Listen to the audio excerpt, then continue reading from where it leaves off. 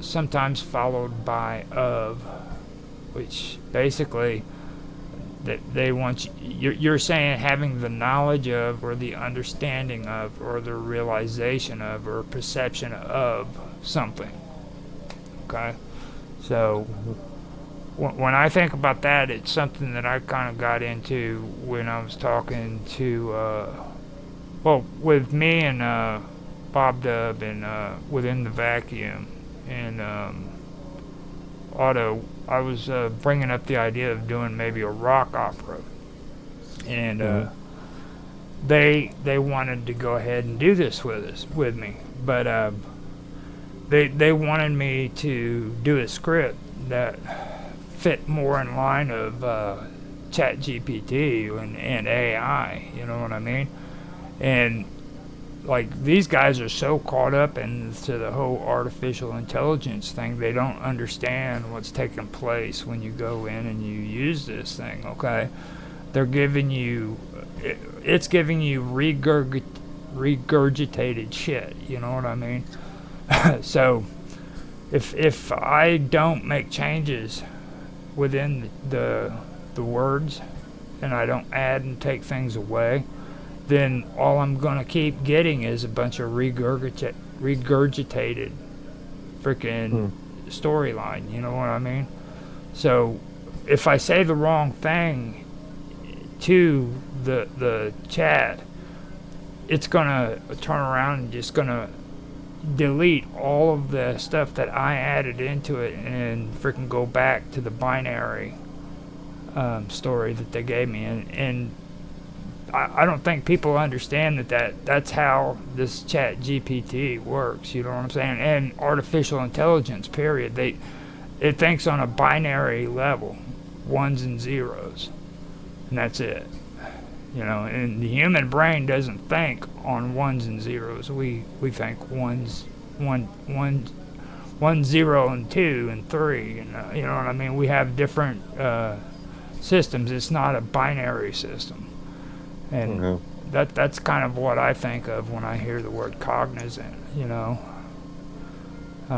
they have the knowledge. They can pull up the information from search engines and stuff like that, but they don't really have the understanding or the perception of what's going on there. You know what I mean? Like they're not going to be able to give you a story that has emotions in it because they don't understand emotion. You know? Yeah, yeah. With them AI overlords say goodbye to um, emotion, say goodbye to creativity.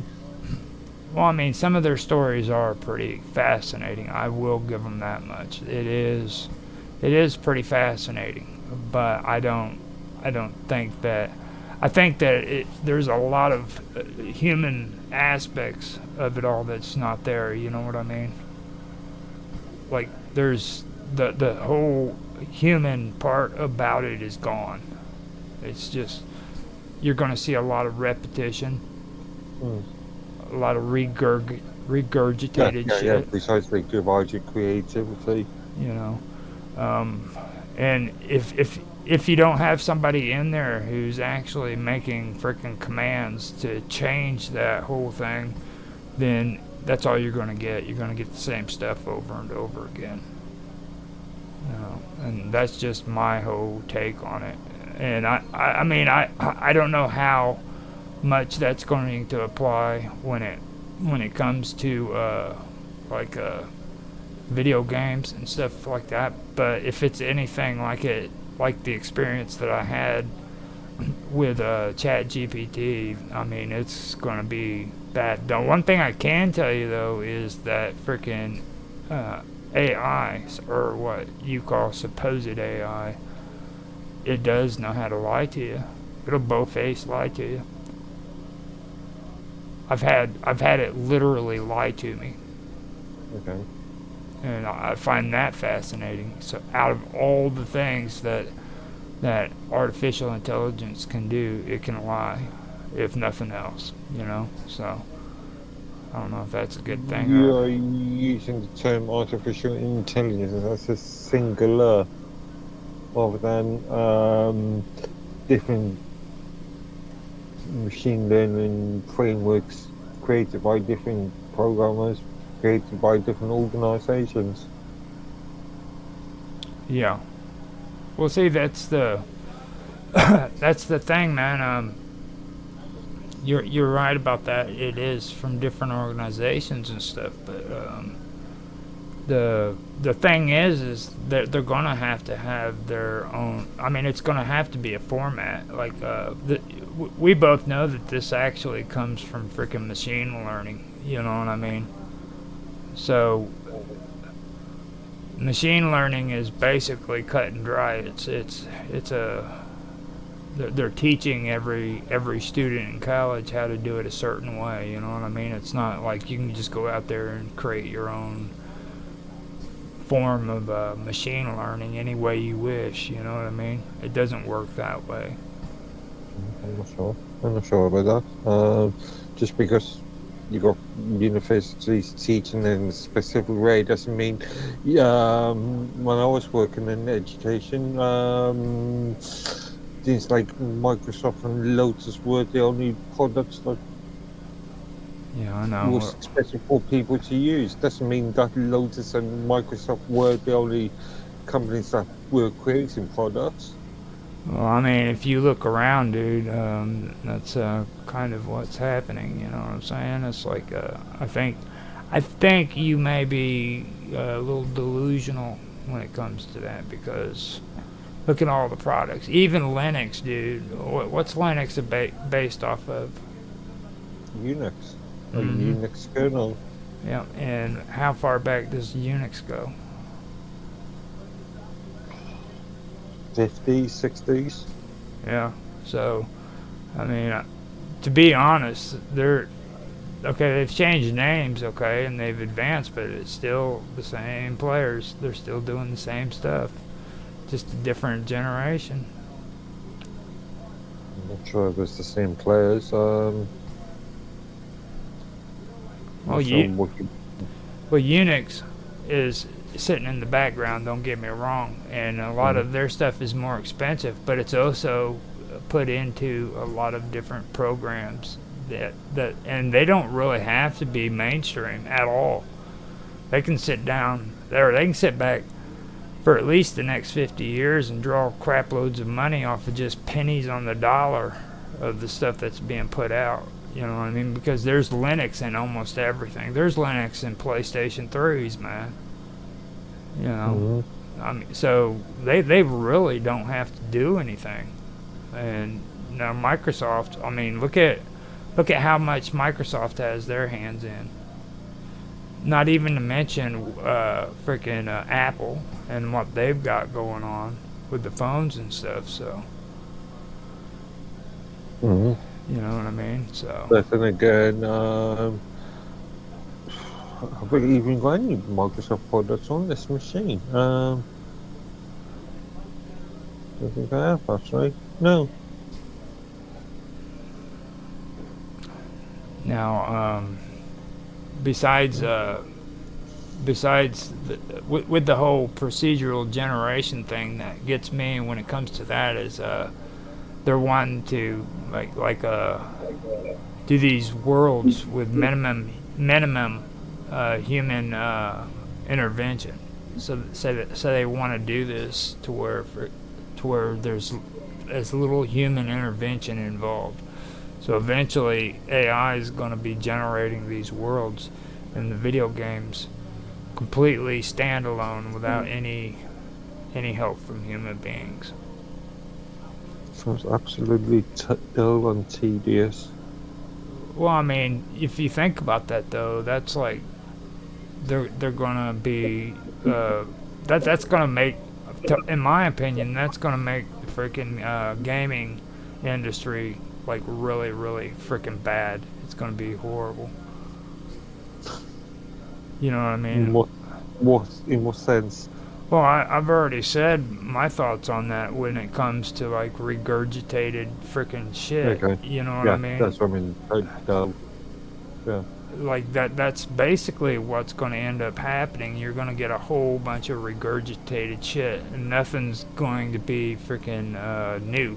Like you're gonna be going through forests that look the same as what it did freaking 15 minutes ago. You know what I mean? Because they're doing a loop and they're creating the same shit over and over again. Oh, But what was it? I was watching it's not really a review. It was more of a criticism or a sort of criticism of a game. And this game, a couple of days ago, and this game just had about four buildings, and using this procedural repetitive generation thing, and they were creating towns and cities out of this, and every single street looked exactly the same. exactly, and they're also um, they're wanting to streamline. And when I say the word streamline, I'm kind of doing it when call it streamlining. I'm calling it freaking dummies, dummying down. Basically, Mm, that's always been my interpretation of the word streamline when I hear it. But okay. but they're wanting to streamline like creating textures and character animations and level designs. You know what I mean? So that these AIs are responsible for that. Now, have you been paying attention to any of these AI videos that they've been putting up on YouTube and stuff like that? Again, I probably would find them quite dull, but no. No, they're not necessarily dull, but they're really horrible graphics. Okay, especially the deep fakes, the ones like with Donald Trump and freaking Elon Musk and Okay. all of them in it, where Yeah. where they these guys that get on there and they do their deep fakes, they think it's cool when freaking the AI actually screws up. So they put it on their videos like, oh, this is a cool effect, and it's not. It's bad freaking graphics. You know what I mean? Like you're openly showing people how shitty your freaking graphics are with AI. You know, and you can see it right there because see, I do Blender and stuff, and I do my own CGI, and I see it. I see the horrible stuff on there. Like they have freaking people with five or who's supposed to have five fingers that's got freaking eight of them. You know what I mean? Or an eyeball sticking out of the side of their freaking head. Uh, Okay. and things like that. Now they're going to turn around in these video games and they're just going to hand this freaking shit over to freaking AI to take care of the animations. And that's something that I really have an issue about. And mind you, let me also bring back the fact that I was talking about that lawsuit that happened. That's what we were discussing a year and a half ago. You know what I mean? These people were so alarmed back then supposedly about AI coming into the gaming industry, but then all of a sudden like they're putting out developments like this, and this is stuff they're planning on putting it out for games like Skyrim and the newer games. Mm, They said that what was it? Unity, ML agents, Unreal Engines, MetaHuman Creator, and they're going to all be increasing in AI power. So that's what they're expecting. Then they're going to start using AI platforms like OpenAI Codex, and that's going to be to assist in coding, so that they can. okay, yeah, I've seen various project slots. So that's Create segments of code, yeah. yeah. So now they're going to allow AI to go in and generate scripts. But they do say that it's going to be on developers' prompts. All they'll have to do is create prompts, and then the AI is going to do code for them. For the moment. Yeah. Hello,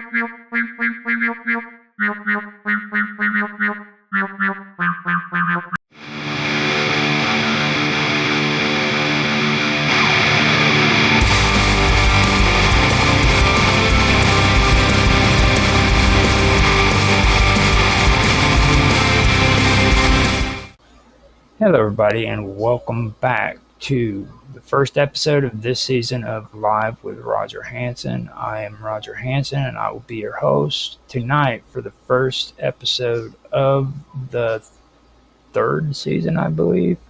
Isn't it third season, Mark? I think so. Yeah. Third, It is, third, yeah. third season. I am doing an interview. This is a pretty cool interview. I've been trying to get it going for a while. We have a pretty good turnout here for the panel members as well. Tonight is going to be an interview with Jiva. I would say his full last name, but I am completely incapable of doing that. You guys know how my reading skills are, and that goes even worse when it comes to saying really, really hard names. Now, with that, I'd like to welcome you to the show, Jiva. Hello. Now, before we get on with your interview, though, I'd like to go around and have everybody in the panel say hello and say their names and good stuff like that. We can start with well, go ahead, Steve. Oh, okay. Hi, I'm Steve, Expedition Steve, and yeah, thanks for having me. Appreciate it. What about you, Shaz? I'm Shaz, also known as Shazosaurus, as you can see from my little Shazosaurus on my mic. Okay. And how about all those invisible folks that are in the room? Why don't you start out and say hello to the crowd so that we can know who you are? Hello, folks. I'm Mr. Robot. I don't actually know how I got here, but here we are, and thanks for having me. Thank you for being here, Mr. Robot. And hello, I am Rapid, also known as Rapid Glitch, team leader of Team Retro over Nostalgia Gaming Retro, and thank you very much also for having me. Okay, yeah. Now, that was a professional man right there. He actually said the name of his platform or his channel and everything. So before we get going, Steve and Shaz, tell everybody where they can see your shows, because that's important. Sure. Oh, we're everywhere. Yeah.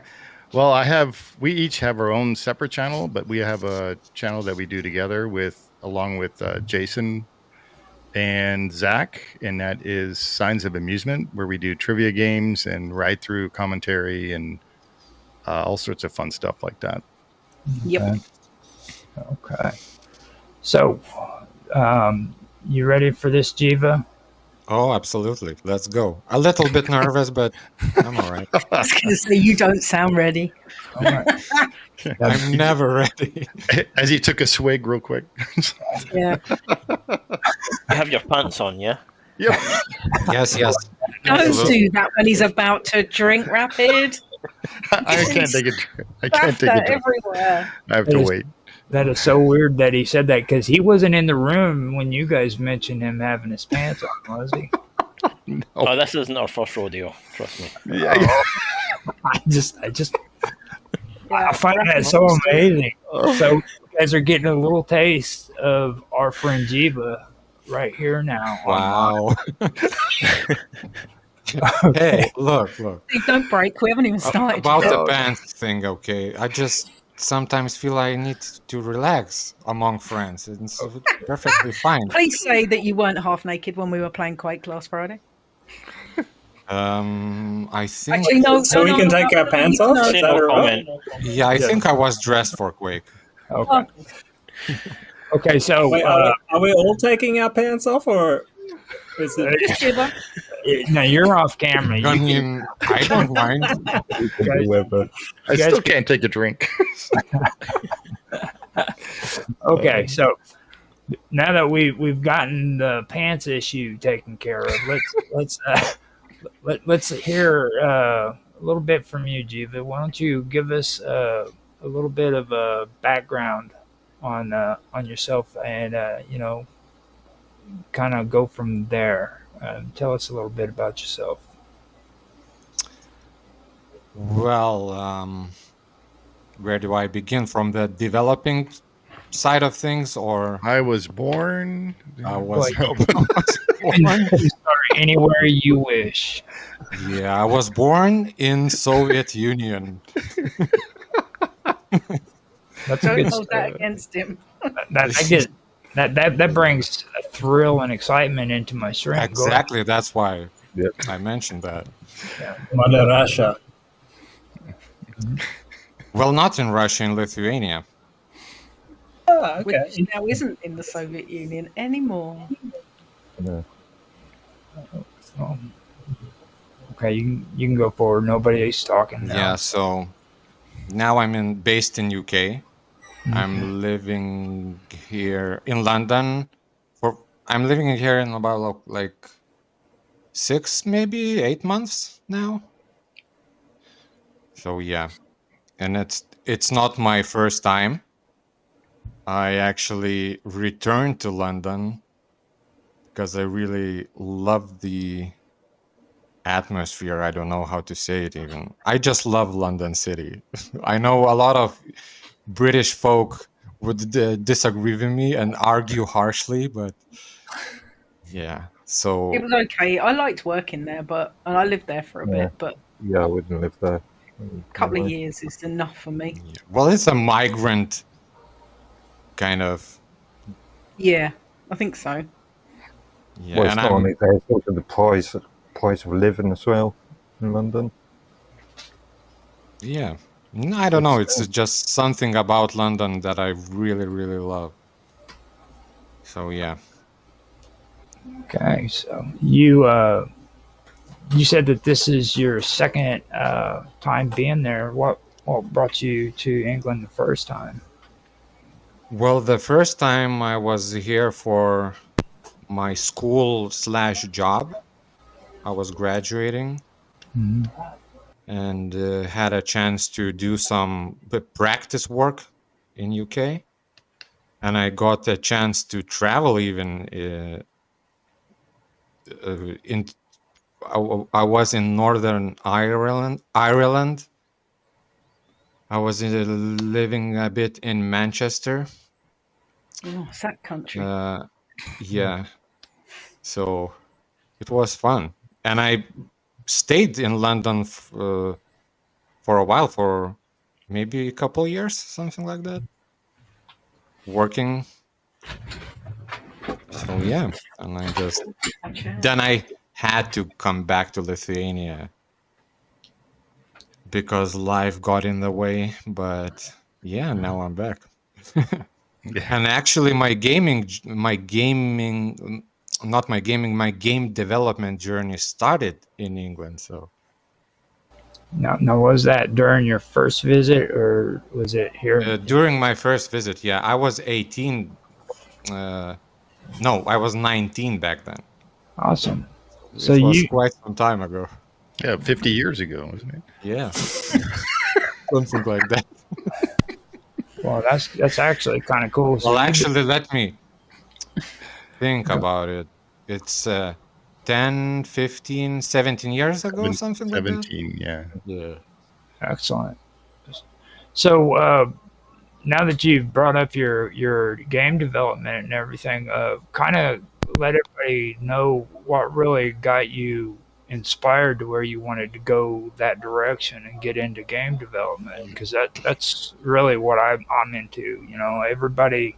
I try to do podcasts for gaming, but I like the technical side of things more than I do like the reward systems and stuff. So people don't really like hearing my podcasts. So when I get a chance to have somebody like you on here that can talk about the technical stuff, it's actually a pretty good thing. And Mark Edworthy's kind of like that too. You know what I mean? So kind of tell us what inspired you to go in that direction, if you could. Well, that's a really hard question, actually. I think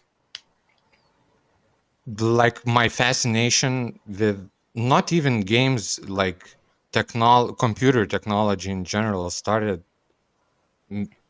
I was maybe 5-6 years old when I got my dad got me a Amiga computer. So I got that even before NES or all that kind of stuff. So I was immediately exposed to some really, really cool things. Yeah, I don't know if you I guys love the know Amiga. what Amiga is. I love the Amiga. Yeah. Well, Steve Commodore. knows it, also obviously. kind of machine. Yeah. Yeah, it was amazing. And when I got the NES, back in the day in Europe, we actually didn't have like a Nintendo, like it's basically was a pirated, hacked system. Oh, I remember you saying it was like Yeah, a and it fake was called Nintendo. Dandy. I think, yeah. And had this little cute elephant as a mascot. So yeah. But what's cool about that is that all the like games came like hacked. Yeah. And I even had like a what was called a dumper system for NES games. And because I had an Amiga system next to my bed, so I was dumping NES games and seeing what the code is and changing stuff like colors, names, and stuff like that. So that's Yeah, dumping the memory off the chip, right? yeah. Yeah, wow. That's awesome. Yeah, so then I got my, maybe I was in the first grade. I got my first 386 computer. I don't know as well if you guys are Yeah, familiar with that. I had one of those. Yeah, man. Yeah, and I immediately got hooked into strategy games. How And old were you when you had a 386? first grade, so about something like 7-8 years old. I just feel really What old. strategy games was out then? Oh, Age of Empires. So like Risk? Yep. StarCraft, Oh, yeah, okay. Dune 2000, Tiberian Sun, What?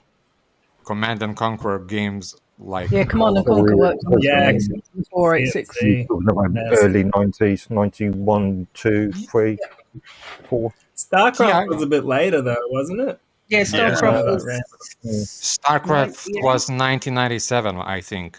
Or 97. 99. Because it ran on Windows 98, I remember. Yeah, I was a little bit late for some games, but like I was 8 years old, so it was completely new to me. Yeah, and it was amazing. So I started cracking the code for strategy games, and I even have all of the Command and Conquer games translated into my own language. With all kinds of weird sprites with custom sounds and stuff. It's amazing. I love That's it. funny. Yeah. I've actually just started playing that again. Like you can get it on Linux now, all modded and stuff. Yep, It's so yep. cool. Yeah, it's called Hasn't changed. Array Engine, I think. Yeah. Yeah, they revamped them all not that long ago because I've got them all on Steam. It's amazing that a game that old can still be so fun so many years later, eh? Like Yep. it's not many Like- games you can say that about. Like Pac-Man. Yeah, absolutely. I'm a Galaga. Oh, that one's good. Yeah. I would say that, but I keep getting criticized because I want to do all the old ones like Defender and everything, but Rapid keeps saying I'm a loser. It's like I didn't say anything of the sort. I mean, we can do Red Alert and CNC because technically they're retro, I would love right? to play Red Alert with you guys. Oh, It can would we be play Red amazing. Alert? I love Red Alert. The soundtrack to Red Alert, so cool. Yeah, The I soundtrack. tried to coerce Rapid for like We can do it. for him to like gather us around for some strategy games. Yeah, we need to because I'll quite happily play Red Alert and StarCraft. I'll join in. Love them. Join in. You guys are more than welcome. I have a terrible backlog of games I need to kind of look into, but you are more than welcome. Okay. He's having like mental breakdowns right now with all the games he's got to edit and everything. So like And- he There you go, Jibber. We can play Red Alert. And then he got Game Absolutely. Pass. oh And then I go- That would be Yes, he's really gonna good. start playing Call of Duty with Red us now. Alert. Yeah, I really just want to finished hear a Red installing, Alert last dubstep night. remix. okay. So we got to the point where you were 6 years old and you were changing out programs from what was it from your NES to your computer, right? Yep. Okay, now Yep. So that was my. It's not like an inspiration, just the curiosity that stuck with me. I think. Yeah. I think that's really what really gets people going. It's like because they remember stuff like that, and it just, in a sense, it really is an inspiration. You know what I mean? Because those are the glory days. You know, I hear people always talking about nostalgia and how bad it is these days, and I'm like, what are you talking about? Nostalgia is one of the biggest things when you get older. You know what I mean? It's like, Yep. I mean, you think about all the cool things that you did when you was a kid. Yeah, it's like that's nostalgia. Which makes me feel old when I do things like But you're that. not old, are you, Jiv? Come on, let's be honest. Well, I'm You were what? oldish. I'm getting into the older side. You were 8 when you started playing that. My We beard was is in our graying mid out. 20s when we were playing that. Yeah. Jiva, speak for yourself because you and I are 3 days apart. Oh yeah, you are, aren't you? Yeah. Oh, that's But amazing. for some of us been using computers since the 80s, we things like Commodore 64s and BBC. Yep. I skipped machines. that, and it's a shame.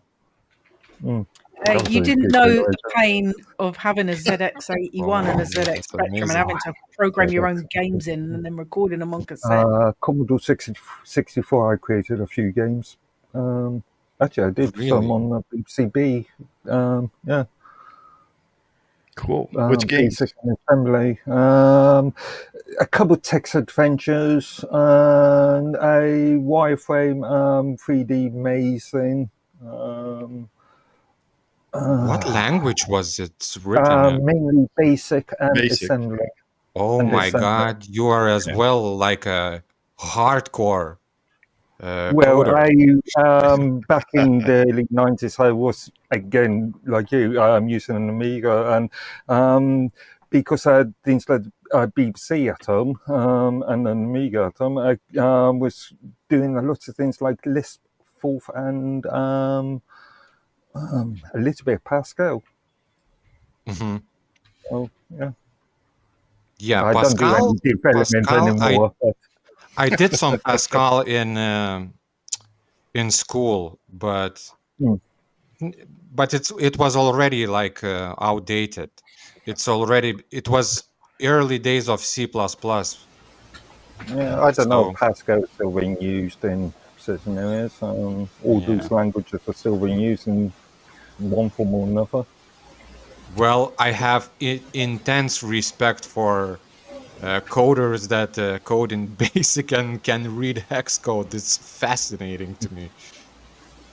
And see, like at this point, I don't have to say anything because, like, you guys have all geeked out. You're on full freaking throttle, dude. You know what you're talking about. And I don't have to say nothing.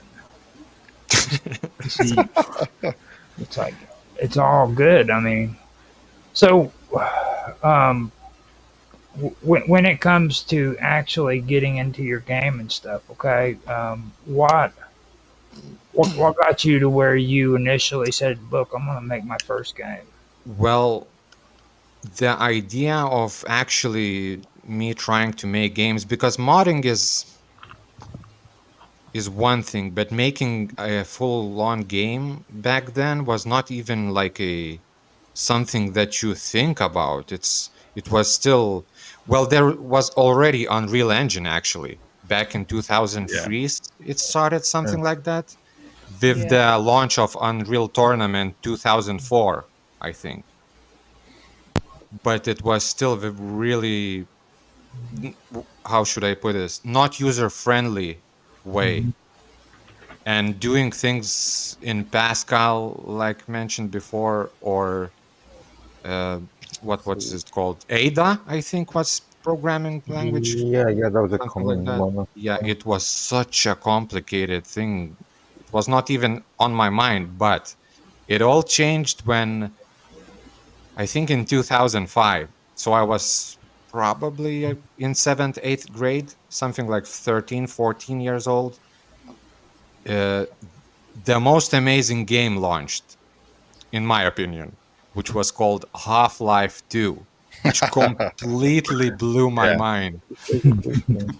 Yeah. Well, I mean, Half-Life, you know what I mean? Come on, dude. It's infamous even to this day. I mean, Yes, absolutely. It was fascinating. The physics, the graphics, the audio, like everything yeah. is just, it was like I was completely hooked.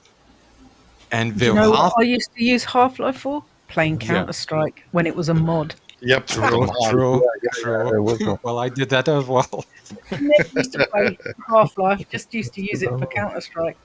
Yeah, but what was especially cool about Half-Life that it was launched with the engine, which was called Source Engine, Yep. and that engine was well, basically open source thing to mess around. It Yeah. was not a completely new thing like Unreal Engine or Unity today, where you can start from a blank project and make your own game. It was more like a mod tool for Half-Life. Counter-Strike is actually technically, not even technically, I think It it is a is mod. a mod It's a- of It's a Half-Life. mod for Half-Life. I It's remember the when you Yeah, used to user load it up engine. and then you had to load the mod in to yeah, play yeah, Counter-Strike before Yeah. Counter-Strike was a separate game. yeah.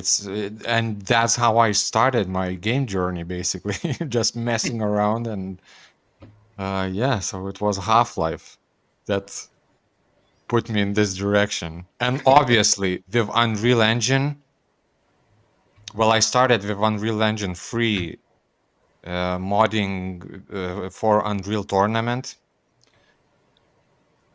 Then with the Unreal Engine 4 launch, I was immediately like asked, I think, to participate in a coding a game which was called Arc. Yeah, and it was a really ambitious, really massive project, survival game. It's like GTA in prehistoric times, basically. Yeah. That was the intention. Yeah. So like a top down. No, it was Like 3D. original It was 3D. Okay. Yeah. Defending GTA still 1 and 2 going were on it, top-down, weren't they? Yeah. No, but I believe Mark asked it. I think so too. Isn't it Arc still in development to this day? It's still ongoing. It's still in maintenance. Yeah, I well, know- they I do know- have launched on Steam, but I Oh. think it's still ongoing. The sad thing about it is that Epic Games screwed us, basically, because when the game launched, it was, well, yeah, it was basically a couple guys just asking and inviting people to mod their game. And it was open source. Everybody shared resources, assets, all of that, ideas, whatever. And the game was built basically by modders. So whenever they had a decent game and it started to pop off, Epic Games bought it up from them and they sold it. Wow. Yeah, and the project was gone. So yeah, Epic Games screwed us a little bit here, but you know, what can you do? Yeah, I remember a few scandals. Yeah, I remember a few scandals with Epic at the time in relation to Yeah, maybe that was even at that time. Now It was like yeah. 5 years ago, something like that. mhm. So, Now um, you were bringing Epic Game up, and I've heard like a history on Unity too, which I mean that Mm. you know for me personally, in my experience on using Unity, it seems like more of a gimmick to where they can try to convince you into buying their program. You know, yeah, they'll say, we'll help you create your own game for free, and you get on there and you start working with it, and the only way you can actually publish that game is to pay for it. You know what I mean? You have to pay for it and have it published out. Um, when Unity got a really bad sort of license agreement. It's always had a really bad terms of service contract license Yep. agreement. Yep. Unity was always a little bit more rough around the edges when it comes to licensing, but I think, if I'm not mistaken, but I think they dropped the predatory tactics Mhm. with the monetization of Unity engine. Yeah. Now, have you had any experience with Unity as well as with Epic? I did some Unity. Just when I started Unreal Engine, I was like trying all the sorts of different engines to see what fits, what technology is better, what coding techniques are better, if they have, well, basically to see what engine is the best for me. So Unity, CryEngine, Source was updated as well. Yeah, but I dropped Unity just because of C Sharp. I don't like it. I I don't blame It's not for me. Like, it's really similar to C++, but because I was so like used to coding in C++ and all the dependency, well, C++ coders know what I'm talking about. So Yeah, all there's the some. dependencies, all the libraries, all of that uh, stuff was like part of me. So when I switched to Unity, it was just not for me. I was not feeling efficient enough for me. But Unity does have really cool stuff for more simpler games, like 2D things, much more assets, like free assets. Their story is way bigger, which was super cool for new developers. But yeah, I chose Unreal in the end. CryEngine was also fun to mess around with, but CryEngine is more like a source engine for Half-Life. It's more a modding tool rather than the engine. So yeah, but CryEngine, from the technical side of things, it's fascinating. I think it's even better than Unreal Engine when it comes to lighting, shadows. Really? Yeah. And see, that's the one thing that I've been wanting to figure out more too, because I've been thinking about getting back into it, but with Unity, that kind of really set me back and just kind of messed around with me. And I was doing it back whenever you had to, like, well, you don't have to, but I learned that you use Blender to make up your stuff. You know what I mean? Your assets, and then Mhm. transfer it from Blender over to Unity. But then after I did all that stuff, it just got to the end where, yeah, you got your game created, but guess what? Now you have to pay for it. Oof. Yeah, that sucks. So it kind of set me back, but then I I was thinking about Epic and or Unreal Engine, see what it was like, So Well, Unreal Engine has, for Epic Games being such a like a massive company, like a almost have a monopoly on game engines practically.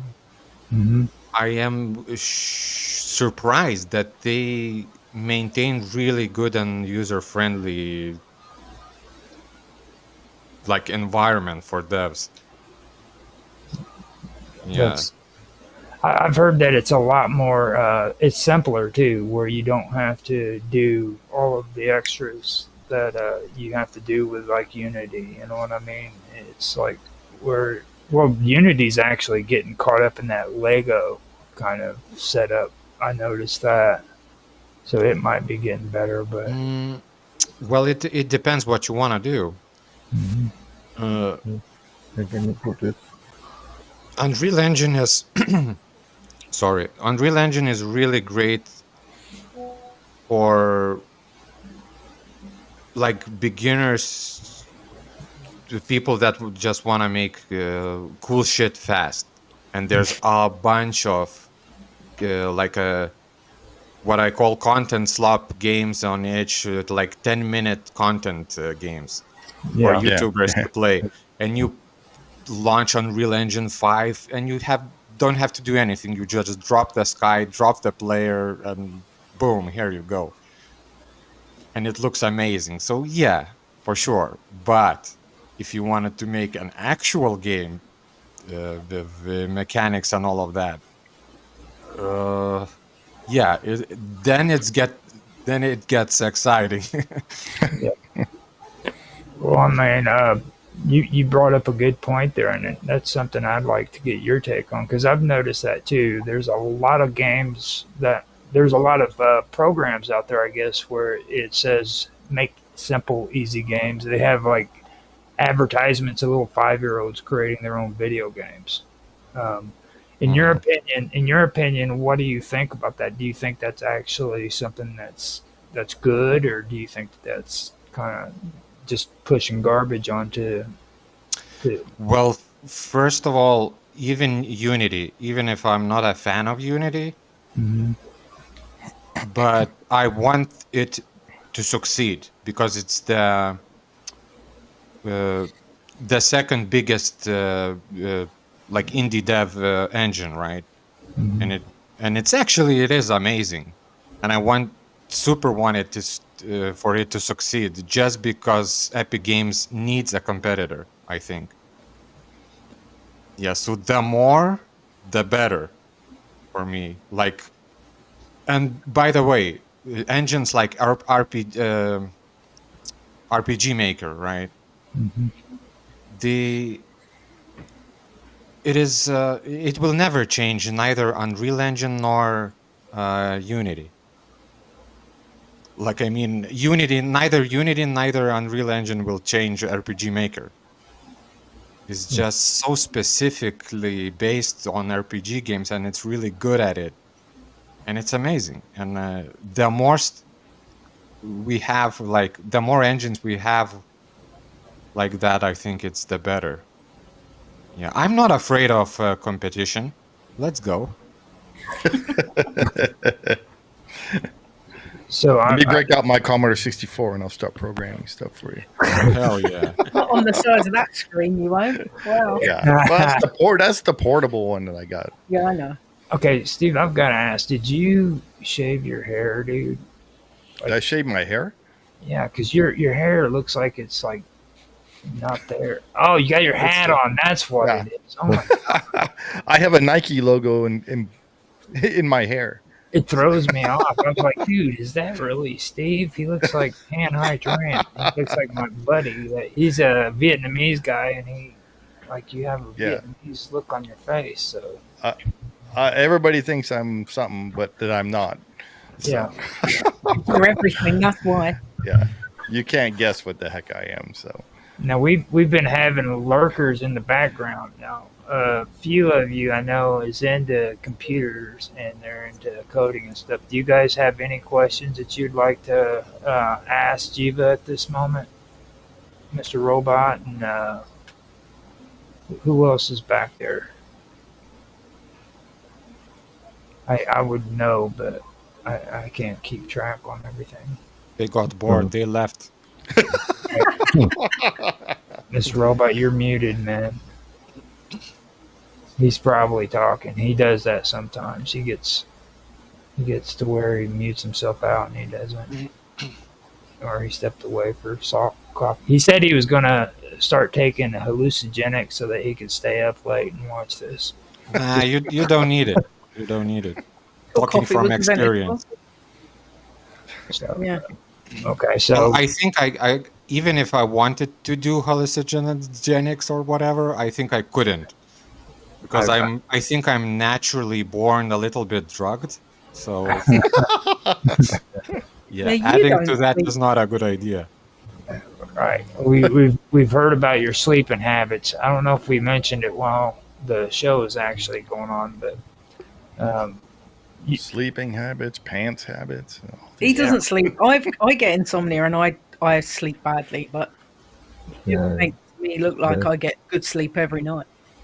no, that's actually something I was thinking of right whenever you were talking about that before, because like I want to see what your take is on this, Jiva, because for me personally, I enjoy like building computers, and when I turn around and I start building a computer, I kind of go into this trance, kind of like where I'm focused just on doing that. No matter what's going on around me, I can't freaking, I don't even hear it. You know what I mean?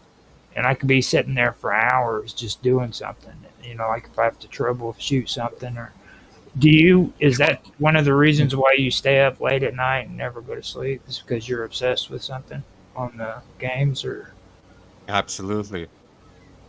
That's exactly when you said it, it's like one-on-one.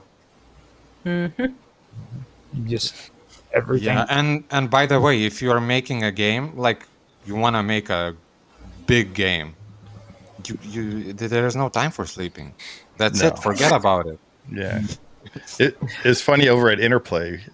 We actually had a room for the programmers where they can take naps and go to sleep in there on couches and stuff. Yeah. One thing that I found a major problem with the games industry, and even though there's been plenty of major issues with the games industry recently, is the entire idea of crunch. Yeah. Exactly. The idea of working all, That's exactly how Interplay was. His wife with it. Yeah. Well, back then, when I was a kid, a teenager, starting in games, when I heard things like that, for me it was exciting. I didn't see it as a bad thing. I was like, hell yeah, we would be like computer nerd hippies making games. I think it was awesome. Obviously, now I know that it wasn't cool, but yeah. So if it wasn't cool, what was it? I don't know. It was just something exciting about like going to work and basically living. For me, game development was like a dream job, even as today. But yeah, it was just exciting. It's like a lifestyle of a game developer. Mm-hmm. That's Well, even that's changed though too, because like I mean, back in the early days when it first started out, they would just like rent a house and people would be running around in their underwear and acting like fools all the time. You know what I mean? You had your computer set up in different parts of the house, and the rest of the time you're like throwing slushies at each other and acting like a fool. Now things have gotten a little bit more sophisticated, I guess. Now you have to do that stuff in an office. and you got a person cleaning up. Yeah, all that this, doesn't sound like fun. you know. Yeah. But I mean, to this day, I still think that stuff would be cool. You know. I look at the industry's moving to more sort of working from home sort of concepts. Yeah, that's true. Like a lot of Yeah. other industries. So yeah. Look, most tech-based industries are working at home now. I've not worked in an office for 15 years. Since 2007, 2008. Yeah. Yeah, look at you two just bragging. I don't think I could work in an office full time now. But I know I couldn't. I'm going to my head office in Germany next week, and I'll be there for 4 days, and 4 days is going to be plenty for me. It's gonna drive It's you too nuts, distracting. I too. don't get any work done when I'm sit with other people. They just not annoy me. That's the wrong word. They're too distracting. I get so focused on what I'm doing, I haven't got time to talk to people, and they think I'm rude if I ignore them. Now we get to meet the real Shaz. Real Shaz. She's gonna hit you with a frying pan, and no, actually, it's gonna be with a Keyboard. a Boba Fett freaking. I would not damage any of my boba stuff by hitting somebody with it. I'm telling you that now. Good for you. I might So- stab someone with a pen, but you know. That's cool. That is so cool, man. And I've actually had to hang out with all you guys from England, and I got to say one thing: you are all freaking crazy. I have not met one normal person from freaking England. They're all crazy in some way, and I love it. You know what I mean? Oh, maybe that's why I love England so much. Yeah. Yeah. I Crazy mean, in a good way. yeah, in a good way. Yeah. Like, I don't think you're like all sociopaths, or well, maybe not all of you. All psychopaths, one of the two. There are a couple of them. Psychopath. You know, but There's, now, there's a lot of boring people who live in England as well, you know. Yeah. Just saying. I actually like them too because I like watching those boring English shows like Midsummer Murders. I love that because it shows like the old cottage towns with the old graveyards and stuff. I love that. I just watched Benny Hill. Well, Benny Hill. Who doesn't? I mean, seriously, who doesn't?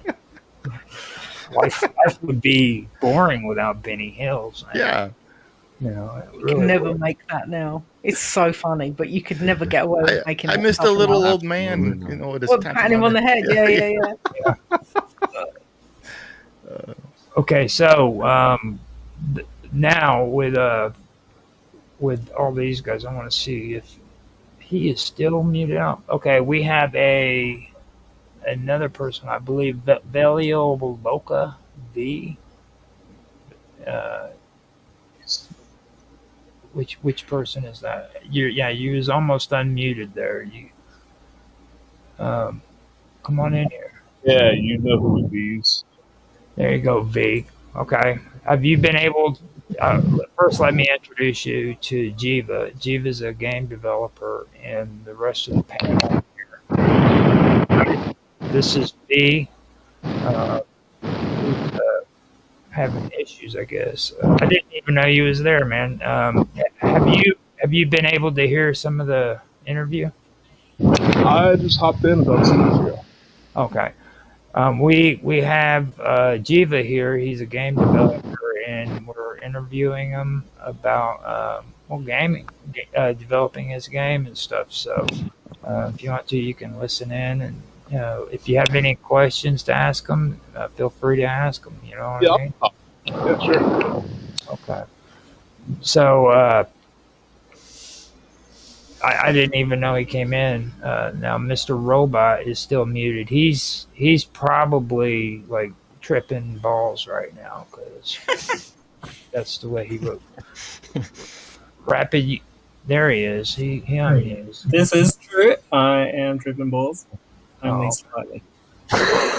Now you're into tech, so I know you have to have some kind of questions. You can't be just sitting there muted out, dude. Well, I like the taking apart games, hacking side of things. I've always been into like cheating in games ever since I started gaming. For some reason, you know, I don't. I So guess you're the one I blame. there's still videos of me cheating on what a Battlefield like back in the day, and people would like film me going, "Look at this cheater! He's shooting people through walls." But anyways, Still happens. yeah, I just like I don't know. How do you go about cheating these days in the kind of games that you made? Like, how do you take them apart? Do you Well, put it in a debugger, or what do you do? I don't really game that much anymore, so just out of curiosity. I actually don't game as much as well. That's the problem. I think that's Not yet. like Yeah, you need to make well, more time yeah. for gaming I Do again. you still know how to like reverse engineer games and stuff? not really tried, but yeah, absolutely. And I'm And, actually reverse engineering Zelda now. So Oh, okay. yeah, modding for What kind of Zelda. tools do you use for that? Oh, there's all kinds of stuff. By the way, I know how to hack Unity assets, for example, because sometimes I need to get assets from the Unity store and they come in Unity packages. And I need to crack that down. And it's not that simple because when it comes to code stuff, Unity and Unreal is not compatible. So there's a process of converting that code into what Unreal Engine understands. Yeah, so I have a whole pipeline for that set up. It would be probably too much of a boring. I would bore you to death. Yeah, but for Do you, games, do you publish any of your stuff on GitHub or GitLab or one of the? like from the coding side of things. Yeah. Yeah, that's Mark. I don't. I Oh. don't, but I'm actually planning to release some of the automation tools for Unreal Engine, like material makers and stuff like that, after the release of our games chapter 1. I think that would be kind of cool. Yeah. Now, this is where we need to start doing this, because if we don't start talking about this game that you just finished, Rapid is going to have a freaking meltdown. The dude loves this game so much. I guarantee you, he's just sitting there just getting annoyed because you guys aren't talking about it. I was going to say, when are we going to start talking about the game? I guarantee you, he is sitting there right now saying, I want to talk about this game. Wait, Jiva made a game? Really? Before we do that, the only person who hasn't talked was Rapid. So Rapid, you got questions up to this point about this stuff? It's interesting to you? Yes, I have my pants on, Rapid. Don't ask me that. Oh, well, there goes my one question now. Okay. No, I think I've been having trouble with my mic, so that's how I've been silent most of the time. We can hear you now, so that's good. That's a good sign, yeah. I've got it so close to my mouth, it's, I'm practically swallowing it now, so... There's people that pay good money to watch that, just saying. I've been trying to get them to do OnlyFans. Jeff with no pants on too, So. He starts talking, and all of a sudden everybody gets riled up. You know what that's about? Like freaking Rapid's gonna go and get all pervy on us. Where are you going further? Anybody? I mean, does anybody mess with the Doom modding? There you go. I mean, because I'm constantly picking up mods and different map packs for Doom. I still Doom play is still awesome. That's another one of those games. Yeah. Yeah. Well, I modded Doom free. Oh wow! Yeah, Oh, I was not. I think I was a little bit. I missed Doom 1 and Doom 2 like train. It was already You're too young. past Doom, Yeah, or yeah. yeah. But I did got hooked on Doom 3. Wow. Did Yeah. Now that is something too that V would really love to freaking talk to you about. I almost guarantee you. I'm sorry about that, V. I forgot that you were there, man. So Okay. um, I'm glad to hear that your mic is better now because it was messing up. I forgot I had my chest. So I have a device. Oh god. No, it's okay. So it's a portable fan. You put it around your neck. It sucks in air through the front and it blows air up at your neck. So it's just a portable little fan that you can get for like $12. I know what you're talking about. They Yeah. used to have infomercials for them where you could it'll keep you cool in the heat, basically, right? Yeah. Okay. So, You- just out of curiosity, what happened to this Doom 3 mod? Are you selling it, or what? Oh what no, happened it to was. I think if you would be able to find my maps and some of the skins and stuff in the Doom community. Okay. But yeah, it was really long time ago. It was 2005, I think. Something like I was that. just about to say 2005 is not that long ago. It's 20 years. Shit. 20 years exactly. that's I just, think I do have all of the mods saved somewhere Cool. in my hard 'Cause drive. it's over, if it's over 20 years, that makes it retro, which Kinda, means we yeah. can play it. that's right. Hell yeah. It's on one of those hard drives that's almost full with only 20 megs. Oh, left. yeah. All right. It's, Doom 3 was one of the first games that actually scared me. Like, I Yes, remember it sitting there was. going, oh my fucking god. Absolutely. Though Doom 3, I actually was surprised that the game was so long. Like, it was incredibly long. Yeah, but the scareness factor went away after like 6 or 8 hours of gameplay. so with Doom, I remember playing it, and apparently things got foggy on me because like I had gone through a phase where I'd smoked so much dope that my memory isn't really all there anymore. Because I tried this new one, okay, this new game, and I started having flashbacks of when I was a kid, and I've been talking to Rapid here lately about because he's been we've both been talking about maybe doing Doom again, but every time we talk about it, I seem to get it wrong on which one it was, because 1 and 2 kind of confuses me now. You know, yeah, I remember part 1 being where you had to have like 2 freaking floppy disks, or no, wait, Yep. it was the floppy disk, and then I think 2 was the one where you had the CD, right, where it converted over. Or was 3 the one that did it, where you had to have it,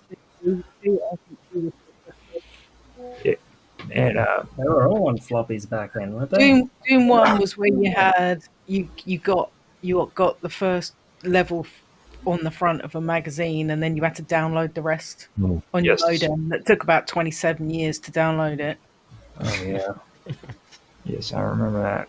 I And then can't I'm remember now. I think I even got either it's Doom 1 or a Wolfenstein, Oh, like the Wolfenstein. first one, not even in a floppy, but floppy beeves, this huge.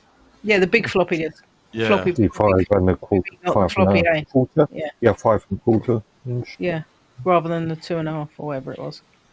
When they Yeah, used to you- be you- 3.5. 3.5. That's it. Yeah, Doom came yeah. on both. Because it was so early, wasn't it? You could get it on big floppy disk and small floppy disk. Well, my luck is Those would probably sell for like $1,000 now, wouldn't they? If the disc hasn't degraded. yeah. if they had- Doom 1 and Doom 2 you get us a pack. I think it might even have Doom 3 on it from Steam for something like £4. It's like dirt cheap because I bought it not that long ago. Oh, These.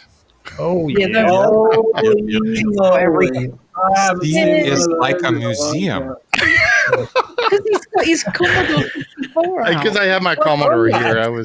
I fixed my Commodore, so I was playing games on He it. got so excited yesterday, Jeffrey. He's got it all up and running. He's like, it's working. And he was like, Yeah. oh, keyboard doesn't work. Well, I was like, I said, go clean it then. I said Yeah, Jib, exactly. That's what I wanted to say. That Steve sent me a photo with a discs, Yeah, with all the games. not Yeah. discs, cassettes of yeah, of Game Boy.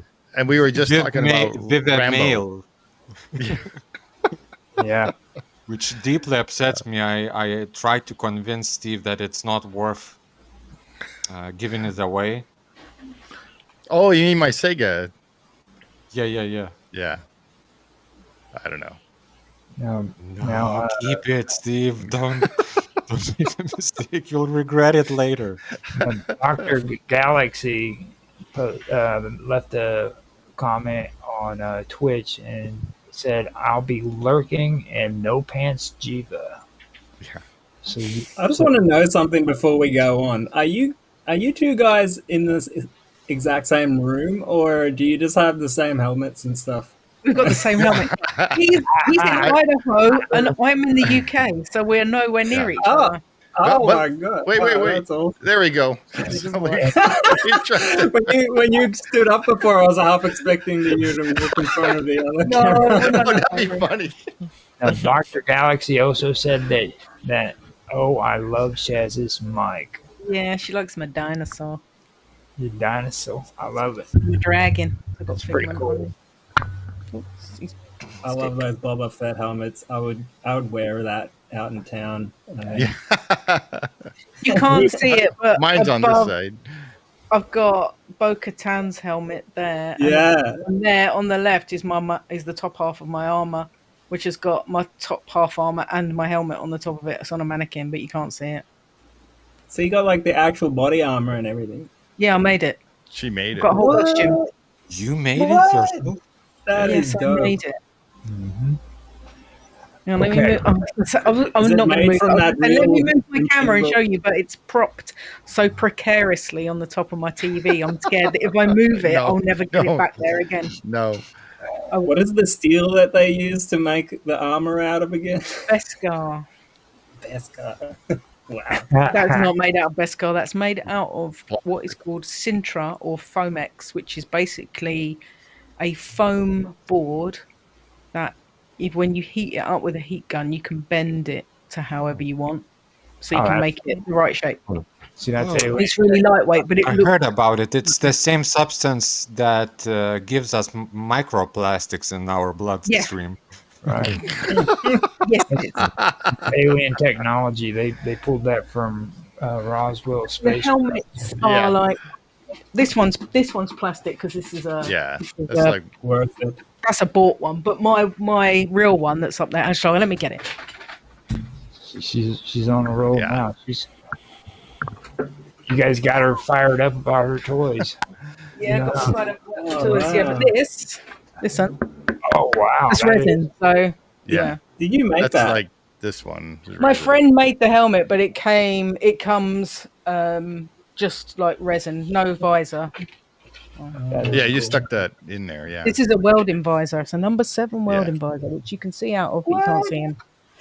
That is so cool. It comes just black, like unfinished. You have to sand it down, paint it how I wanted it. Look Yeah. at battle It's ready. cool. Yeah. I made it purposely like muffed up. My whole Mandalorian kind of backstory is like I'm a desert, like live in the like Tatooine or somewhere. That's why it's all battered and covered in sandy bits. She's a Sandy wild bits. scout. She's a Sandy wild scout. See, that's the reason why I like Shaz so much is because she's a Bubba Fett fan. So Yeah. Steve, Yeah, I got a bunch This is of the stuff. way. This is the way. It's like Bubba Fett was the shit. You know what I mean? I I mean have a that's, whole cabinet full of Boba Fett stuff. Until they made the Book of Boba Fett. Then We don't talk about that because you get I don't cross. talk about that. No, you'll get angry. okay. So What? we need to get to the game, guys. Oh Yes. yeah. Oh, the game. I Jiva. completely forgot. What kind of game is it? I This don't is even know. this is a What game genre? that he developed. He developed this game for Nostalgia Gaming Retro. With Still in development. still in development. And with that being said, I'm just going to leave it to you and let you explain it. And if Rapid wants to come in and have a conversation with you about it, then let him do Rapid it. should come in and have a conversation. Well, Yeah, I know. He's- Rapid is the brains behind the project. I'm just a muscle. That's right. I mean, it's like he's been quiet all day. I kind of get nervous about that. It's unusual for Rapid to be quiet. Yeah. It's kind of been a nice change. I'm usually the one doing all the talking, so it's nice to just sit back and relax and listen to everyone else. But So, you've got such a cool sounding voice, Rapid. so Rapid, I want to ask you what brought about the idea of actually doing the game.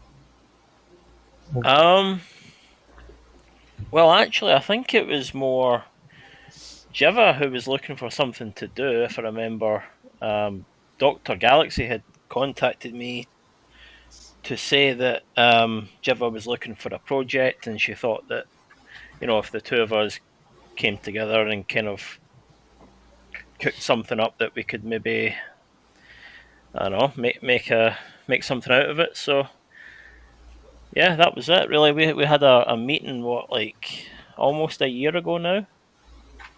Quite close to a year ago, Jiva. I think it was in November. I think we started in November last year. Oh, so Well, really, I thought it was around end of September, but yeah, somewhere around then. So yeah, it's we didn't technically. I don't think Jiva really got started on it until January of this year. So Yeah, I actually mark the project, like the start of the project at January. yeah, Yeah, but technically all the preparation work, like for the characters, especially for my shader, which is a cartoon shader that I use, which had to be developed from the ground up. It took me a whole month to do that stuff. So yeah, it was all done in December last year, but it was made with the intention for another game, yeah, that's right. uh, Yeah, which was a retro game, like a collaboration between me and retro team, but we had to basically abandon that, but we salvaged it, and I think this new project is even more exciting. So yeah, and now I have a whole team of awesome Yeah. people yeah. helping me out. So it's absolutely fantastic. Now the storyline. Who came up with the storyline? Oh, it was all Rapid. Yeah, I just kind of I had like a couple of days when Jiva mentioned there just now about how we had to drop the previous game we were working on, which hadn't really gone into development yet. I had like a couple of days to come up with something, and I don't know, like I don't write stories. I think I'm kind of bad at it, but like somehow this kind of works, and it was all done in the early hours of the morning. So like I was half asleep writing this thing. Whatever I thought of in that moment kind of went on to the Word document, and then that was it. Ended up with the story we have now. I have I'm on no the edge of idea, my seat, guys. Look, can you tell me what kind of genre it is? Like, what are we dealing with here? It's kind of mixed. It's I was going for Diablo-ish type of like camera control and all of that. Yeah, definitely like And that one. From a gameplay perspective. yeah, and it's not yet fully Diablo-ish, but later in the game, especially in Act 2, there will be monster hordes. So pretty much like Diablo, where you Yeah. kind of So, free like, roaming to level up, and there's a bunch of monsters. So CRPG. John. Got to be one of my all-time favorite games, Diablo. Mm. yeah, true, So- agree, 100%.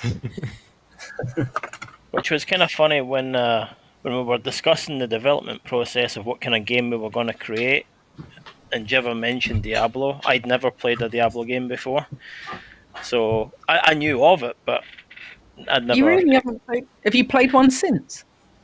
No. I haven't. I have downloaded. Like my PlayStation 5 never gets used. I need to blow the dust off of it, but I did download the Diablo 2 remaster for it, and I intended to play it. I just haven't got around to it yet. The first Diablo game that was PC based, I know they ported it elsewhere, was a masterpiece. And let me point out too, Rapid is probably the only person I will ever meet who says that he has to wipe the dust off of his PlayStation 5. Yeah. I mean, seriously, he's the only. He's a console nerd. He doesn't do PC gaming. I'm Do you more really? PC now than I was, but When you even were there. then, it's like for emulation mainly. Yeah. Yeah, exactly. You don't play PC games, do you? You play emulators on the Yeah. PC. Unless Steam counts, but yeah, no. I mean that's the other thing with this game as well. Because it's primarily set up to use mouse and keyboard. My like Jeff and I always joke about how much like I need to rely on the controller to play the game. Like I just can't fathom all these buttons to press. And I am to the me- complete opposite. I don't know how you can play a game like that on a controller because I'm a mouse and keyboard person. Because Yeah. when Yeah, same. out, I can only do you that. could only play on a mouse and keyboard. I play everything on a mouse and keyboard. I play Call of Duty on a mouse and keyboard, and Steve thinks I'm a freak because he plays it on a controller. Funny enough, I was given a controller about 4 years ago, and I think I've only used it once. A controller for beat 'em ups, so things like Mortal Kombat, Street Fighter. I will use a controller all day long. Racing games. Driving I games, broke so many keyboards with Mortal Kombat. exactly. I've got my Xbox, which I used to play COD on. I use a mouse and keyboard to play that, but the controller I'll plug into my PC and use it for Mortal Kombat. I have to get a new controller. I hate controllers because they're like you go through one right after the other. You know what I mean? So I've just took off of one of my buddies on gaming thing where he just started using the keyboard.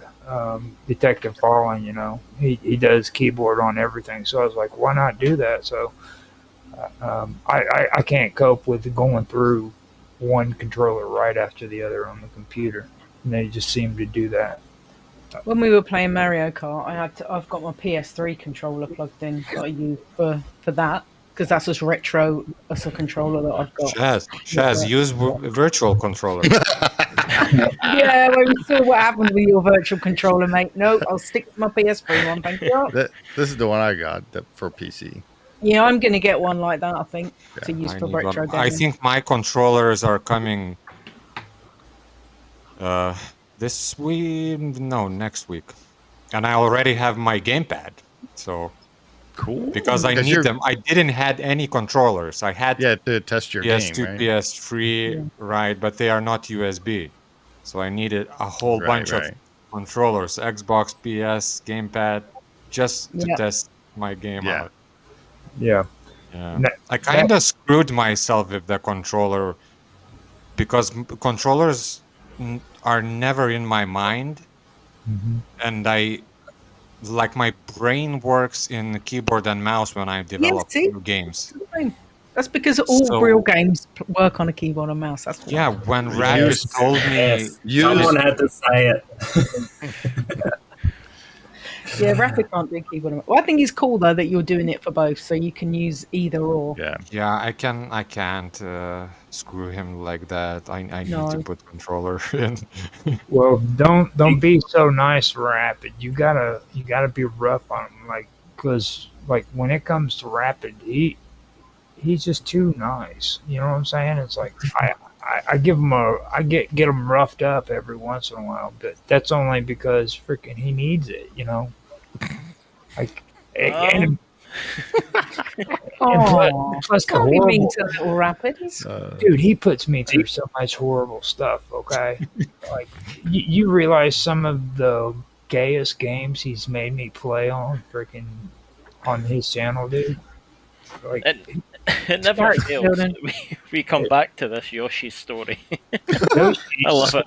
okay? Like, little babies, like, talking on a video game. He made me play that game all the way through. No, he sent me on, like, 4 requests, and, like, I keep hearing these creepy little babies like making weird sounds in the background, and it's scary. You know what I'm saying? It's really scary. And he just like, I want Baby you. Jiva. Oh yeah. yeah, little baby Jiver with his little baby Jiver voice. What Roger's talking about are the challenges that we set up on the channel. Typically, we do these on. Like the things we're doing at Christmas. Yeah, sort of. But this was like a sort of board game idea type thing, and Roger got landed with all what he would call all the crappy challenges because he got like Yoshi's. I think you got like a lot of Yoshi's Story challenges to do, and of course, as Roger explains, it's kind of like a game made for babies. And he torments me every time. He brings it up. It's like, you get me to play that, you get me to play Pokemon. What is it, dude? You know. I was actually impressed with Pokemon, and I do have to say that because I was never a Pokemon fan whatsoever. Didn't like it. Yeah. Didn't want nothing to do with it. And he had me do Pokemon Yellow, and it changed my whole attitude about the game. It's not that bad at all. I wonder if we could do the same for Jiva at some point. 'cause Absolutely not. I have to ask, guys. So, are you one of those guys that has to create a female persona for every video game that you have? You one of those?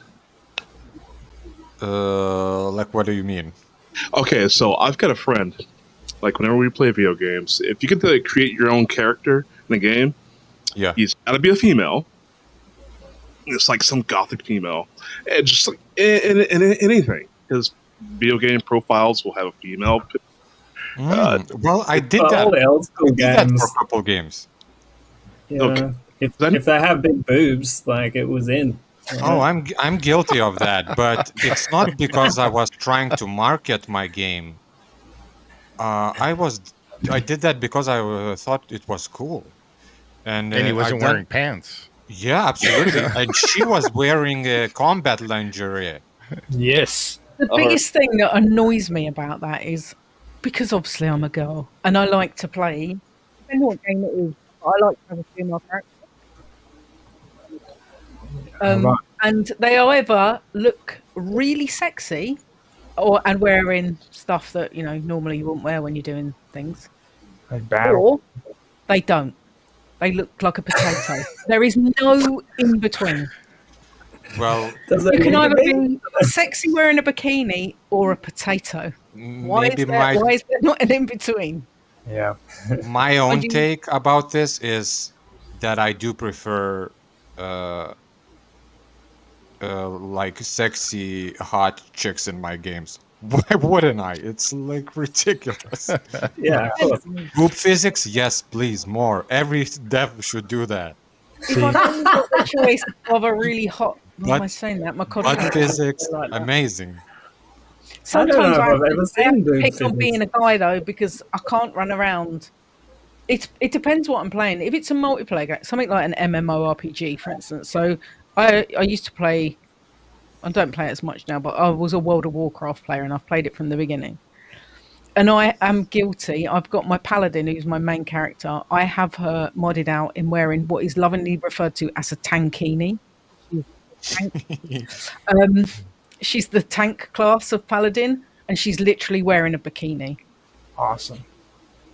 Nice. But if I'm playing with people I don't know, as soon as they know that I'm an actual real girl and I'm dressed like that, they start hitting on you. It's so. Oh yeah, that's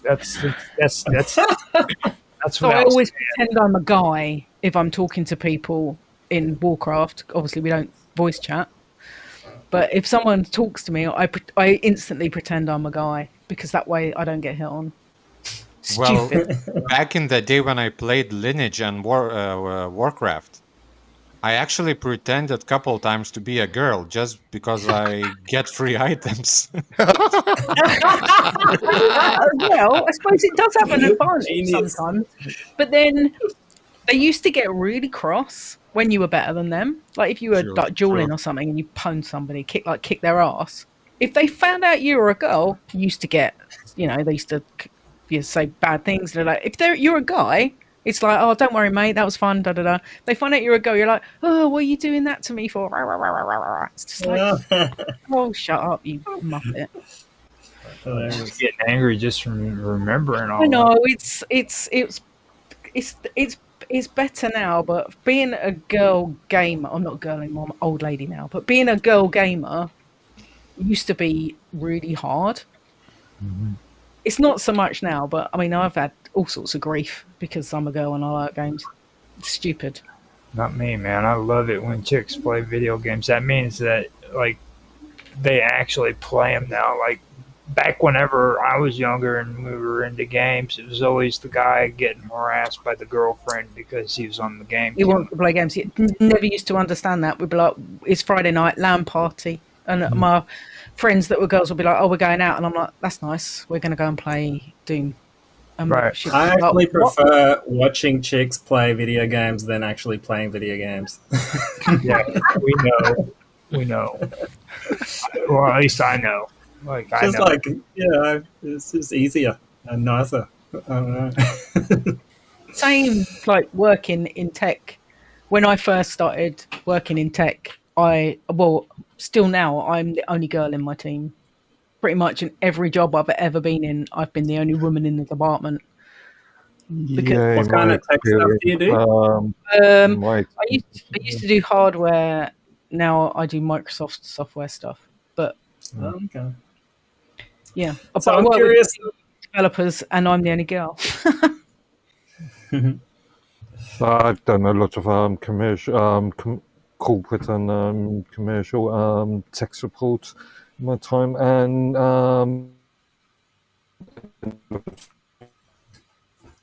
Oops. and in my experience, teams would only have one or two women on there. Yeah.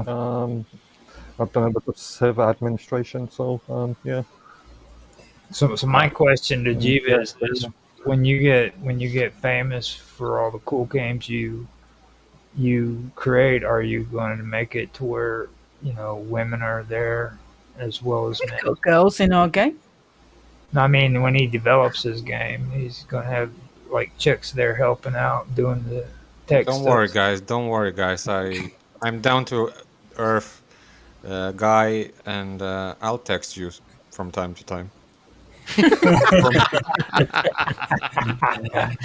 So I'm still curious, like what is the backstory of this game? Like, can you tell us a little bit about, or is there screenshots available of it, or like a sneak peek? You can or go and what- play the demo. You can go and play like the Oh, first really? couple of them. Yeah. What's it actually called? I don't even know. I may have the demo on my file if you guys want me to upload it. I could play it. It's up to Jiva though, because it's him in Rapids. Have you got the latest version? Probably not. Those two. Probably.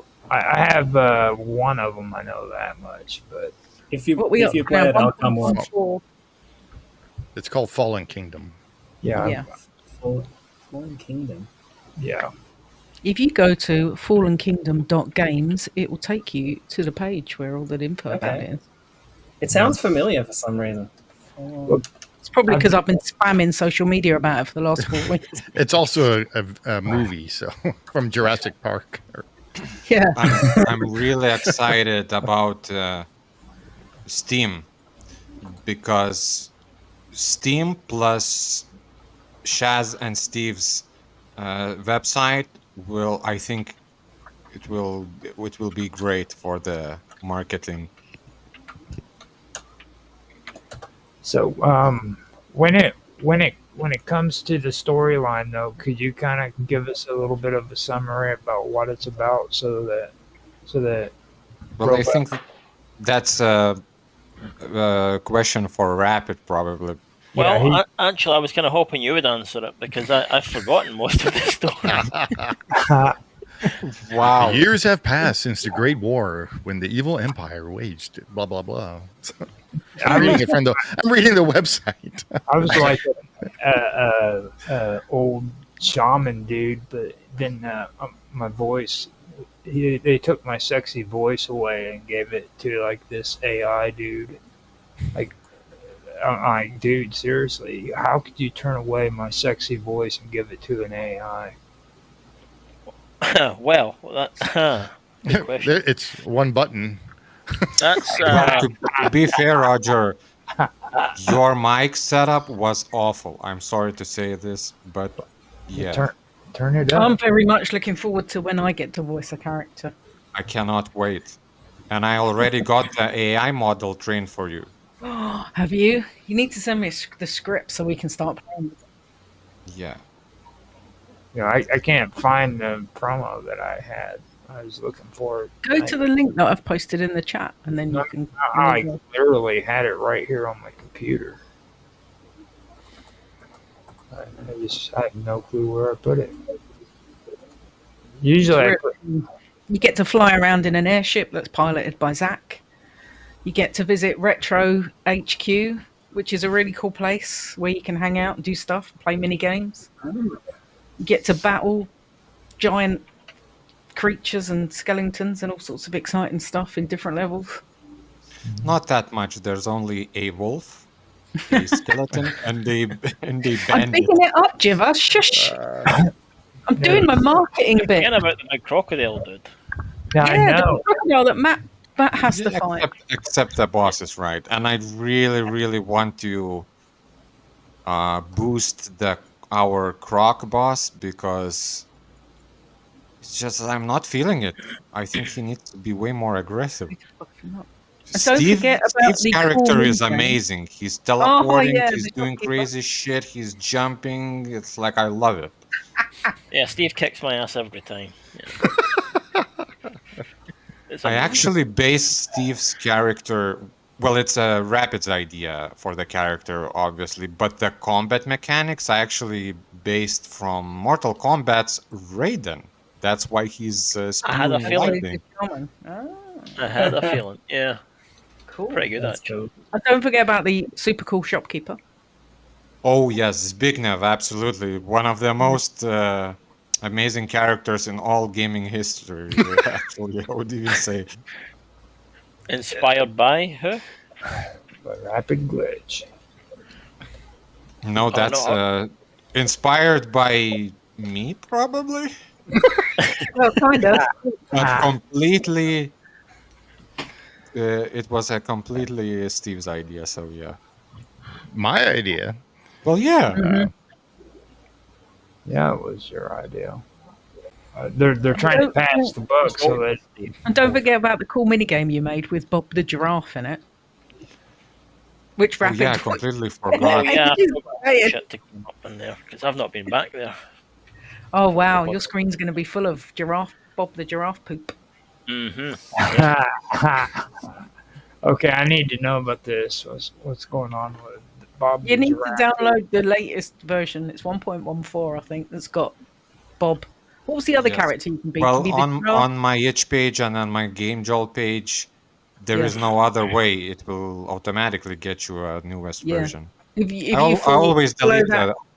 if you old follow ones. that Fallen Kingdom Games link, that takes you to the page that's got the latest download on it. Now I know that it's on the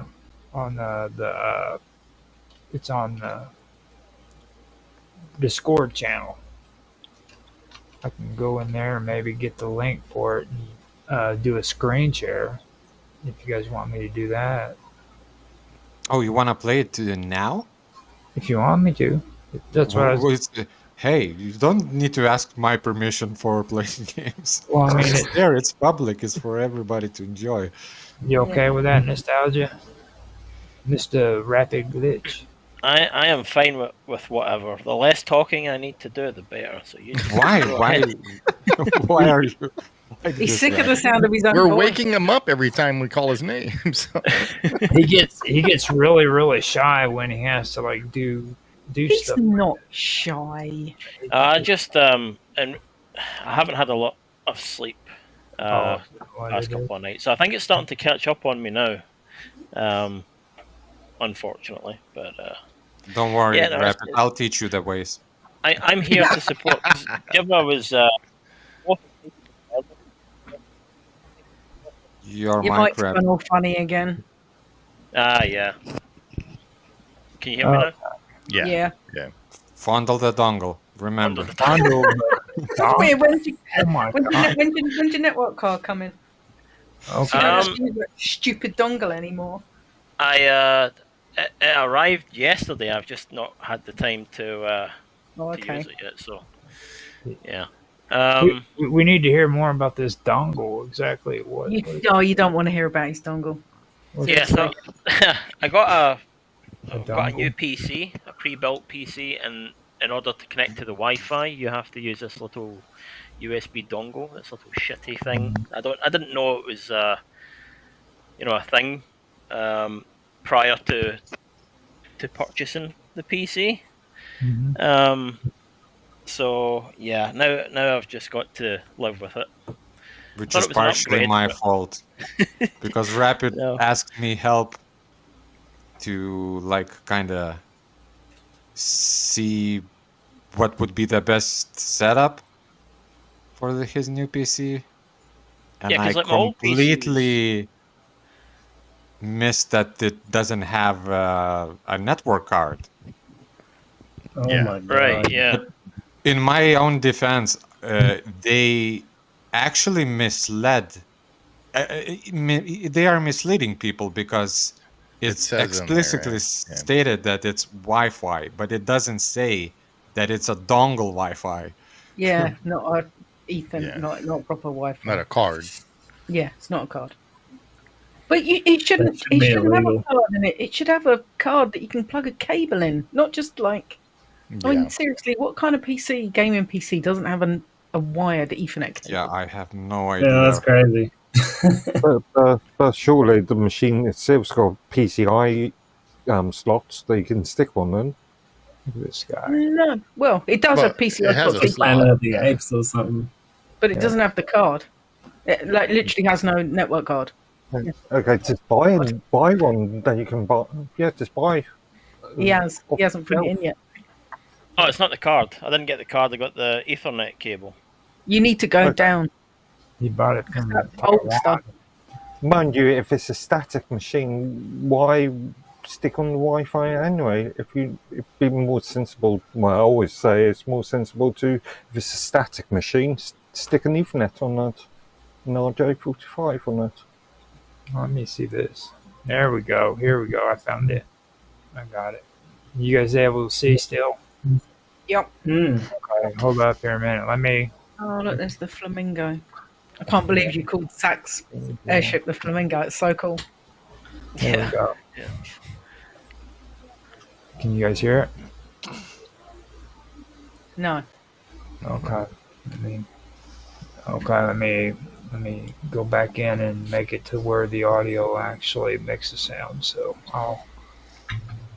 I will stop screen sharing for a quick second and then start back up with it. So that was my bad. Auto share. Call yourself a professional, Roger? No, I do not. So I've got to do screen share instead of the whole presentation thing, and I can just go ahead and pop it up there, and it will be ready. You hear it now? Yes, but I don't see it.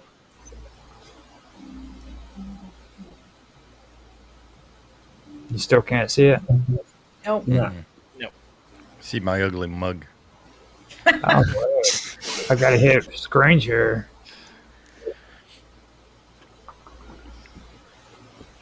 It won't. It's not doing it.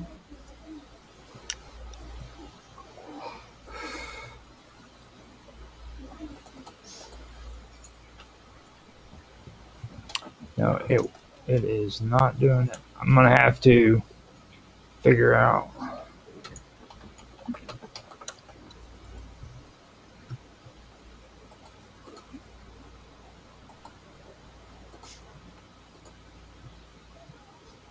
Well, at least you get to hear. Yes.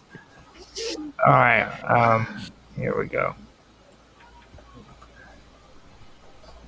So it's not popping up at all, is it? Nope. No, it's not once. I hate Discord. I really do.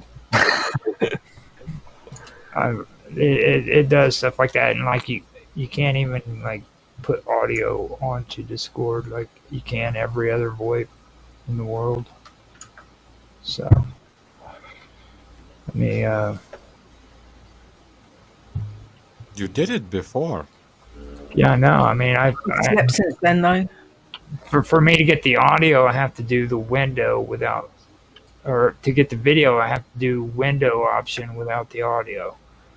And then Window won't work with Unreal Engine, by the way. No. Can you not download it from Discord and play it separately? Unless it's in full screen. Yeah. Let me see what's going on here.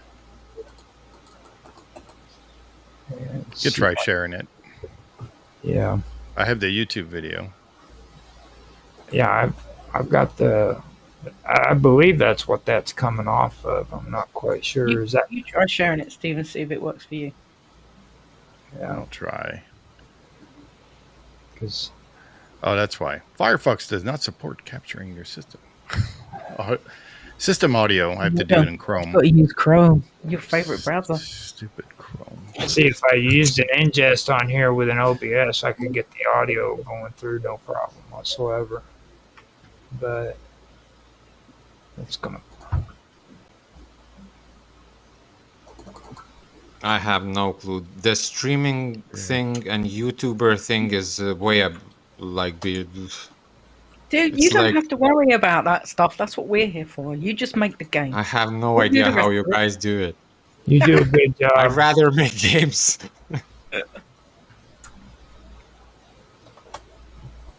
All right, now let's see if it works.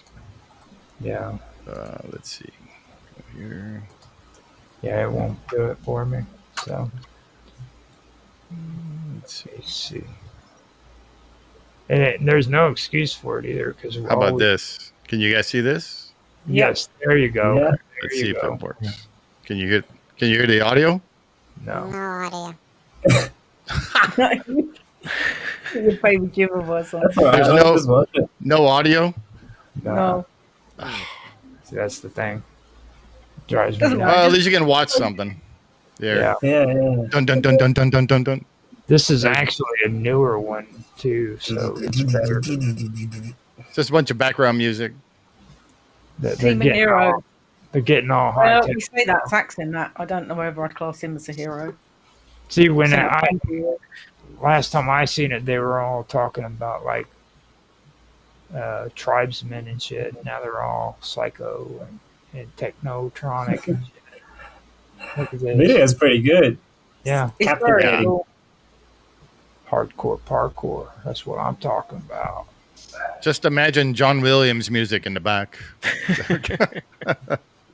Well, Rapid's trailer is actually There was a better little. There was a little. because snippet mine of is my more bad old- cinematic. Mm-hmm. Rapids is more gameplay focused.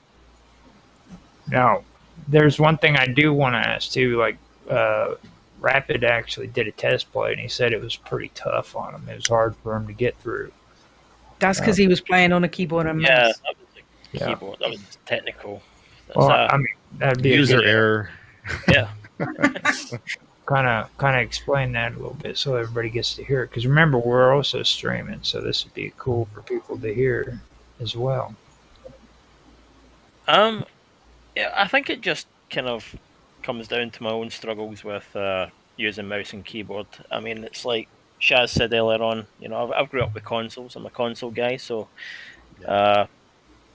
you know, controller is my everything, I guess. Yeah. So I feel like I get that, you know, games like this are made for mouse and keyboard specifically, but for me, it's like there's just too many buttons to play with. And I the used to be WASD, that. yeah, I've never figured out the WASD thing. I just don't find it comfortable for my fingers at all. Just can't do Right. I always prefer Well, using I've been playing the games like that for numpad. like 20, near 30 years, so that's a no-brainer for me. But I can understand why it's difficult. My Yeah. can't play games on a keyboard and mouse. She thinks I'm a freak. She's you know, even when she's playing games on her computer, if she can get away with using a controller, she will always use a controller. Yeah. Yeah. When Yeah. we Now- used to play Quake and stuff, it was always keyboard and mouse. Now, challenge though. How much of a challenge would you give it? Like, was it a pretty challenging game? Is what I was kind of going for. You know what I mean? Well, Yeah. from my perspective, it's the easiest game ever. That's because you wrote it. Yeah, so I was going to just not say that. Thank you, Shaz. I was trying to like. Gameplay wise, it really reminds me a lot of Baldur's Gate 1 and 2 and a lot of Diablo 1 and 2. Boulders That Gate. kind of gameplay. It was challenging enough, but not so challenging that it was frustrating that it would want to make me give up. Yes, that's actually The kind of a sweet spot really you want to get, isn't it? that is a struggle for me when making games. And especially with this one, it has so many moving parts like health, critical hits, wage rates, damage for the player, damage for the mobs, attack speeds, and all of that kind of Diablo-ish things. And to balance it all out for the game to be enjoyable is really tough. And when I play test myself when doing it, for me it becomes really easy. So I lose the sense of what is good balance, you know. So yeah. That's Right. another good reason why you've got the rest of us, because you can palm all that stuff up onto us and then we can give you Hell feedback. yeah. Amazing. That's why all my previous games were way too difficult and sucked and failed. Now we are going to succeed. I mean, for me, I'm the only game I did not like was Moonwalker. Okay, and even Rapid agreed with me on that game. It sucked. You know what I mean? And that's the only game that I got frustrated and said I wasn't going to do. You know, like I come from a generation basically where when you play a game and it's challenging, that's the way you're supposed to. I mean, you know what I mean? You didn't play a game that didn't irritate the heck out of you and just you walked away for a minute, but you were so obsessed with it you came back to it. You know? Yeah. But I know like today most of the younger people don't vibe with that. They don't like that. So it's kind of I think that's a bad thing. You're really dating yourself there. Well, that's exactly what it is. I mean, that's It's what. probably because when we were growing up, we didn't have a lot of decent games to choose from. Like the really good ones were quite challenging, and if you wanted to play them, you had to play them. You couldn't just go, I'll bin that one and get another one, because there wasn't another one to get. Right. Or it'll be like the old style where it's all text based and you have to get a piece of paper out and draw your map. Elder Scrolls Raid. Yeah, like these haunted houses and you going through and you got to draw the whole map out. And yeah, nobody wants to do that anymore. I don't want to do that anymore. So Well, yeah. What was frustrating for me was, going to the video store to rent a freaking video game, and you've Yeah. got that game for 3 to 5 days, and that within the first 10 minutes you just hate the game, but you force yourself to play it anyways, because otherwise you And just you wait. did it for 3 days. Yeah. Yeah. Yeah. Yeah. There's no way you can finish the game. There's no way you can finish it, No. Right. and it just that just 10 times frustration than normal. Yeah. Yeah. I forgot about Exactly. renting video games. Going down to Blockbuster, trying to work out which game you wanted to play for the next week. Yeah.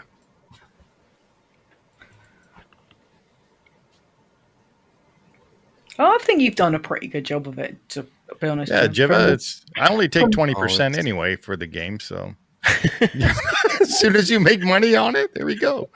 Oh wow, good to 20% know. No, tell you, mate. So more than Unreal. Yeah. No, it's good. I'm Well, really looking forward to the rest of it, and also Yeah. voicing the badass bitch It's going to be fun. character. That's going to be so cool. Yes, She I does- think the game only actually starts after Act. Well, maybe even. Well, the game actually starts now. Probably would be the. Because now you're going back to the Hazamo village, and shit's basically going to start to break, and the bad guys come out of their lairs. So yeah, and we didn't have a lot of opportunity for like huge mob waves yet. There is a little bit of that in the forest. When you go to the cathedral, there's a bunch of skeletons here and there, but it's not yet massive and fast-paced gameplay. It's just like easing you in. Yeah. Yeah. Yeah. That's good though, because you want to be kind of sucked in, and like I mean, it might be because I know everybody that's a character in the game, but I really like all the characters, Yeah. even Zach. I've got to be mean to Zach because he thinks there's something wrong with me if I'm not mean to him. But yeah, even Zach's No, they're character's pretty quite cool. funny. Yeah. Mm. It's just his mic, right? Jiva? He just needs to redo his sound. Well, I mean, it's fine. No, make him do it again. Plus, I'm a bit lazy, Oh, and okay. the reason why is because the lip syncing. Well, the lip syncing in my games are not perfect. They don't completely match. But if I redo the audio, then the basically the lip syncing will be definitely off. There's going to be different yeah. timing and all. So I will have to redo all of that, and I really super hate lip syncing job. It's just the most painful things in games. Yeah, but I'm hoping that I will get set up with my mocap gear, and if that happens, well, then I will be able to make lip syncs on the fly. So that would be amazing. That'd be cool. Yeah.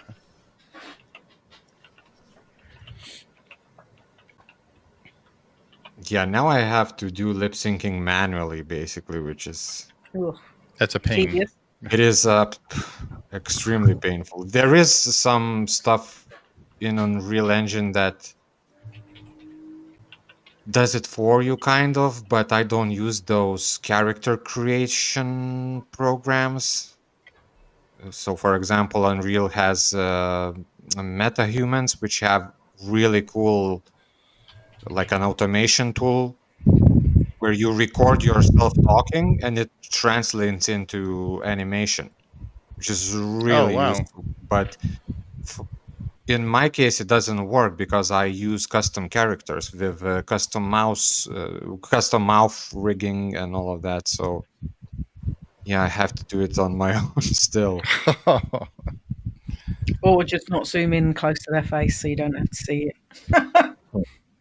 I do some, like when I do try to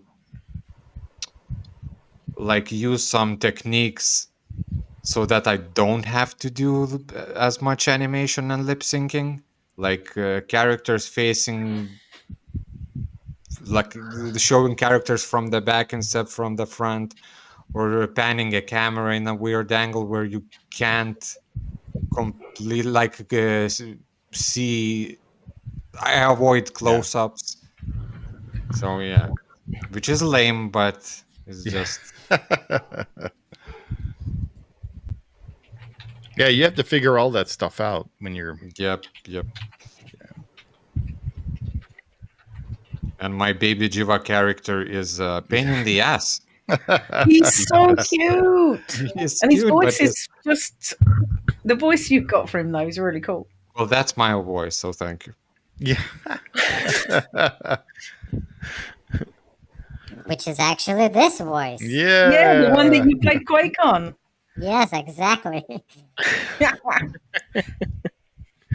It still gets me. Yeah.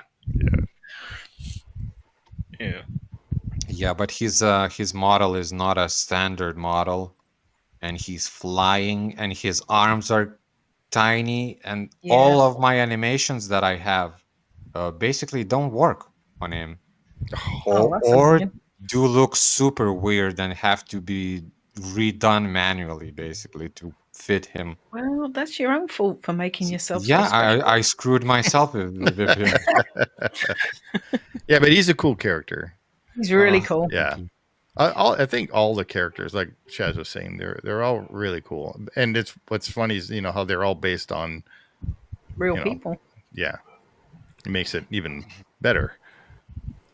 Yeah, absolutely. I can't wait to see what you do on my little dinosaur person. Okay, now explain the dinosaur. Well, actually, we don't have your dinosaur character yet, but I Yes, think yeah. we agreed that it was supposed. I think it will be an NPC in the city somewhere, like a quest giver or something like that. Yeah. I'd like to be a quest giver or somebody's pet. That'd be cool. She said that. And I out loud. think we should maintain the idea that you are actually a human person in a dinosaur costume. In a little Like, dinosaur costume because I'm That's obsessed cool. with dinosaurs. Yeah. I think is it's cool. cute and it's awkward. Your It's onesie. amazing. That is cool. Yeah. Oh, my little dinosaur. Look, see?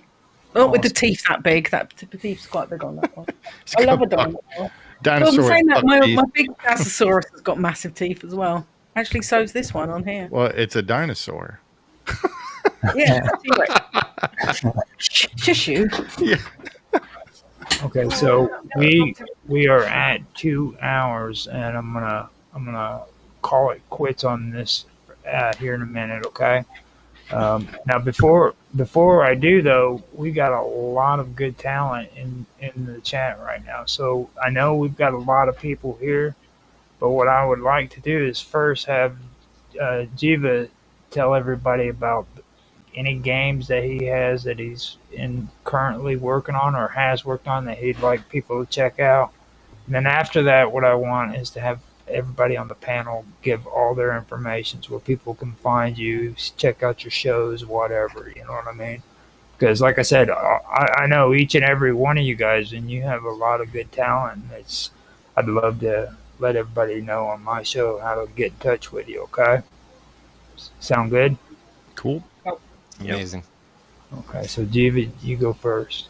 Yeah, so everybody who wants to try out my games, they can go to my itch page, itch.io/Jivapera, I think. I think. I actually don't know the address. Jivapera.itch.io. Yeah, that's it. Not the That's other the one way you gave around. me. Yeah. Yeah. And I have a bunch of games in there. Mm-hmm. Not all of them are good, but what I would strongly recommend is for people to play the creation, people the game, and if people who enjoy dark humor and stupid humor, which I love and prefer, should try out Ritual Outcome. And I have a multiplayer project which is called Stellar Grift, which unfortunately I had to abandon because my hard drive burnt up recently. Yeah. And yeah, that sucks, but more time for our game, I guess. So yeah, currently now I'm working only on one project. I have some ideas in works, but yeah. So Okay. yeah, jivapira.itch.io. Go play my games and leave comments. It helps the algorithm and stuff. The And- algorithm. That's Those, like a that true dreaded social media algorithm. person. Now, since Rapid is the storyteller here, let's hear Rapid's credentials. Give us your dirty down your what All right.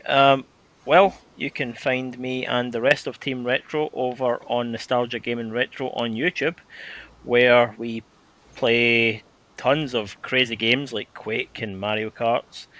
And I promise You I have to talk a start lot. with the two painful ones. Thanks. Yes, those are the ones that stick in my memory the most. But yeah, I talk a lot more on those videos than I have done in tonight's live stream. Sorry for that. But yeah, you can find us there. We don't currently have any socials because I'm too lazy to have any. So Same. yeah, that's pretty much it. Discord is like the I'll only add that to my list of stuff to do for you. Yeah, thanks, Shad. I'm typical when it comes to social media. There's just too many apps now. Yeah. I just can't keep on top of them. So Well, since Shaz is the last one to talk, why don't you go ahead and give us your socials and all your Okay. channels? I'm everywhere. Here we go. Give them all. I'm everywhere. Mainly on YouTube, you'll find me on Middle Age Magic, which is all Disney based, or I'm on Signs of Amusement with Steve and Jason and Zach, again, which is Disney based, where we do our trivia and stuff. I also do all the socials and the website for the game, which you can find on fallenkingdom.games. And it's Fallen Kingdom RPG on every social platform ever invented. Exactly. Are you sure about that? On the major ones. I haven't got round to doing Twitter yet because nobody uses that anymore. But we're on Instagram, Blue Sky, TikTok, and where else? And Facebook. Okay. I don't do Snapchat. I'm too old. Nobody uses Twitter? Why am I on it then? They do use Twitter, but Elon Musk's a knob, so people aren't I using thought it at the Facebook moment. is phasing out. Well, no, I wish everything would phase out. do social media. Yeah. Okay, so now, Blue Steve. Sky is where the cool kids hang out now, Jibba. Really, I like Yeah. it. For me, it's a completely new thing. The Blue Sky. It's made by the guys that ran for Elon. Mark tried to get me to go on Blue Sky. I said I'd lose subscribers if I did that. Like I've got too many people that are talking a lot of different stuff. So it's like if I turn around and I go on Blue Sky, I'll lose subscribers.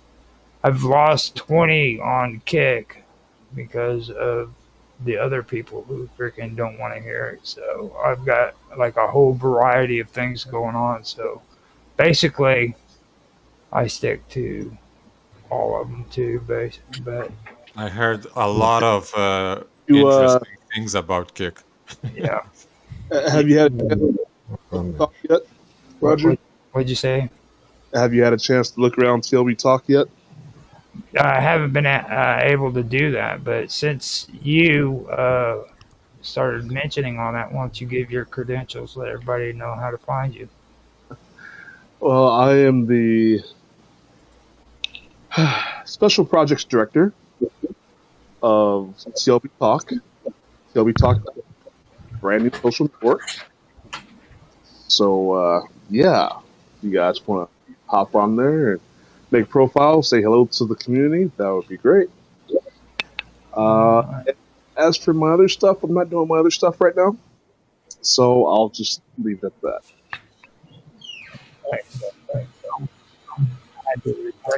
Stuff and everything. So it ended up blinking me out for a quick second.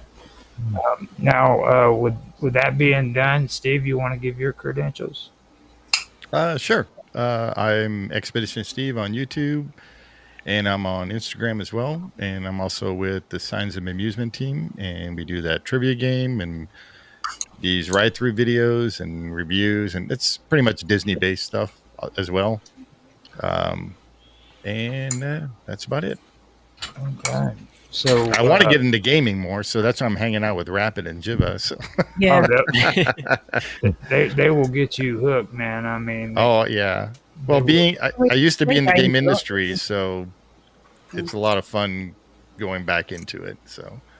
Steve's a keeper. When you put him through games like Quake and Mario Karts, and he's still here, you know. Hey, he didn't have to do the four times that original Quake. That was just. I love Quake. Even I struggled. We all did. We all had a lucky escape thanks to Roger sending over that other video with the audio enhanced. Yeah. Otherwise, we'd have been playing Quake again now. Yes. Yeah. Thank you, Roger. No, I would be dead with a gunshot to my head, so I'm laying on the floor. You're not allowed to break yourself. We've got stuff to do. Yeah, I know. Okay. I'm just kidding. Quake is a lot of fun, especially hanging out with these guys. It's so much fun. So baby voice Jiver in Quake is the most classic thing in the whole entire universe. I'll tell you what. If you hang out with Rapid long enough, you'll be amazed with a lot of the cool stuff. I've actually had a lot of time to do work with him, and I'll tell you what, he's very, very in depth about the way he does his videos. You know what I'm saying? Like, yep. And that's the one thing that you can always expect when working with Rapid. So just let everybody know out there, he is pretty serious about his stream. So if you have a chance, go check out Nostalgia Gaming Retro.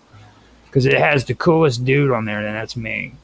I'm doing Elder Scrolls Arena, and like, I think honestly, I've come up with the best freaking quality when it comes to video for that game. Because I've watched everybody else, and like they're all blurry and old, and like I used Rapid's template like he wanted me to. Did it the resolution, everything, and it came out beautiful. You know, and just to let you guys know, check that out if you got a chance. Well, I got to say, sorry, I was sorry to cut you out there. Go ahead. I was just going to say, like, the channel wouldn't be possible without any of you guys helping me out. So that's why we're a team. So I don't take the credit. Something where. Shut up. He's so full of it. I think I cut Shaz out there as well. So. He's so full of it. He should take all the credit. He has done an amazing job. Just he's trying to be humble. Yeah. You're a great guy, man. People need to check your channel out. And now you're associated with a video game, dude, which is cool. Yeah, it's all thanks to Jiva, of course. You know, without him, it just wouldn't be possible. So, right. Okay. Well, same for me. The game wouldn't be nowhere near to the level of awesomeness if not for the whole team and Rapid bringing us all together. Right. Yeah. Now, Mr. Robot, you still there? You want to give your social? Yeah. It's just been an honor to meet everyone here, and I really had a great time listening to all the stories and the game production, and it's nice to meet everyone from everywhere. I'm going to get into podcasting some more soon, but I'm pretty lazy. And at the moment, I am just running parties online every now and then when I feel like it. And you can find me on Rumble under Hacker Radio. and I do like lots of different types of DJ sets and various types of strange music that no one's ever heard of. So feel free to join in anytime. It's cool. Just to let everybody know, he has music that is banned in Russia. Amazing. We have to put that in the game then. Just so you know, dude. I mean, literally banned in Russia.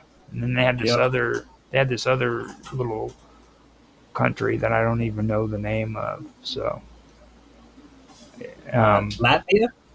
no, it started with an M. Moldova. Probably. That might be it. That might be it.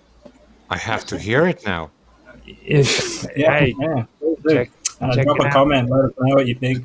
Check it out. Don't tell Putin. Okay, Mr. Edworthy, why don't you take us out and tell everybody? Yeah, it's been an amazing interview. Yeah, it's, episode. I can be simply found at mines.com under Medworthy. So Edworthy, really. You can usually find Mark on my shows live. Well, yeah, as well, but yeah. You can also find him on what else are we doing right now? We're Roger's Real-Time Talk Show. Yeah, yesterday's show, and really just the Vixen's vote on whether channel she's using on Wednesdays. So yeah. you can find us on Rumble, X, Twitch, Kick, DLive, YouTube, and sometimes you can find us on well, no, that's it. So, and our socials are Discord. You can find me at Gaming with Infamous, and you can also find me on Nostalgia Gaming Retro, as well as the Wonderful World of Weirdness. Don't want to get into the Wonderful World of Weirdness because I think a lot of people on this panel would not be interested in the Wonderful World of Weirdness. Try us. Except for Jiva. Sorry. Jiva would love it. I know he would. I've already had conversations, and I can already tell you. So, if you guys liked what you heard tonight, and you didn't catch anybody's information, just remember to rewind, check it out. If you want to check out their channels, get to see what they're about. If you want to check us out, feel free to. I also ask if you like the episode, like, subscribe, share, make comments. We do love comments. I want comments. Okay, it's more important to me than views, to be honest with you, because I'm a loser and You cannot get comments without views. That's the problem. Well, I mean, I'm just saying. It's just I'm a loser, dude. I really have no friends, and I want people to freaking talk to. Oh, same. I will be your friend. No worries. Thank you. We're all going to be your friends.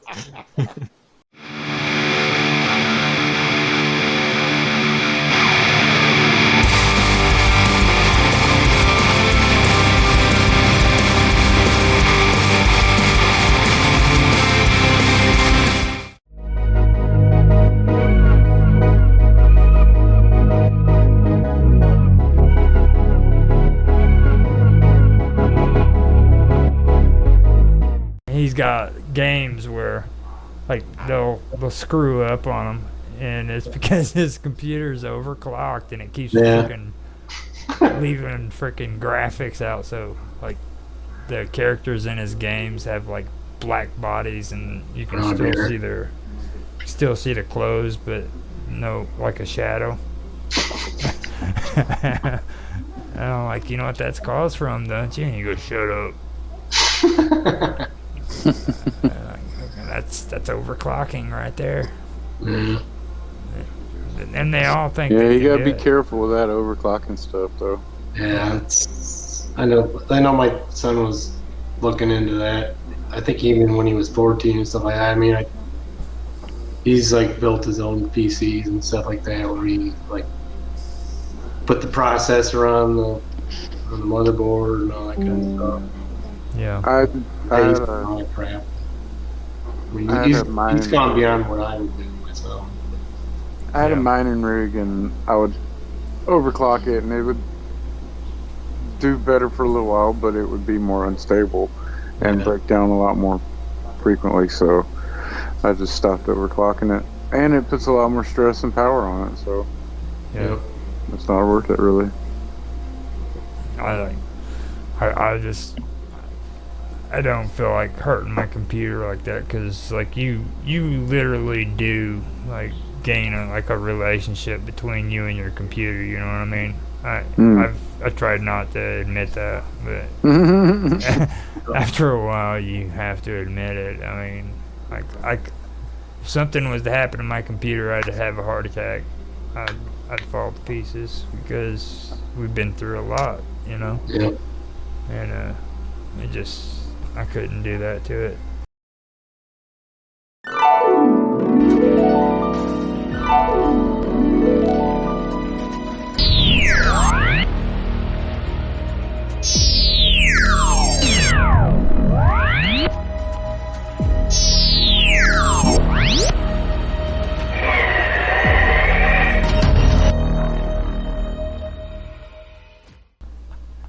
We are live. Okay, welcome everybody to our weekly Minds Roundtable live stream.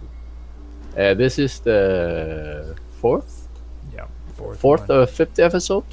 I believe it's fourth. I think it's the fourth. Yes, this is the fourth episode in our. We've had 3 successful sessions already. Last week's session was especially good in that we had a lot of big hitters joining us, and we're hoping to have the same people rejoining us this week, where we might further our discussions on how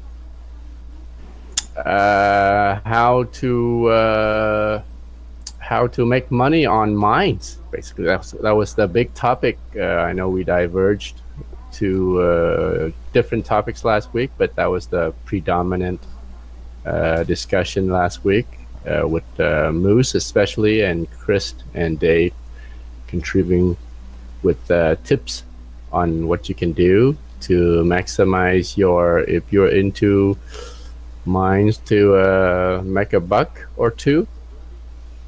Then and this is where we're talking all things mines related.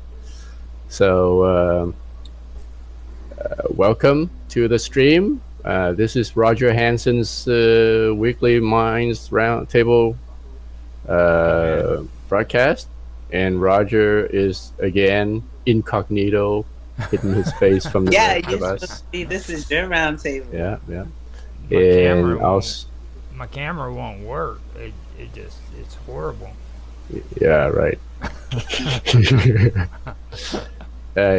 Also on the stream right now is Karma Love. Wave hello to everybody. Hi. We actually see you face to face this time. Yes, sir. It's nice. Great. Good. Thank you. All right. So, that's where we are. What are we doing this time? What are we doing this week, Roger? Well, I have a couple of things on the agenda, but I don't know. And I have some questions about some stuff. I have some good announcements too, actually. Next or tomorrow, I've been posting about Zach coming on and doing a gaming interview, and me, Karma, and I believe it was Pecos who did the gaming Walt Disney or the amusement parks turning games into No, it life. was Mike. We were with Mike. Mm-hmm. And it actually turned out to be a good freaking stream, but the only problem was I screwed the recording up. So I was able to get a guy that I know named Zach off of Discord to come on to do kind of like an interview setting for Minds on amusement parks and gaming. And he actually got interested in the topic that we were discussing and did more research, and he said that he was going to come out with a podcast where he's going to talk about the history of Disney and video games. But also tomorrow he's going to be on early at I believe it's 1 o'clock my time, so it'll be about 6 or 7 in his time because he's from Scotland. Wow. Okay. Gonna be neat. Wait, hold on. The Disney fanatic is from Scotland? Oh no, he's from England. I'm sorry, Rapid Glitch, the other guy I do games with. He's from Scotland. Oh, okay. So I hang out with Canadians and freaking English people and Scottish.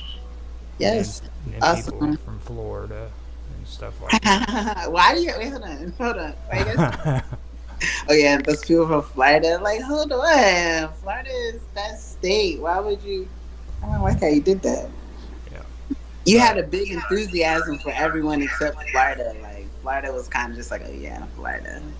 Is it because it's in America? Judge me not for where I was born. I personally think that it's going to be a pretty good result on that because I've got something set up tomorrow with Zach.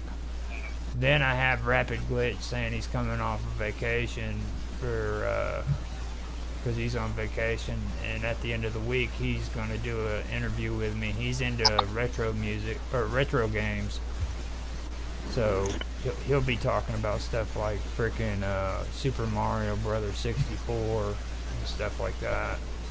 Isn't that what you play? I saw you post that in the chat not too long ago. You play that, don't you? Yeah, he forces me to do it. Why does? Right, I know. With a gun to your head, right? Yeah, he does. Yeah. Like, I never freaking played Pokemon, alright? Ever. Not even the card games, okay? And this dude literally forced me to play Pokemon Yellow from beginning to end. I had to beat the freaking game because he wanted the video for it. Okay. And now you're hooked. No, I haven't touched it since I finished his challenge because he does game challenges, and I did his challenge, and I'll be done with it later on, or I'm finished with it basically. Wait, what kind of challenge? He does the challenge for Pokemon. He does the challenge for Nintendo. Or you can talk about that tomorrow. I apologize. This is definitely the Minds one. Well, it's just any conversation. I mean, it's up to grabs, but Tan, the mighty Dawn. Yes. Yeah, you got me calling him that in my head now. That's what I was about to say. I was like, Tan is here. I felt so like just call me whatever you want. Just don't call me. If I call you Dawn, and then I think it's his fault. Just don't call me Tom. Yeah. You got it with Roger, because he said he had some updates though. What is it that you wanted to share? Oh no, no updates. I just a couple of things I'd like us to talk about. Okay.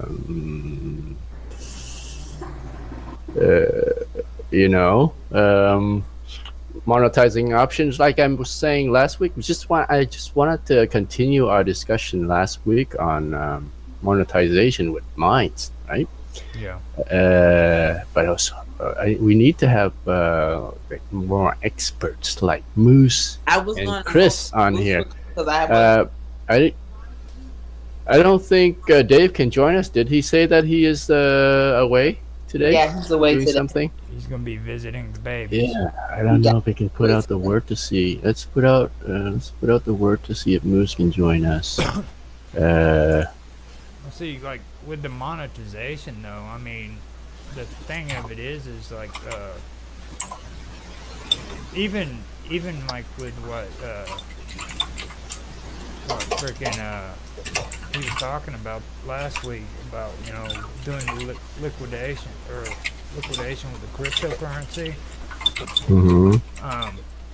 Like later on when you left the stream last week, John came in and like John even agreed with me on the whole thing about that liquidation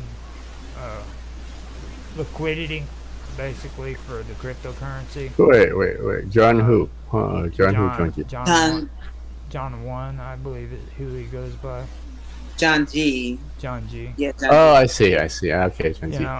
Okay. Like it would be good if like you didn't really have to invest a lot. Like, Moose was talking about like doing $500. I'd never invest $500 on liquidity for any kind of platform. Right. You know what I mean? And I went in there Five and hundred bucks. I think he's just. I don't know. He's running Boost and stuff like that.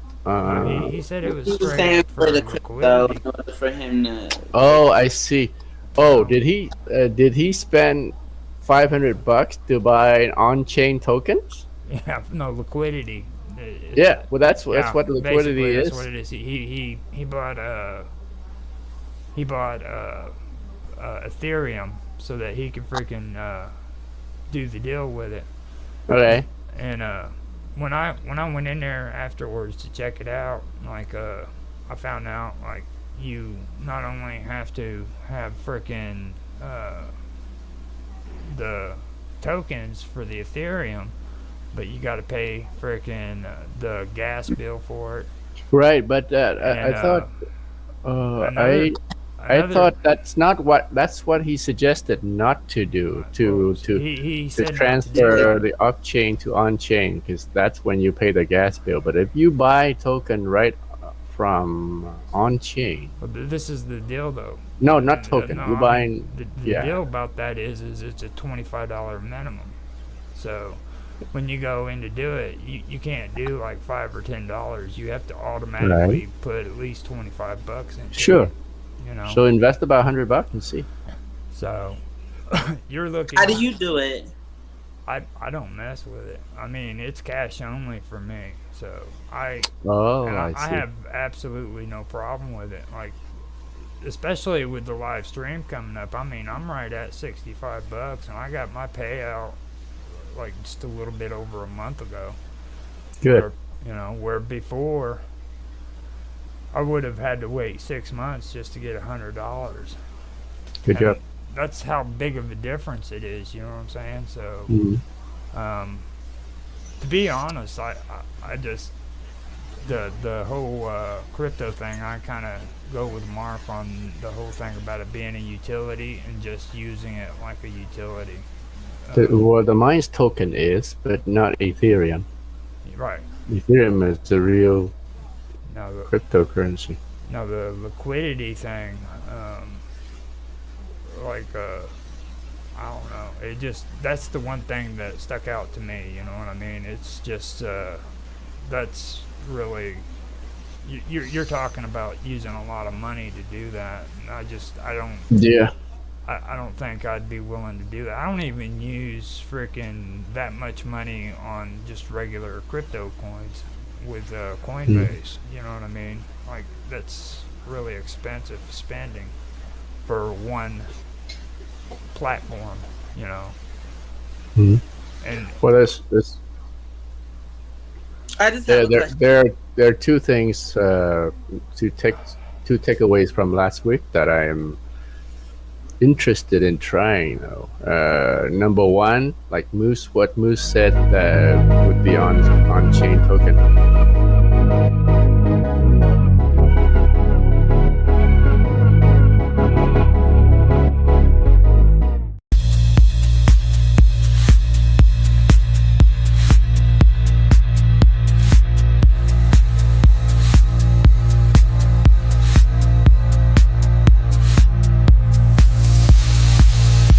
this is another deity that was mentioned in the Old Testament of the Bible or the Torah, whichever one you want to call it. You can call it the Torah or the Old Testament. And they mention Moloch or the Moabite deity Komesh. You'll find that. Well, I'll just do a breakdown of Kings 3:27 or 2 Kings 3:27. Now lines 12 through 14 is is where I want to really focus in on. So line 12, according to archaeological findings um, from other Near Eastern cultures, like the Phoenicians, uh, they do uh, mention that, they throw a spill out about, well, because of indications from Near Eastern cultures. And it's like I said before, you'll find that all through these archaeological findings, which tells me straight up that that's just like, that's bias, is basically it. They really don't have any archaeological findings, but, you know, since their findings, they do have findings from other ancient Near East cultures, and then they'll throw up the Phoenicians. They'll always go back to the Phoenicians. It's the Phoenicians that indicate that child sacrifice was a part of their practices. And this is riddled all um, through these findings. They always go right back to Carthage.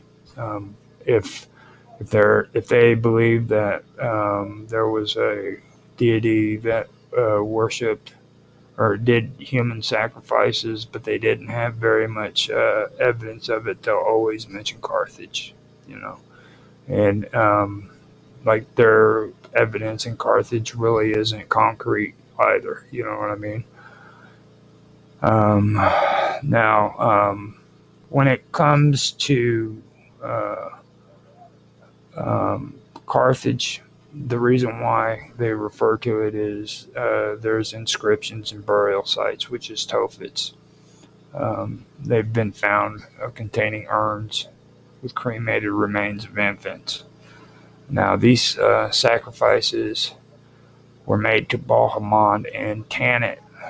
Those are deities, okay? Now, they do share some similarities to Kamesh in terms of like Near Eastern worship and stuff of that nature. Um, but like I said, in the Levant, there has been no evidence of any Tophets whatsoever being found.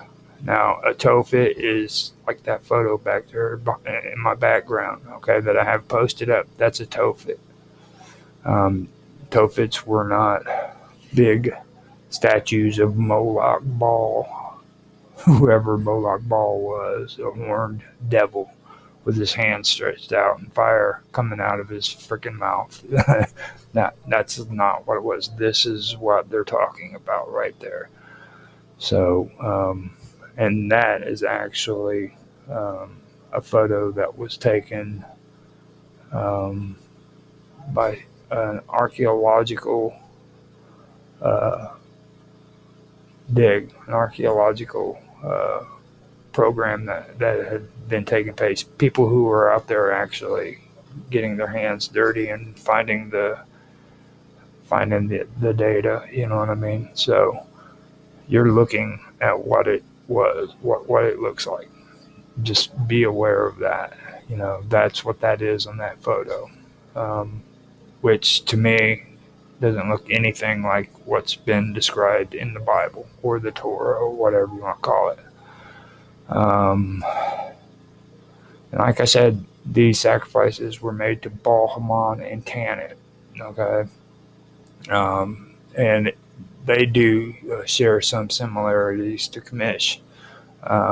Now, if you want to find a source for that, I can also post that source. You can find the source with what I just said with Archaeology Magazine. I can post that into the comment sections if you guys wish to check it out yourself. So I'm putting them in there now. Feel free to copy the link and check it out yourself, because like I said, if you want to go down this rabbit hole and start talking about crazy shit, this is what you need to do. Don't go walking into this barefooted, because You'll get cuts on your feet if you do. So here we go. This is Archaeology Magazine. This is what they have covered over, or they've gone over concerning child sacrifice. It is a pretty interesting read.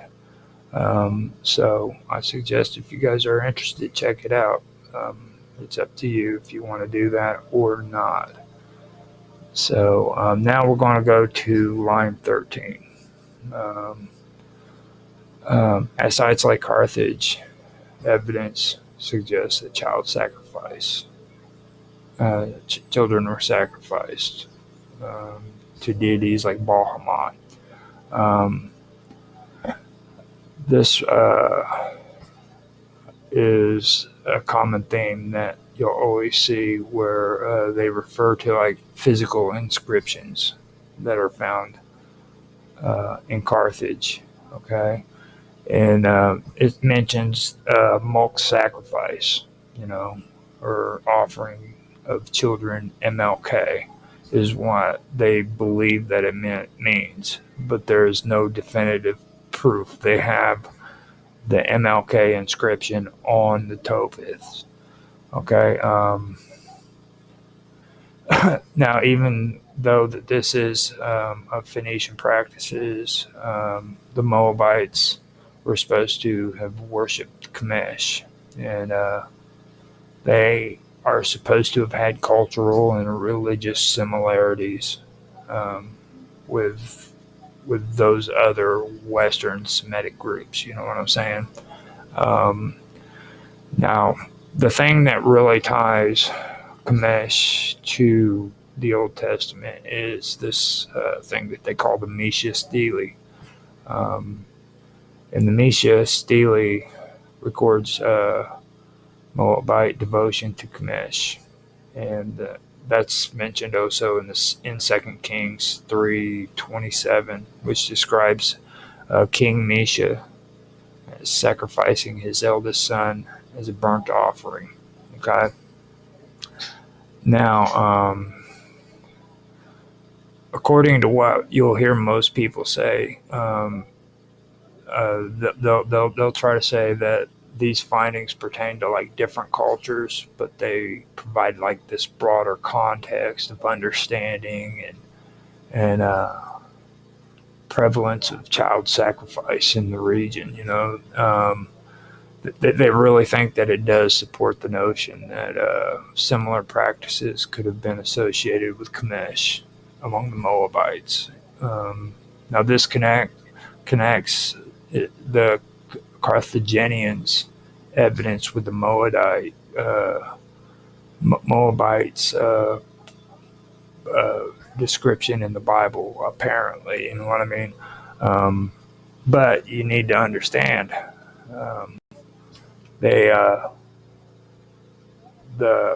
that's the best biblical evidence of Moabite human sacrifice to Chemosh out of everything.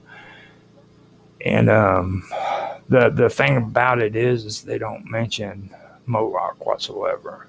I mean, it's not even in that verse. It's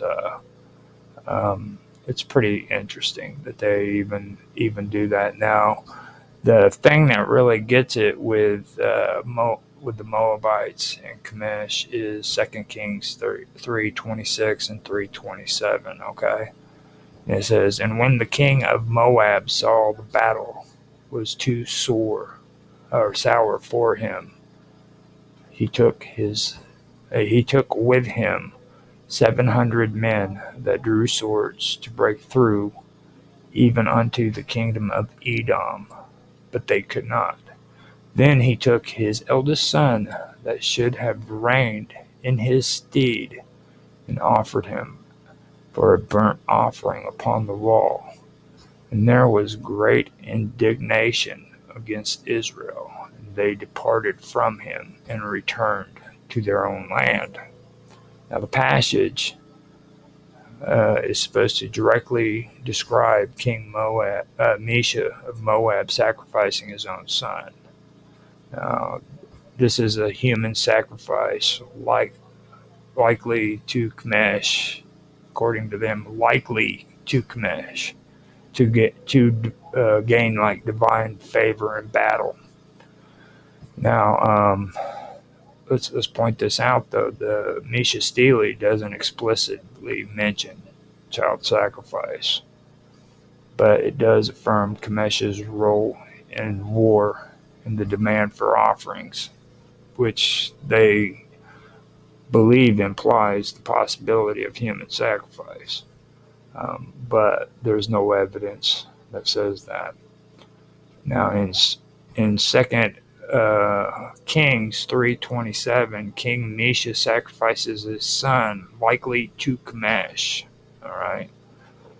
But after that, you go to Judges 11, 30, 31, and 39,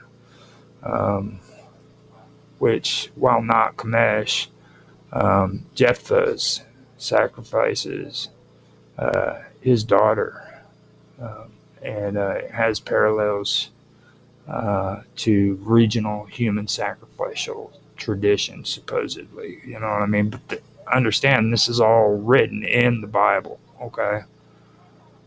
Now, after that, when you go in and you look at the archaeological evidence, they'll always throw Carthage back at you, okay? Instead of them actually having archaeological evidence that backs up these verses in the Bible, they will say, well, archaeological evidence from Carthage suggests child sacrifice was practiced among the West Semitic cultures. Okay? So you need to understand that. This is what the archaeological world is doing. They're always going back to Carthage when they don't have evidence to back up anything that they're saying is true. And you'll see it all through this stuff. They have very flimsy evidence backing up anything that they've said.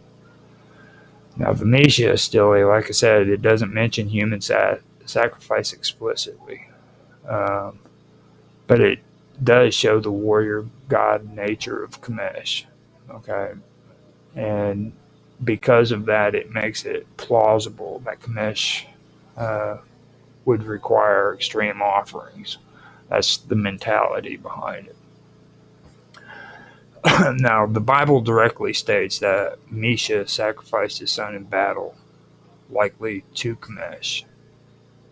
The Misha Stele is supposed to confirm Kamesh's role in Moabite religion, but does not specify human sacrifice whatsoever. Okay.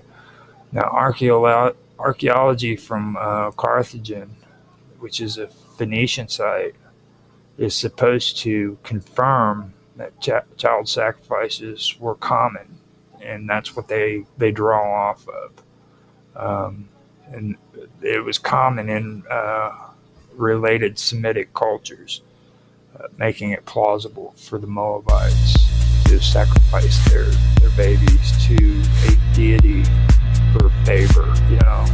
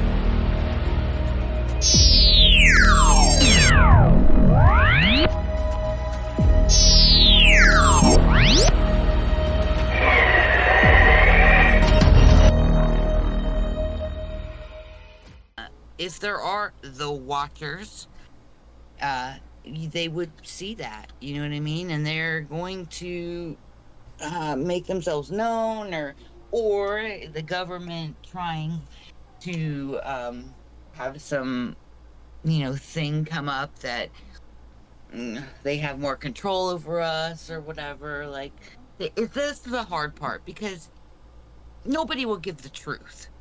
You know what I mean? Like, they try to, oh, now the Pope says, ET phone Rome, or, like the Project Bluebeam or Paperclip, where they want to, have this false narrative, like this false thing that I don't, you see, you A never fake know. alien invasion. Yeah. It's like watching. Wasn't Operation Paperclip like a fake alien invasion to Yes. scare And people? Bluebeam as well, like Okay, where they want that's to No. what I thought. holographic. No, you're thinking of the War of the Worlds. That was the fake radio show that was set up for it. Now, Paperclip, what she's talking about was it was a government organization that was supposed to investigate UFO sightings, which they turned it into a joke. Really, they wanted to use it as a way to freaking make UFOs to debunk UFO sightings, debunk, you know what I'm saying? Say that they weren't real, basically. And the only bad part about that deal was is the guy that they assigned to do it eventually went from not believing in UFOs to believing in UFOs. There's just so much evidence, but the thing is, it's like, how else do you get information? How do you get information? You can research it, but if there's a false narrative or, um, it's almost impossible. It's like you're running in circles basically because they'll never be a straight shoot. They're not going to. They either feel they're superior to, the rest of us peasants, and we don't deserve this illuminated information. This higher enlightenment. So it's hard to get the truth. It is, and it's like I said, I've been doing this most of my life, and I'm still chasing my tail. Yeah. Well, at least you're chasing your tail. You know what I'm saying? You're doing something. That's what I keep telling everybody all the time. I'm like, don't sell yourself short. You're doing something. How many people would just go home and sit on their asses and don't do anything? Yeah. You know what I mean? So, I mean, you can either ask any questions. Right. It's so don't sell yourself short. It's perfectly fine for you to just freaking be there doing your research and trying to figure out something new rather than not doing anything at all and letting Yeah, I try to connect the dots. You know what I mean? Like you'll get a piece here and a piece there, and somehow it'll correlate with one another so well that it will click in your mind and be able to have an understanding of something. Like you're trying to dig through, all the crap to get to a little sliver of truth, and maybe a few of those truths together paint a bigger picture for you or give you a better understanding. And I think this engaging thing and being able to bounce off one another like this, I think this may. I feel really good about it. Like I feel that this may help one another get to the truth. And then now it's unfortunate, but I like this. This is good. now now that we've had the conversation and everything, let me get further with what we were talking about with the topics, okay? Okay. Now we had just gone over the myth of Etana, and I was talking about the birds and the reptile and how they're connected, and like I wanted to go on further with that, and I wanted to talk about Del Moon. Have you guys ever heard of Del Moon? Or Dilmon? Come on. I think, yeah, are you talking about Dilmun? Yeah. It's like, and like Persian or like Persian Gulf is like Mesopotamia. Yes, it's supposed to be Okay. the original supposed Garden of Eden. Okay, and it's called Dilmun. I call it Dilmun. A lot of people call it Dilmun or Dilmun, Dilmun. and Right. a lot of them call it Telmun. But it was an ancient East Semitic-speaking civilization in eastern Arabia, mentioned from the 3rd millennium BC onward. Based on contextual evidence, it was located in the Persian Gulf on a trade route between Mesopotamia and the Indus Valley civilization, close to the sea and to Artisan Springs. Now, Dalmun encompassed Bahrain, Kuwait, and eastern Saudi Arabia.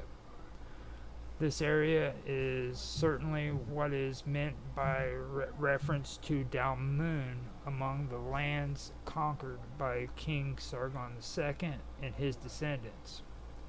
Now, the great commercial and trading connections between Mesopotamia and Dalmun were strong and profound to the point where Dalmun was a central figure to the Sumerian creation myth.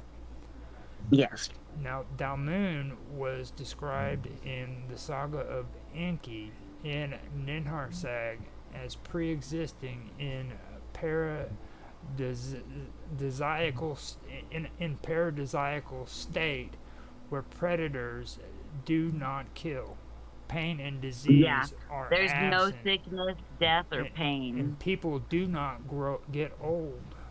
Mhm. Dalmun was an important trading center. At the height of its power, it controlled the Persian Gulf trading routes. According to some modern theories, the Sumerians regarded Dalmun as a sacred place, but that is never that is never stated in any of the known ancient texts. Now, Dalmun was mentioned by the Mesopotamians as a trade partner, a source of copper, and a trading hub, and a trade entry point. The Sumerian tale of the guardian paradise of Dalmun may have been an inspiration too for the Garden of Eden story. Well, it connects Mesopotamia with the Indus Valley, Right. which I wasn't even very familiar with. But I started looking into it like 2 or 3 nights ago. But I wasn't. I'm actually not very familiar with the Indus Valley and the civilization. So I pulled as much information as I could.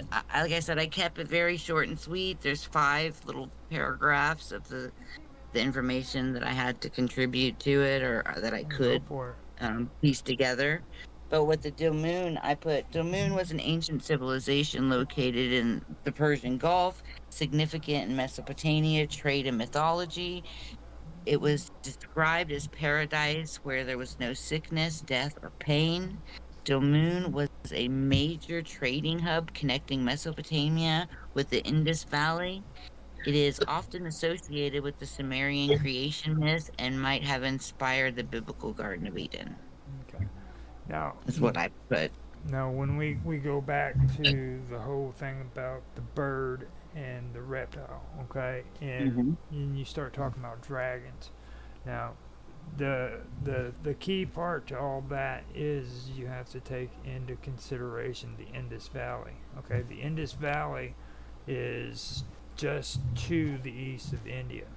Okay, so the Babylonians and the Sumerians had close, or the Sumerians actually, this was before the Babylonians, but they had close ties to Dalmun, and Dalmun had close ties to the Indus Valley. And the thing about the Indus Valley is there's a lot of controversy behind that. Like India, in their Hindu religions, right now they have a really strong national movement going on where they want to say that the Aryan invasions that occurred in their texts, their religious texts, didn't happen. That freaking the Hindu religion originated right there in India.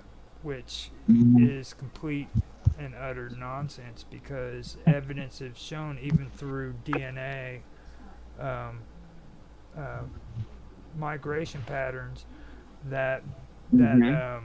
these beliefs and these people actually traveled into India. Okay, and the Indus Valley is where a lot of this stuff came from. It started out in Pakistan and Afghanistan, and it stretched all the way down to the coast there. If you check it out on the map, you'll see what I mean, where it's right there at the freaking ocean.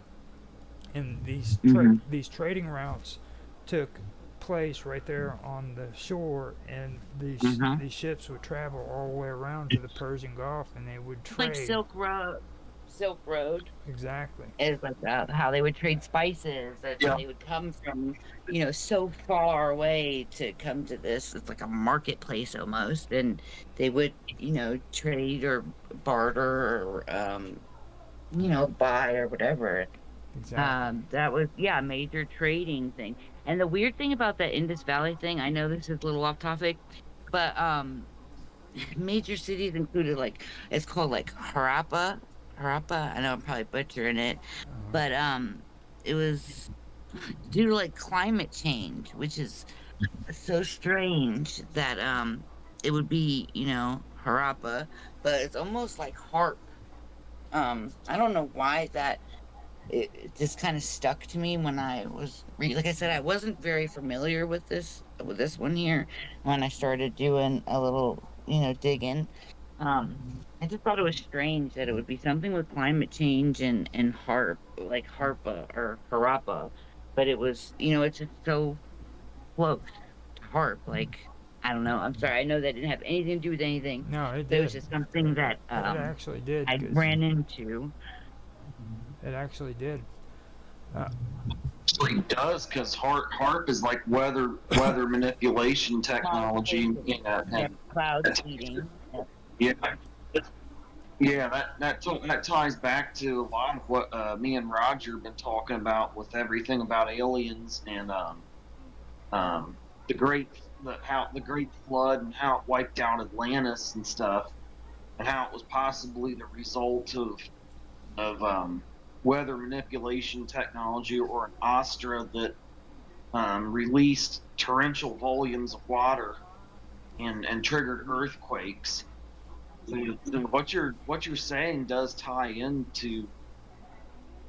back to that.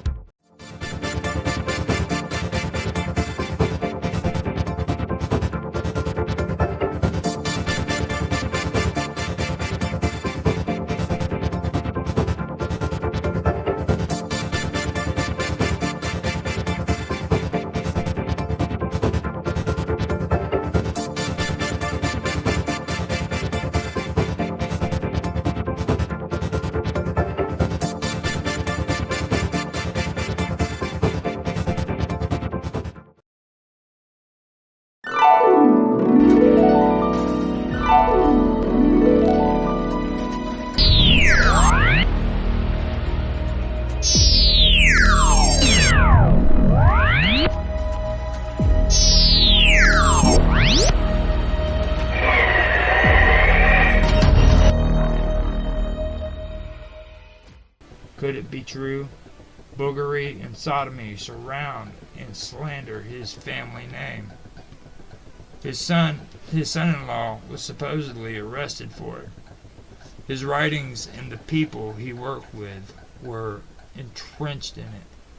Oh, but none of this could be true, could it? Oh, but who could leave out the mystery of mystery? Saint Germain himself.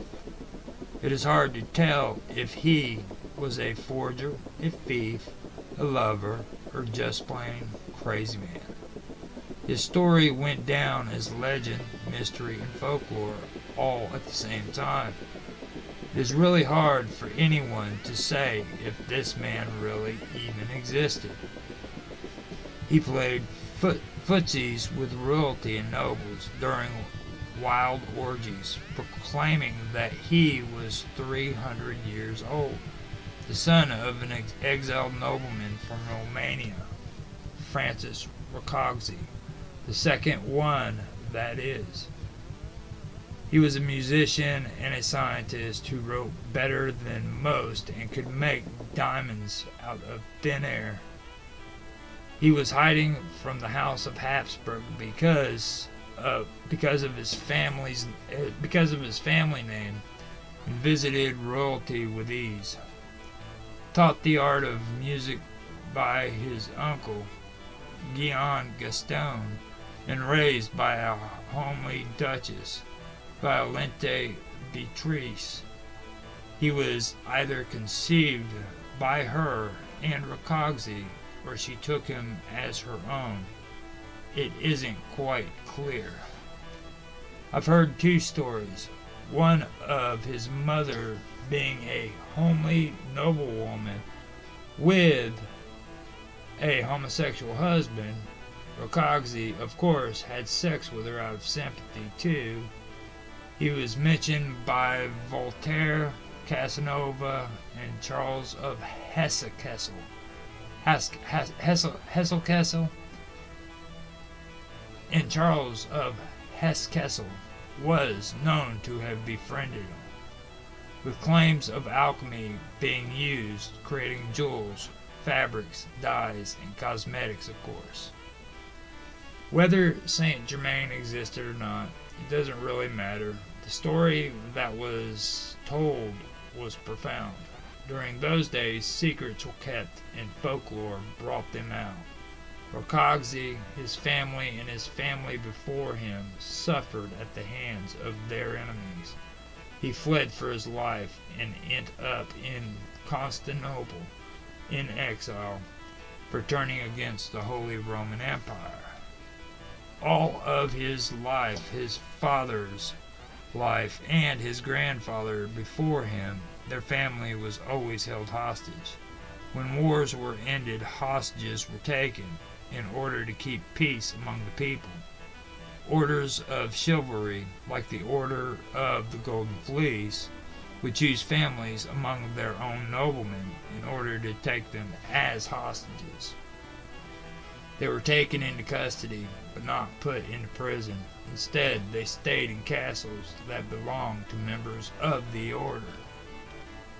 At the time when Rocogzi was still in Romania, there were many struggles between Romanians, the Holy Roman Empire, and the Ottoman Empire. In order to fight against the Spanish, Leopold I had to make peace with the Ottoman Empire. By doing this, Romania had to pay tribute to the Ottoman Empire too. Politics during those times were confusing. Not only did the Ottomans have power over Romania, the Holy Roman Empire did too. Rocogzi and all of his family could have been princes, but they were forbidden to sit on the throne by the Ottoman Empire. The Holy Roman Empire would repeatedly take the Rocogzi family as hostages. Sorting out the process is still kind of confusing, but I intend to write more about it because it's pretty interesting to learn about and all of the works. Orders which were regulated by knights, nobles, and royal families such as these caused individuals who weren't in those classes to create secret societies. That is why the Rosicrucian, Freemasons, and other Hermetic groups were created. In Germany, if you were accused of committing a crime, you were summoned to a hearing held by a secret court. Instead of getting your summons in person, it was nailed to your door. A tree or someplace where you went. The only sentence for any crime was death. If you found out who members were in the court, then you were sentenced to death also. In order to be cleared of charges, you had to take oaths in court. If you were a member of the court, you had to take oaths in court if you were a member of the court. If you weren't, and you had a family member who was, then that family member had to take the oaths. If nobody in your family was a member, then a percentage of the members had to agree to take oaths on your behalf. That is when most criminals would decide to run, usually somewhere that wasn't ruled by the Holy Roman Empire. So next time you hear about an old folklore or a story that has been passed down from one generation to the next, remember, there might be something to that story that is important. People from long ago didn't have the freedom to express themselves like we do today. The story of Hansel and Gretel tells us a story that most aren't aware of. That is because most people have never read or have even heard about the original version. Hansel and Gretel were both abandoned in the forest by their mother and father. This story was inspired by an epidemic that occurred in Germany a century before the story was written. Parents were so poor that they would end up dumping their children in the woods because they could no longer feed them.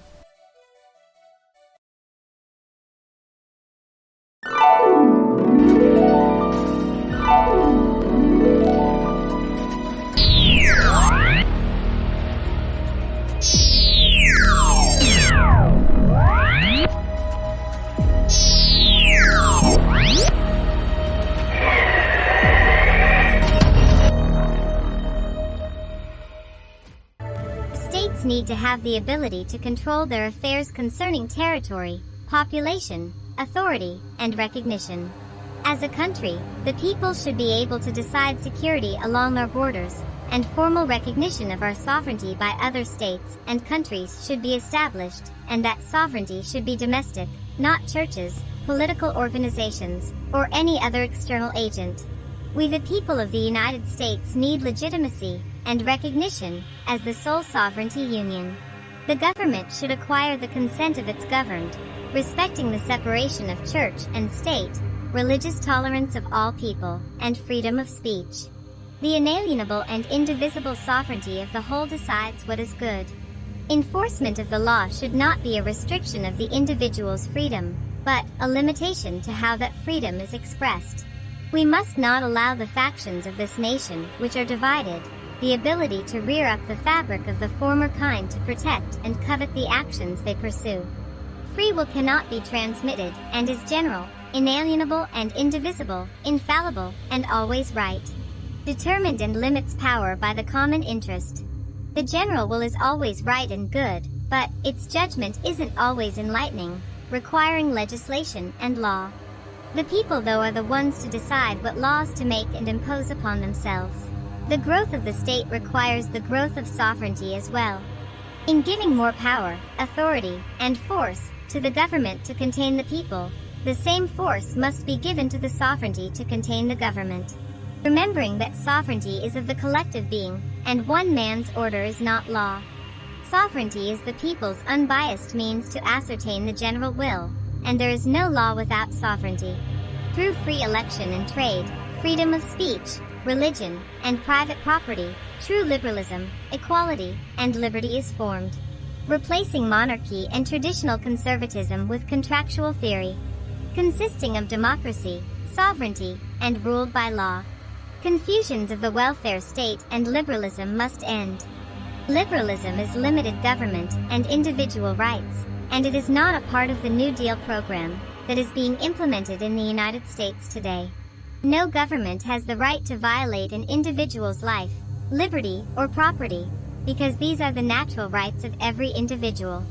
Rights that are given through social compact and implemented in our Constitution and Declaration of Independence. Sovereignty is achieved through the contract, covenant, and oaths, free of subjection by any government, based on the idea that people can exist as a distinct legal entity, consenting explicitly or tacitly to surrender certain freedoms, thereby submitting to the sovereignty and law of the land for which they live. In exchange, the rights they still possess are protected, bound only by their own conscience and personal power, giving up natural personal freedoms in exchange for political order.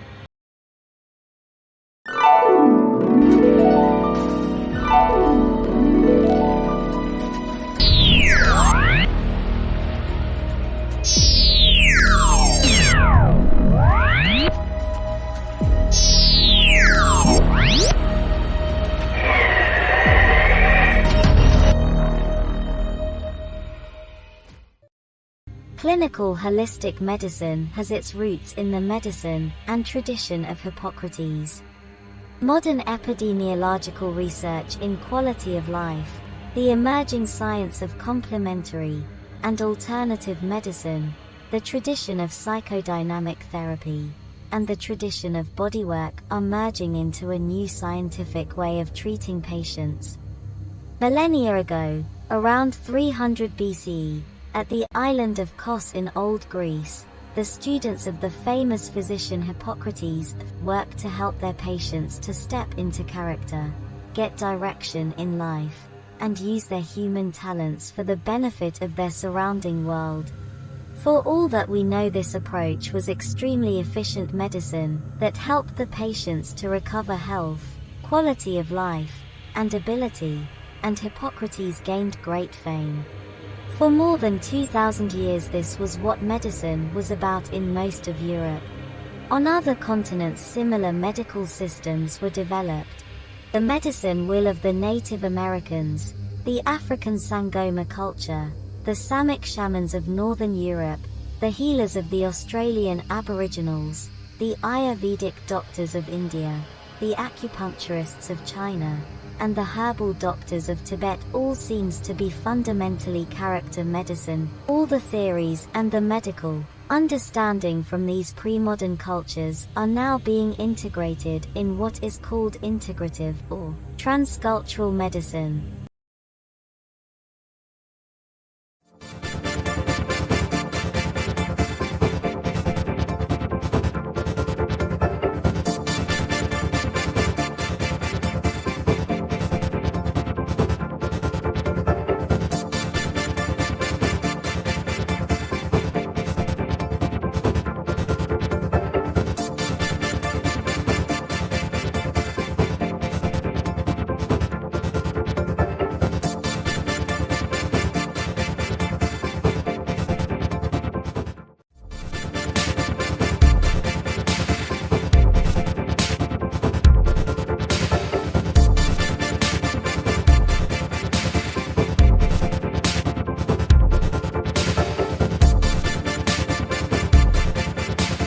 The 13th and final episode of Carl Sagan's 1980 PBS series Cosmos, A Personal Voyage, relates a heavily fictionalized retelling of Hypatia's death, which results in the great library of Alexandria being burned by militant Christians. In actuality, though, Christians led by Theophilus did indeed burn the Serapeum in 391 AD. the Library of Alexandria had already ceased to exist in any recognizable form centuries prior to Hypatia's birth. As an intellectual woman, Hypatia became a role model for modern intelligent women, and 2 feminist journals were named after her. The Greek journal Hypatia Feminist Studies was launched in Athens in 1984, and Hypatia, the Journal of Feminist Philosophy, was launched in the United States in 1986. In the United Kingdom, the Hypatia Trust has compiled a library and archive of feminine library, artistics, and scientific works since 1996. An extension of the trust has established the Hypatia in the Woods retreat in Washington State, where artistic, business, and academic women can spend time to work on projects. Judy Chicago's large-scale art piece, The Dinner Party, awards Hypatia a place setting. Major works of 20th century literature contain references to Hypatia, including Marcel Proust's story Madame Swann at Home and Within a Budding Grove, from In Search of Lost Time, and Latin Pierce's The Dream of Scipio. Hypatia's life continues to be fictionalized by authors in many countries and languages. In Umberto Eco's 2002 novel, Baldolino, the hero falls in love with a half-satyr, half-woman who is descended from a group of Hypatia's young female disciples who fled after their teacher's murder. These disciples set up a female-only community who tried to keep alive what they had learned from their mistress, living apart from the world to rediscover what Hypatia had really said. All the women who reproduced by fecundation with satyrs are named Hypatia and are collectively known as Hypatias.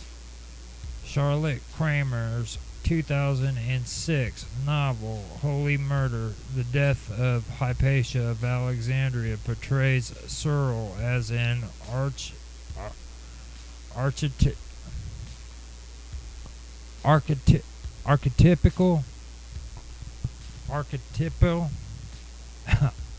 archetypal villain without an ounce of good.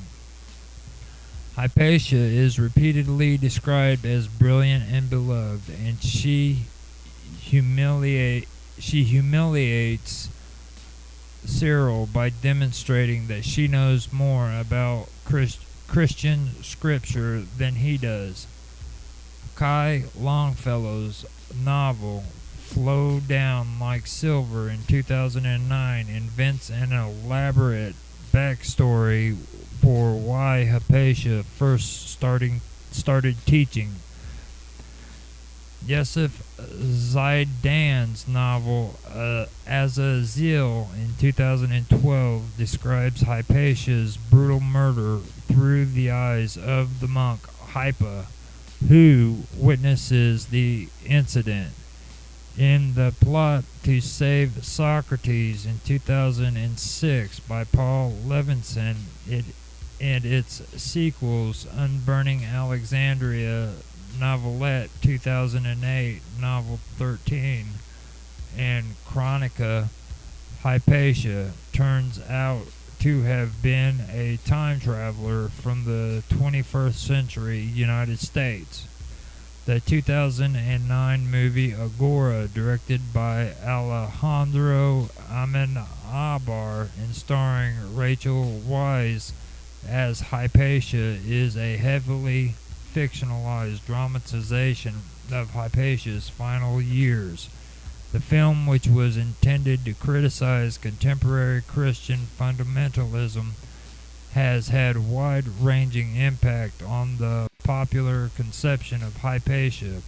Unlike previous fictional adaptations, Agora emphasizes Hypatia's astronomical and mechanical studies rather than her philosophy, portraying her as less Plato than Copernicus.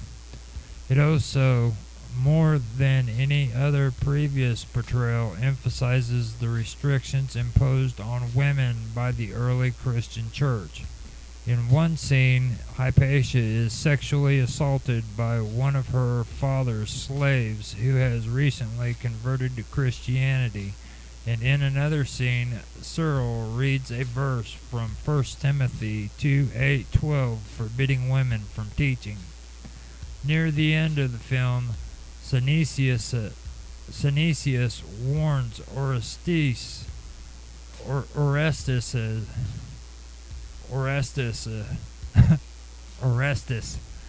that he must abandon his friendship with Hypatia in order to retain his faith as a Christian.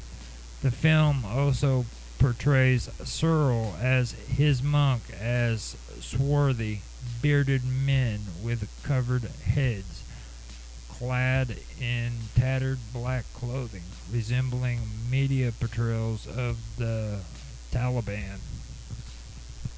The film, however, also contains numerous historical inaccuracies. It inflates Hypatia's achievements and incorrectly portrays her as having discovered proof to support Aristarchus of Samos' heliocentric models of the universe, for which there is no evidence that Hypatia ever studied. It also contains a scene based on the final episode of Carl Sagan's Cosmos, in which a mob of Christians raid the Serapeum and burn all of the scrolls in it, but leaves the building itself largely intact, aside from knocking over a few statues. In historical reality, the Serapeum probably did not have any scrolls in it at the time of its destruction, and the Christians completely demolished the building to the ground. The film also strongly implies that Hypatia is an atheist, a notion directly contradictory to the surviving sources, which all portray her as a devoted follower of the teachings of Plotinus, who taught that the goal of philosophy was a mystical union with the divine. Okay, that was a long read, and again, I'm going to apologize to anybody who heard this and found inaccuracies in the words that I said, and I do apologize about that. I am hoping that someday I'll get over all of that and be able to speak orally a lot, or read orally a lot better. So I do apologize about all that, and I hope you did enjoy the story. I think it's pretty interesting. It's been a while since I've actually read that, but reading it again, it's actually pretty good. It brings to light a lot of things, especially when it comes to her death, and then afterwards, even today, people dramatize it to the point where the story is actually being lost, and what really took place, and what's really known as fact is lost, or it's almost lost. But that's some of the things that I do like about it. And like I said before, if you guys like this story, please like, subscribe, share, make comments. I'd love to hear what you have to say. If you do make a comment, I'll do my best to respond to each and every comment as they come. Thanks for watching, and thanks for listening.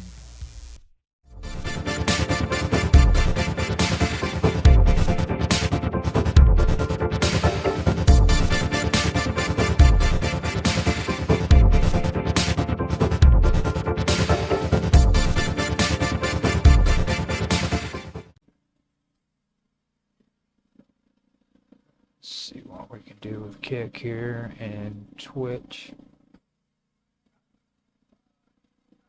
Kick, I have to change the name, of course.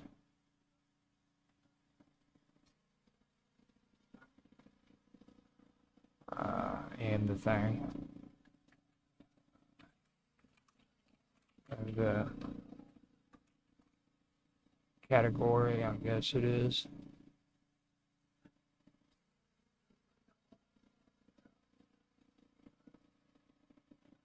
Okay, so this is a podcast.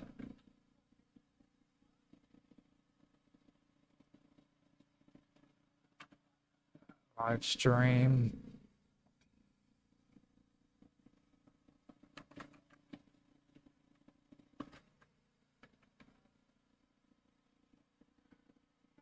Just chatting IRL.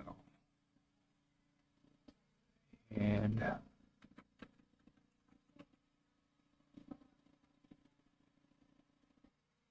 esoteric. Okay, so we've got that going.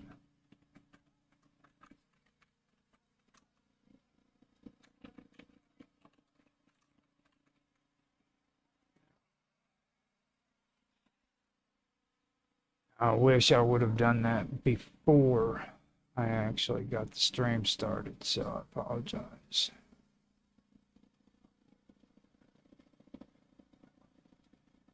And YouTube is up and running. Testing out the audio now.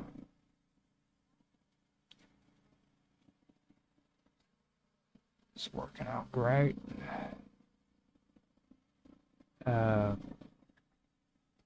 X is as much. Oh, yeah.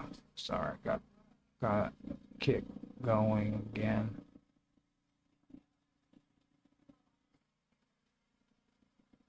Accidentally turned it off. I cannot believe that freaking they pulled that crap.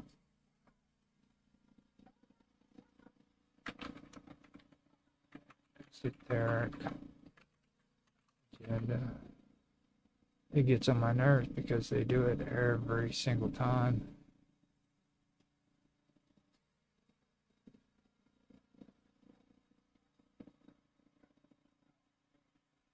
Okay, so create. Okay. Well, hold on. First, put the frickin' stream code in, man.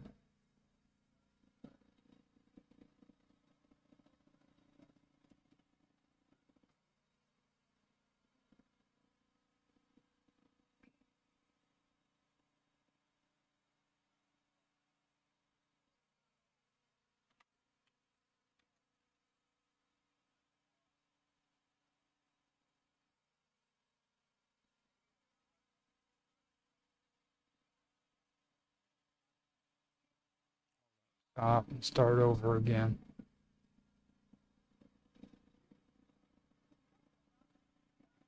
Yeah. Yeah. Well, X isn't getting streamed. Sorry.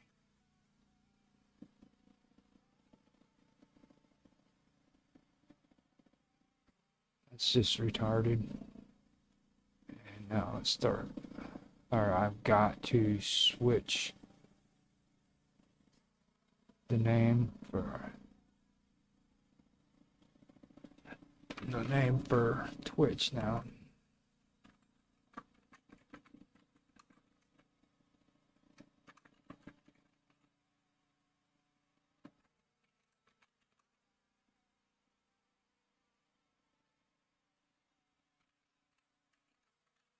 Just chatting.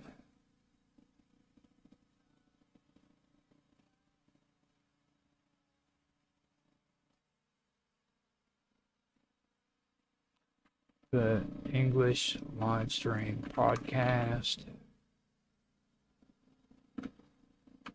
IRL, and just chatting in for tags.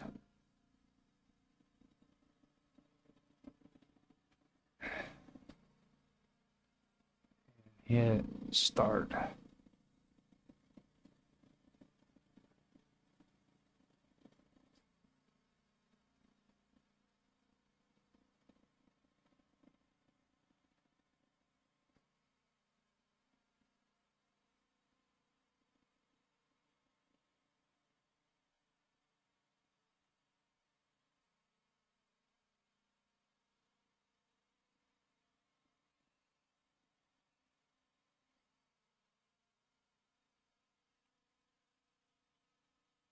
Oh, I see what happened. I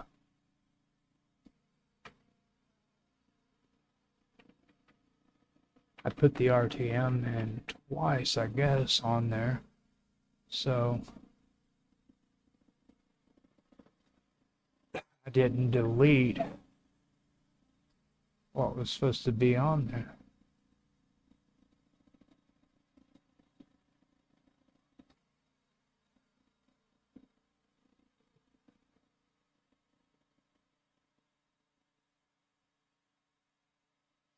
You hit play.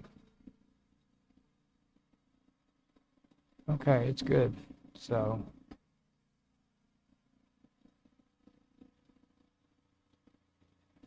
let me go into X Pro real quick and see if that's actually, but I'm not sure.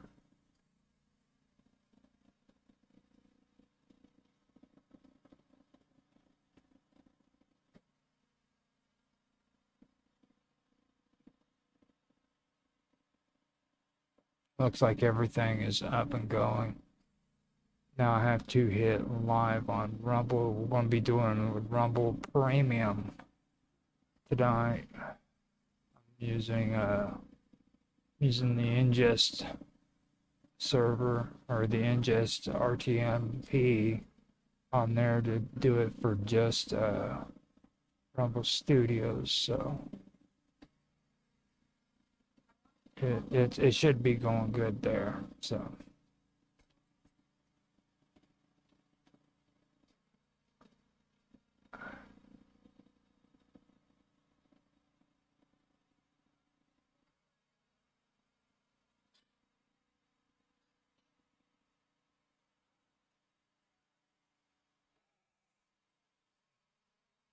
Basically, what I have to do is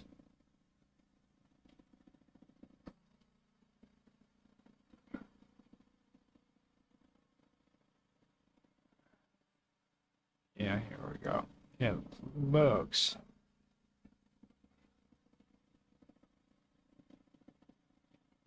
esoteric agenda needs to be posted. I just had to double check, make sure. Frame esoteric agenda. All right. So we do have YouTube or X also going good too. So let me get this all straightened out. Check the audio, make sure it sounds good.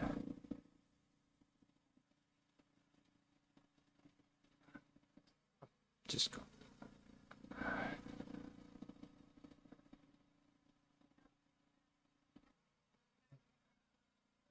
Okay, so I am going to hit live stream here in a minute. First, I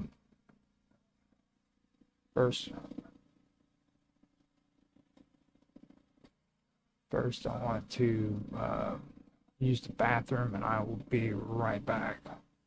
So give me a little time here, guys. I am going to mute this out. put some.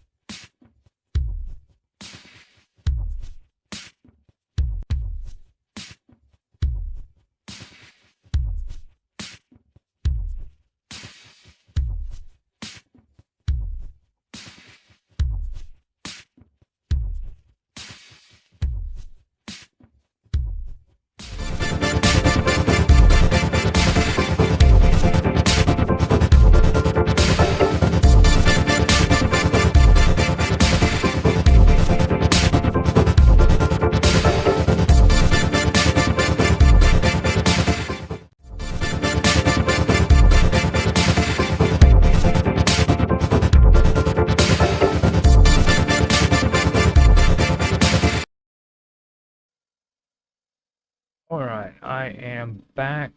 Now I have to go in and open up thing and go live. Then I will mute out again and get everything set up for premium. I'm going to be doing premium here in a minute on Rumble. So takes 30 seconds after the stream starts to get the option set up. It's pretty interesting how it is.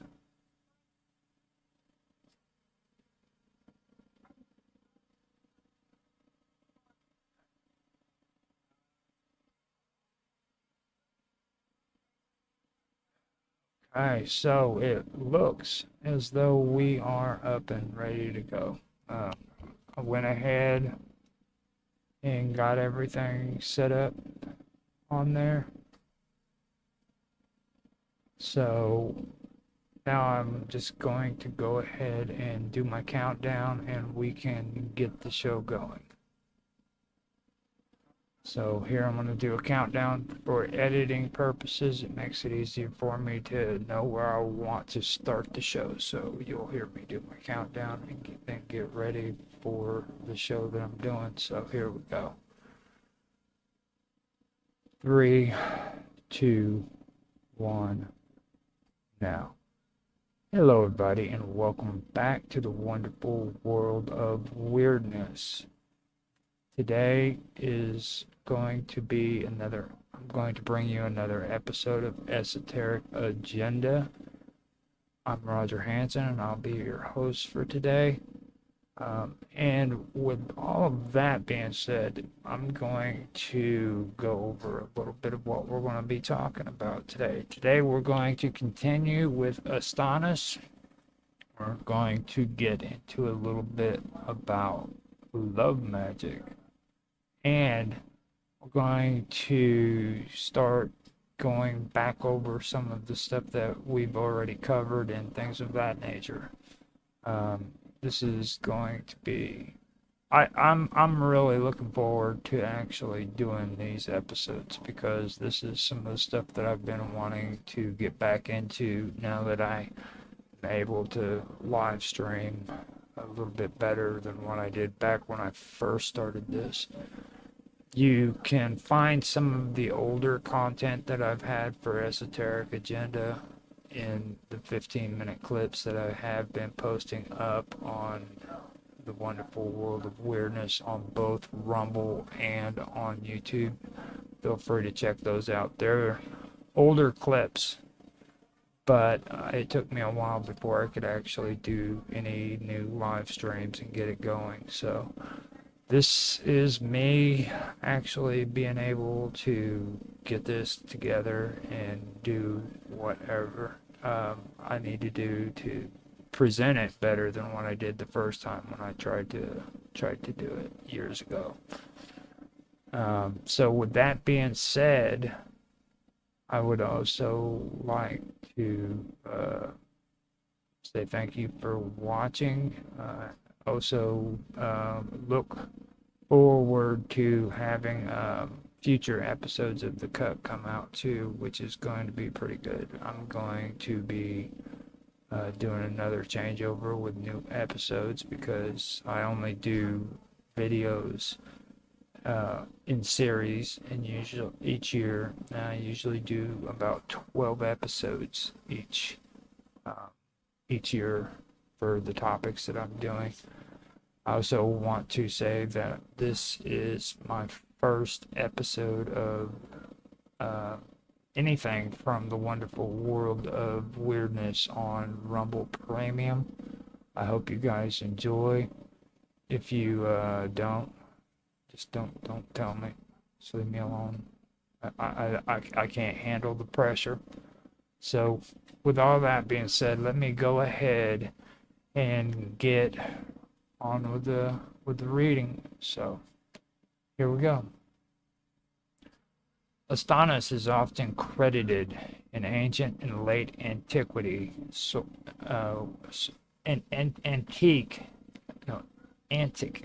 antique sources, with the introduction of or popularization of magic technique, magical arts into the Hellenistic world. The term magic technique itself, meaning art of the magi, implied more than mere sleight of hands or superstition. It referred to a sophisticated and hieratic system of ritual knowledge, believed to originate from Persian priesthoods, particularly the Magi, and adapted by Greco-Roman intellectuals into a complex synthesis of occult practice, cosmology, and spiritual ascent. Astonis presented in these traditions as a legendary Persian magus, was imagined to have brought with him not only the practices of alchemy and early chemistry, but also a body of magical knowledge that dealt with controlling spiritual entities, commanding natural forces, and deciphering divine signs. The magical arts attributed to Astonis encompasses a wide spectrum of practices, ranging from protective rites and banishing spells to summoning and compelling celestial or chthonic beings. These arts relied heavily on precise ritual elements. Timing was central, and invocations often performed under particular celestial alignments, especially the phases of the moon or planetary configurations. Names of power, often translatable or derived from ancient Near East or Egyptian roots, were inscribed on amulets, stones, or spoken aloud in ceremonial tone. Astonis was said to have known and taught the importance of secret names and syllables that could command spirits or influence the elemental world. Among the key areas of magic technique attributed to Astonis was necromancy, divination, and astrological manipulation. Necromancy was believed to be one way of gaining hidden knowledge by contacting the spirits of the dead or accessing the shadowy realms between life and death. In some texts, Astonis is credited with rituals that open portals to these realms, sometimes using blood, fire, or aromatic resins to attract disembodied intelligences. His knowledge also included elaborate systems of divination through dreams, oracles, scrying devices, or casting of lots, each of which was thought to reflect the cosmic order if performed correctly. Another major aspect of his magical arts was the use of talisman and sigils. Astonis was portrayed as someone who understood how to charge objects with astral forces. These talismans, often made of metals or stones chosen for their planetary affinities, were engraved with complex symbols and used for protection, healing, fertility, or destructive power. Preparation of such items followed exact ritual formulas and required the practitioner to be ritually pure and attuned to divine energies. What distinguishes the magic technique associated with Astonis is its fusion of physical and spiritual techniques. Magic, in his framework, was not mere manipulation of the material world, but a harmonization of the human soul with the greater cosmic order. The adept had to undergo personal transformation, ritual purifications, mental concentration, and even ecstatic states to effectively participate in these rites. This view was later echoed in the Hermetic and Neoplatonic schools, which treated magic as a sacred science that revealed the hidden interconnection between all levels of reality. There are also references to a later text, a magical book attributed to Astonis, grimoires, or manuals containing recipes for invocations, incantations, and diagrams of power. Though none of these texts survive in his name, their echoes can be seen in works like the Great Magical Papyri, Picatrix, and Arabic treatises on occult science. Astonis's legacy thus becomes part of the archetypal magician scholar tradition, in which knowledge of nature, the stars, spirits, and sacred words are all wielded with discipline and reverence.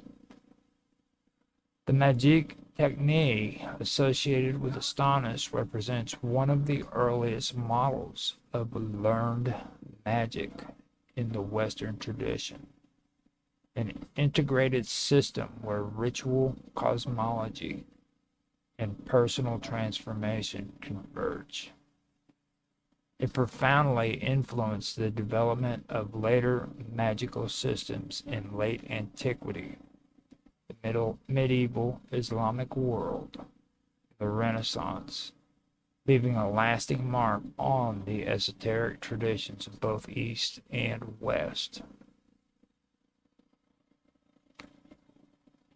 The occult pharmacopoeia refers to the collection of medicinal, magical, and psychoactive substances used within ancient religious and esoteric traditions for ritual, healing, spiritual transformation, and communion with divine forces. In the context of figures like Astonis, the broader tradition of magic technique, this pharmacopoeia was not merely practical medicine, but a sacred science rooted in the belief that plants, minerals, and compounds carried inherent spiritual properties.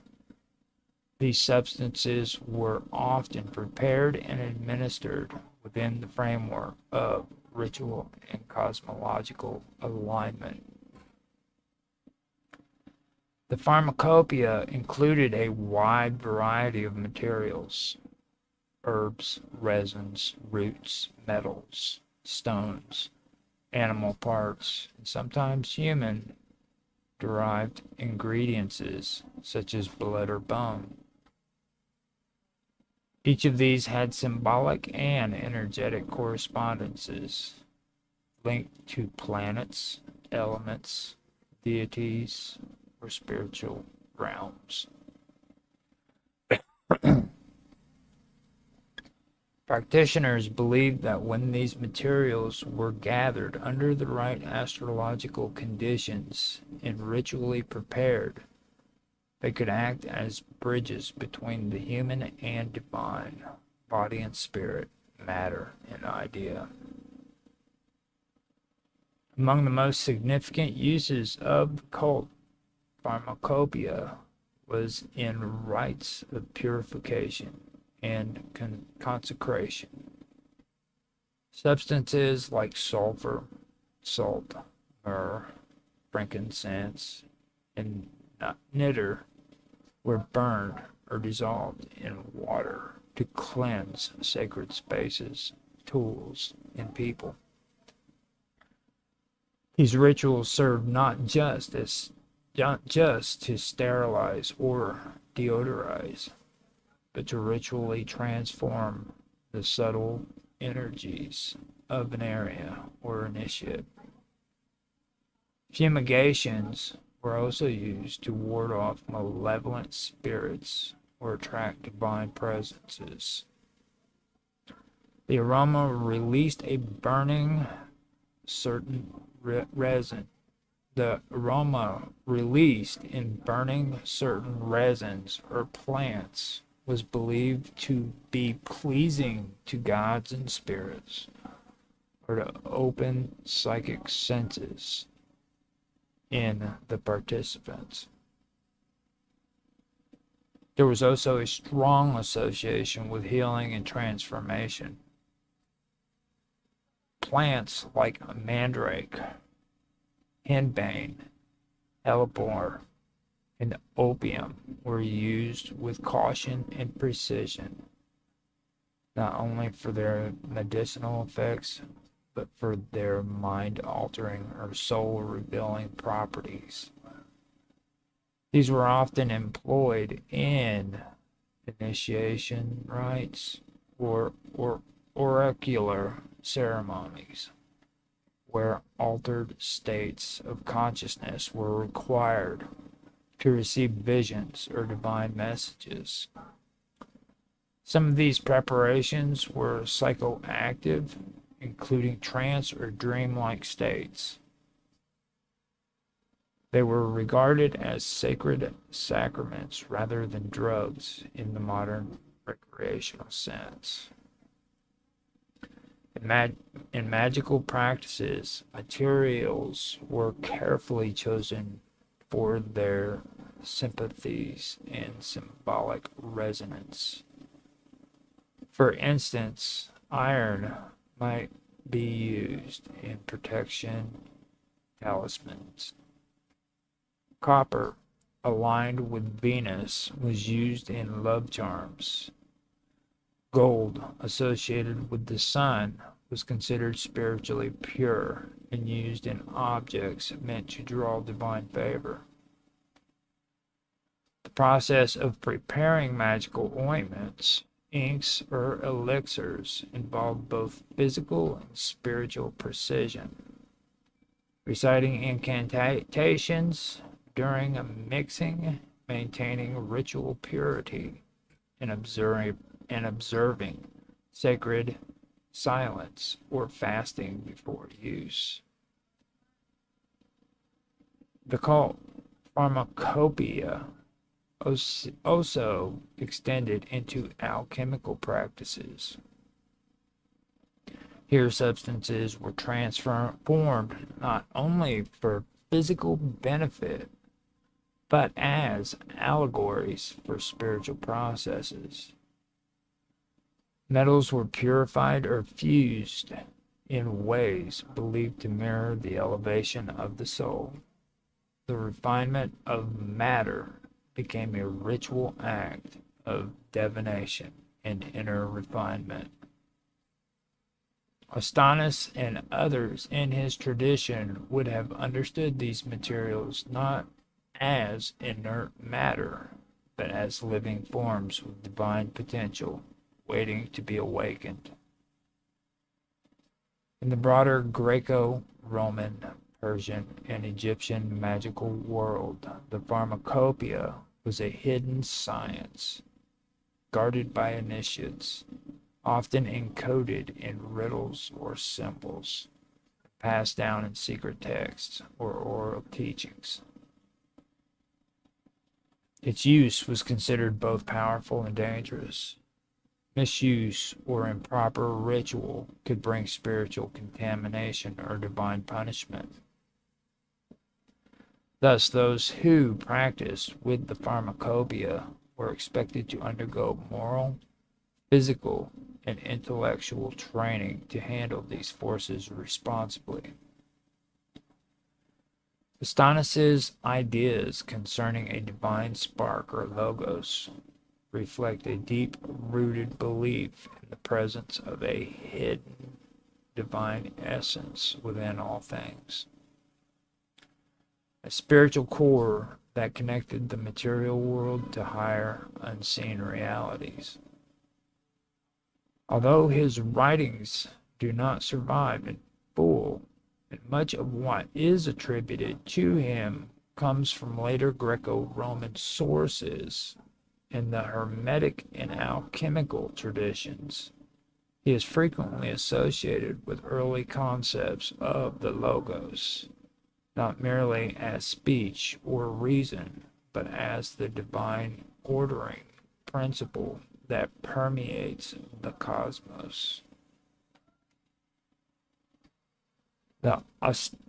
In Astonis's framework, the divine spark was seen as the animated essence within matter. This spark was the reason why transformation, whether physical or spiritual, was possible. Metals could be purified because they retained a latent divine perfection, and the human soul could ascend because it carried within it a fragment of the divine source.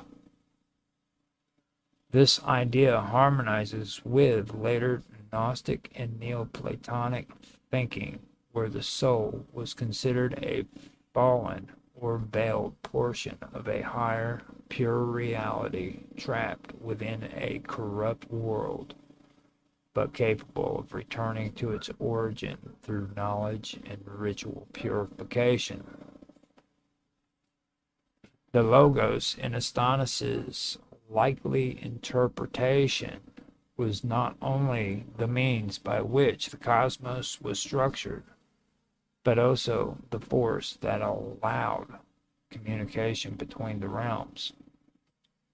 The divine Logos was reflected in nature through correspondence and sympathies, patterns in herbs, stars, metals, and bodily humors. Understanding the Logos meant learning the language of nature. Thus, the magician or alchemist could work in harmony with the divine will rather than against it. For Ostanis, to awaken the divine spark within oneself involved rigorous discipline, physical purification, mental concentration, and often the use of sacred rituals and materials from the cult pharmacopoeia. This process was not unlike refining gold from base ore.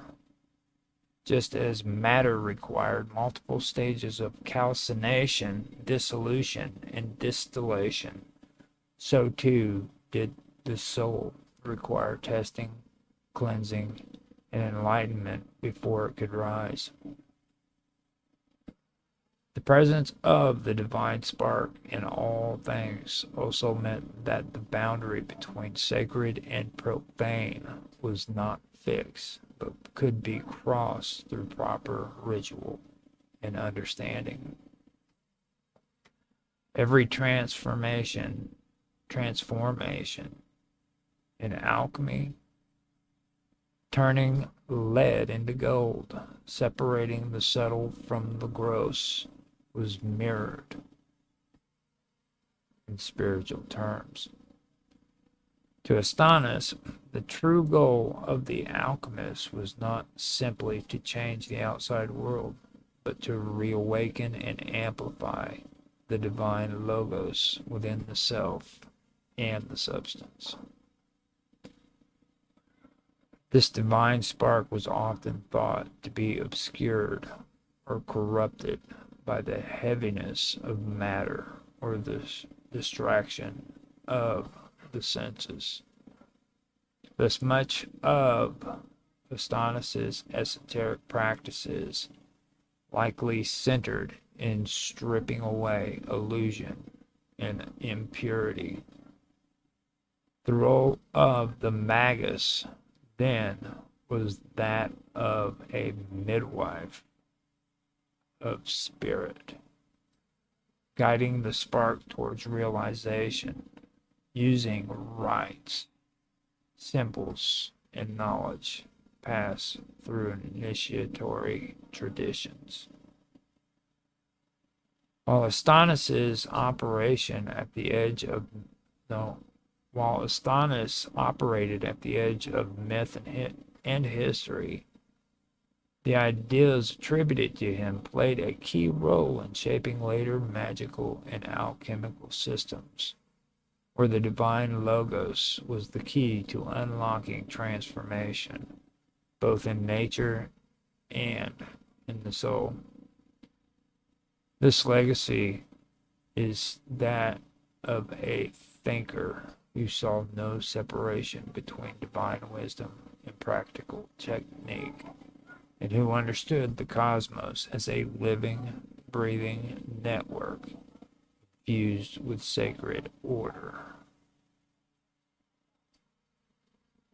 Dream incubation is another spiritual and psychological practice used to induce significant or revelatory dreams, often for healing, prophecy, or divine guidance. Rooted in the belief that dreams are a channel or rooted in the belief that dreams are a channel through which divine forces, spirits, or inner truths communicate with the conscious mind. Dream incubation was a structured ritual involving both preparation and intention.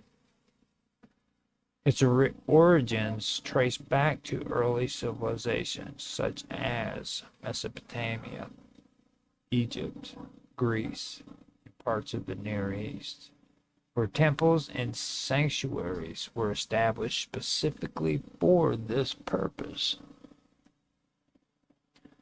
In the classical world, one of the most well-documented forms of dream incubation took place in the temples of Asclepius, the Greco-Roman god of healing.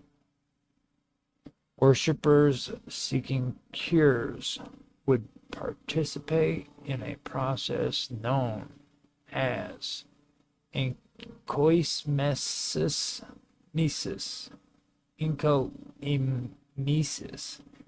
that's Enkoimesis,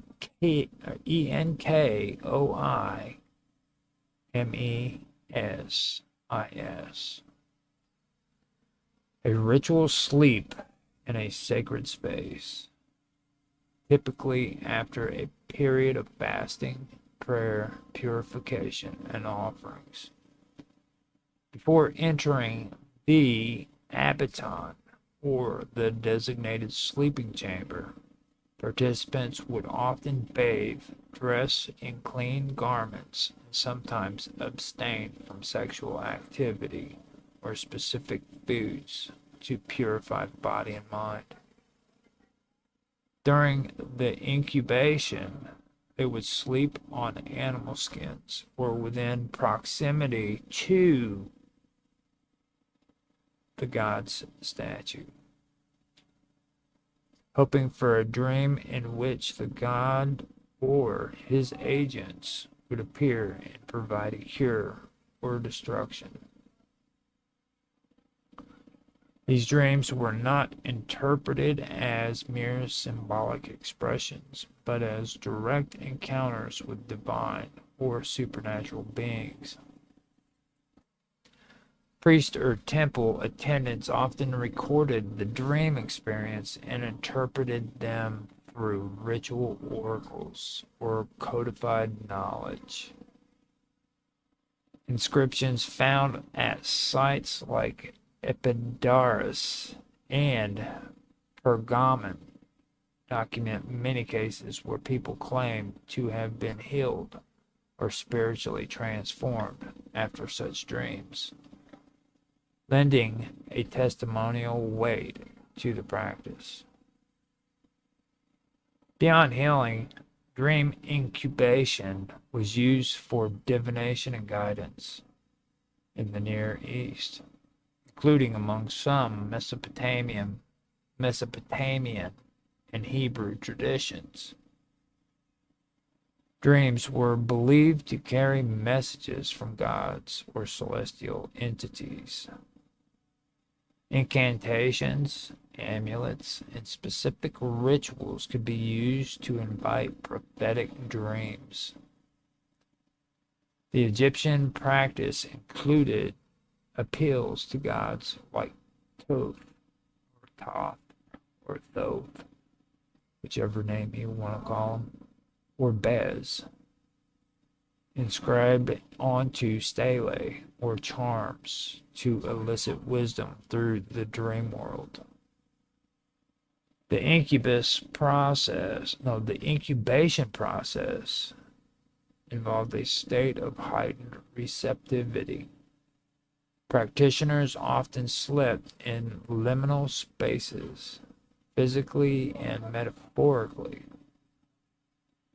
These spaces, temples, caves, deserts, or tombs, were thought to be threshold zones between the material world and the unseen. The goal was to loosen the boundaries between the waking and the dreaming self, enabling the dreamer to move more freely between realms. Certain herbs or narcotics might also have been used in some traditions to induce a deeper sleep or visionary state. In a more esoteric or mystical interpretation, dream incubation was seen not merely as communication with a god, but as an entry into the collective spiritual unconsciousness, where archetypes and divine patterns reside. The dream was a vessel for receiving gnosis, or sacred knowledge. Whether the dream took the form of symbolic vision, or direct communication, or a sequence of transformation or transformative imagery, its power lay in its luminality arising from the threshold of sleep and consciousness, embodying truths inaccessible in waking life. Later mystical and hermetic traditions preserved the incubation technique in altered forms.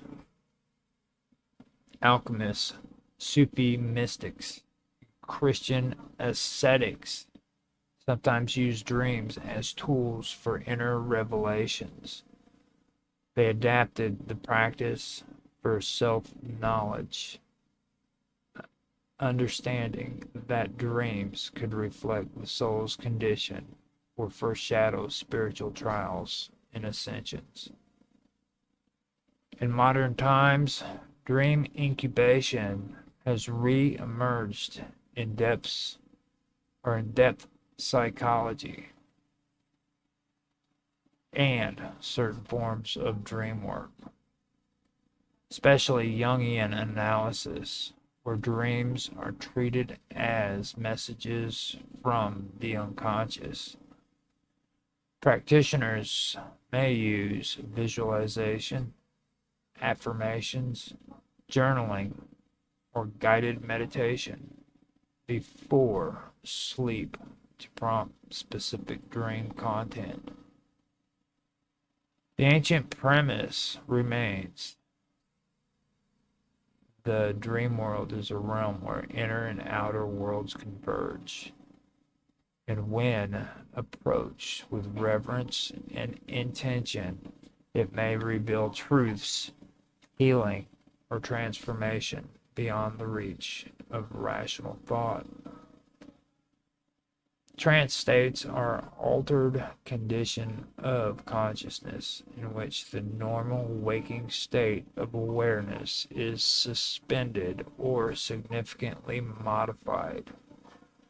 These states can occur spontaneously or be deliberately induced through ritual meditation, rhythmic stimuli, or other methods.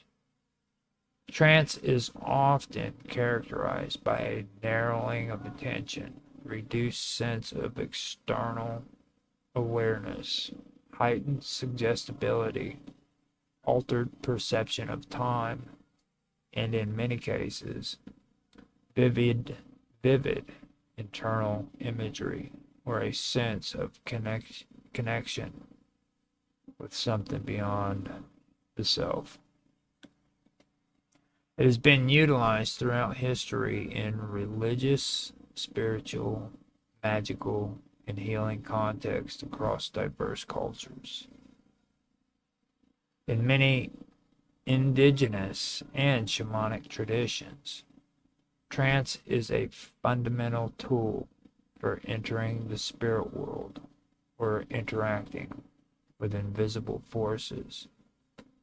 A shaman or ritual specialist might enter trance through drumming, chanting, dancing, fasting, or the ingestion of psychoactive plants. In this state, the practitioner believes they can travel to other realms, communicate with spirits, perform healings, or retrieve knowledge. The experience is not merely symbolic. It is lived as it is lived as it is lived as real, with sensory and emotional intensity akin to waking life. In ancient Mesopotamia, Egypt, and the Mediterranean world, trance was integral in religious ritual and prophecy. Oracles such as the Pythia at Delphi entered trance states, possibly through inhalation of vapors, rhythmic rocking, or induced hysteria, during which they delivered cryptic messages believed to be inspired by the gods. Mystery cults like those of Dionysus or Eleusis use ecstatic dancing, music, and intoxication to dissolve personal identity and facilitate contact with divine powers or sacred thoughts or sacred truths. In the context of magical and occult practices, trance is employed as a gateway to altered perception and power.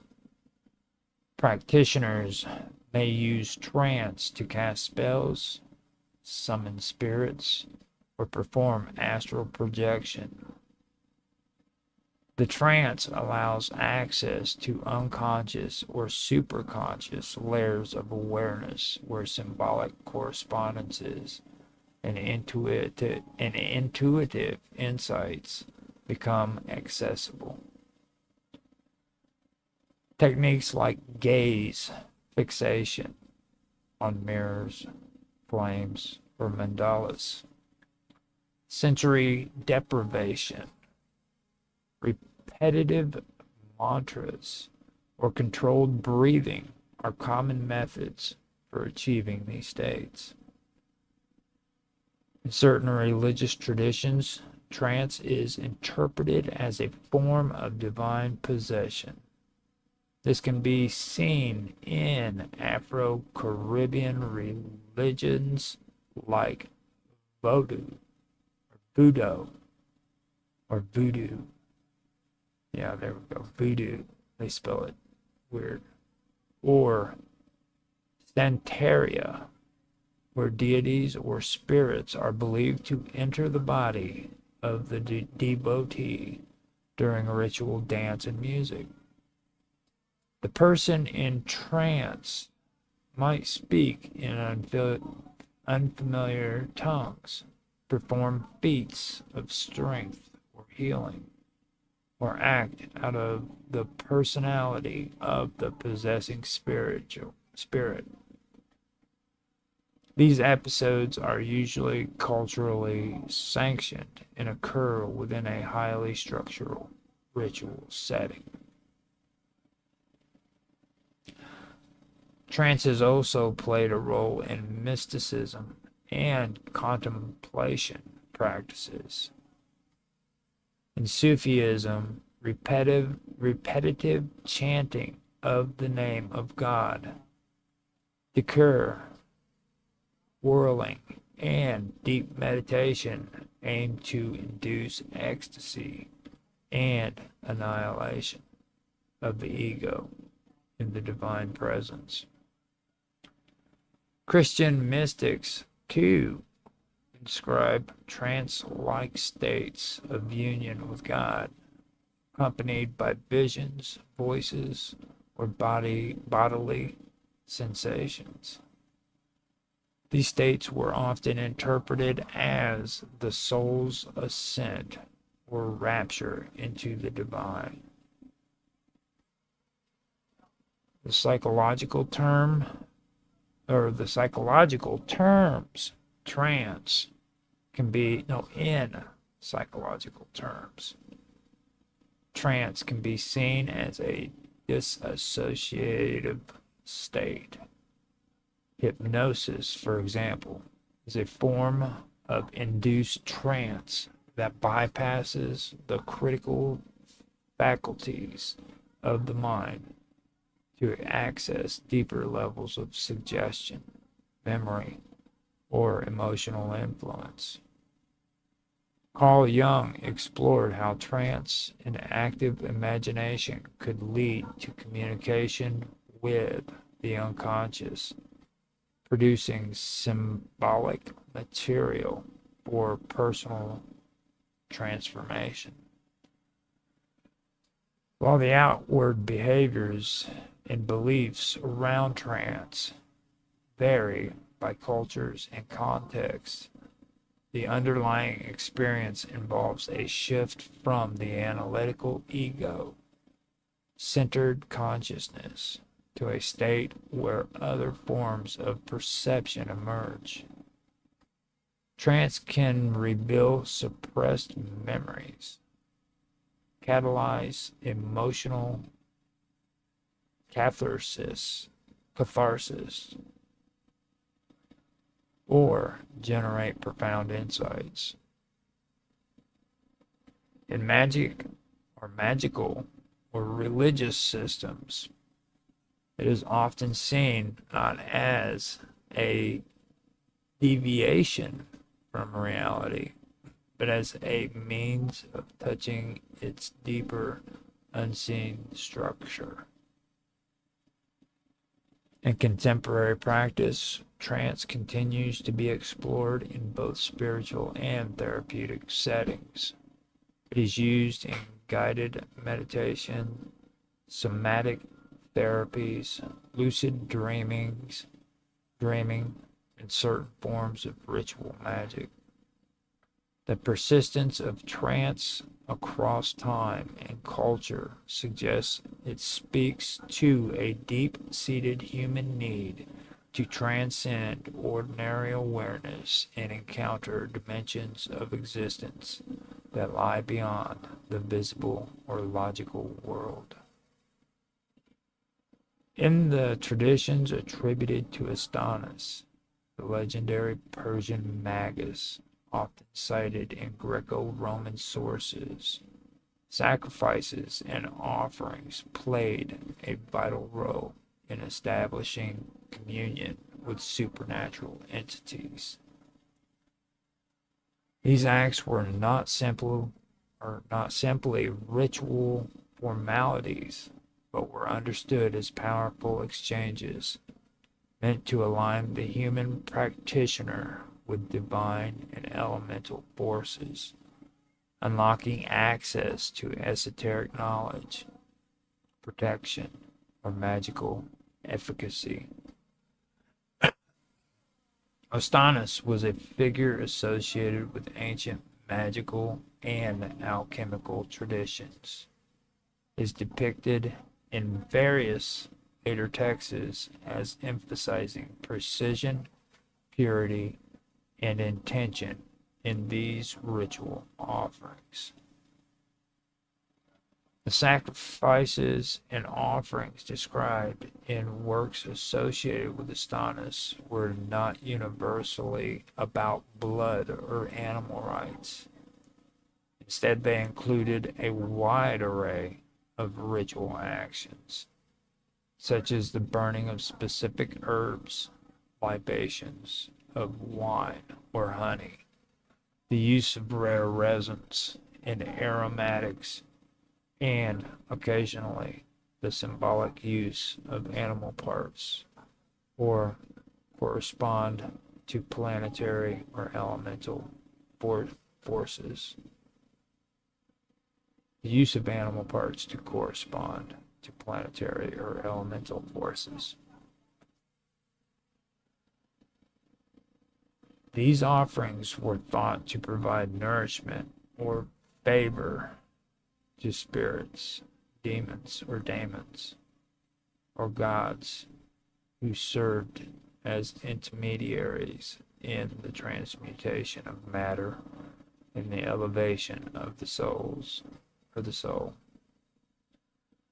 Ostanis emphasized that the practitioner must be ritually clean before making an offering. This often involved periods of fasting, purification through bathing in specifically prepared water, and the avoidance of impure thoughts or actions. The offering was seen not as a bribe, but as an act of harmonization, where the material world was refined and presented in a form that could attract or please higher beings. Incense, in particular, held a central place in these rites. Specific formulas were burned during incantations to draw down the influence of celestial powers or to invite the presence of a divine intermediary. In magical texts bearing Astonis's name or influence, the selection of the right time, usually according to astrological calculations, was as important as the material of the offering. An animal sacrifice, when described, was not arbitrary but symbolic. For instance, a white cock might be used in operations involving solar spirits, while a black goat might be associated with chthonic or underworld intelligence. However, such practices were always framed within a strict system of correspondence. The sacrificial act was seen not as an act of destruction, but as a moment where the vital essence of the offering was released and transformed into spiritual medium. Astonis also described votive offerings, crafting objects dedicated to a spirit or power in thanks or requests. These could include engraved gems, miniature figurines, or tools used in ritual magic. These items were often buried, burned, or placed in sacred locations believed to be thin places between the worlds. In this way, the practitioner honored the forces they were invoking and also left behind a trace of intention in the material realm to act as a continual petition or magnet for spiritual assistance. Another aspect of Astonis's thought was that offerings could be internal as well as external.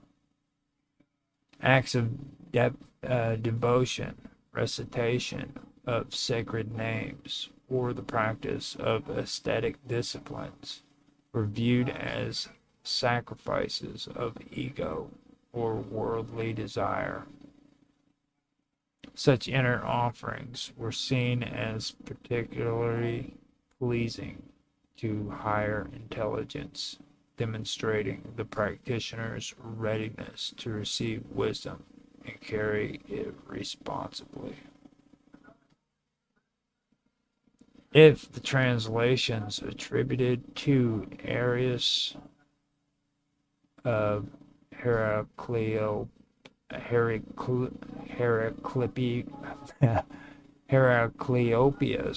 or Heracleopolis are allegorical in nature, they likely reflect interpretive traditions common to late Hellenistic esoteric and magical schools.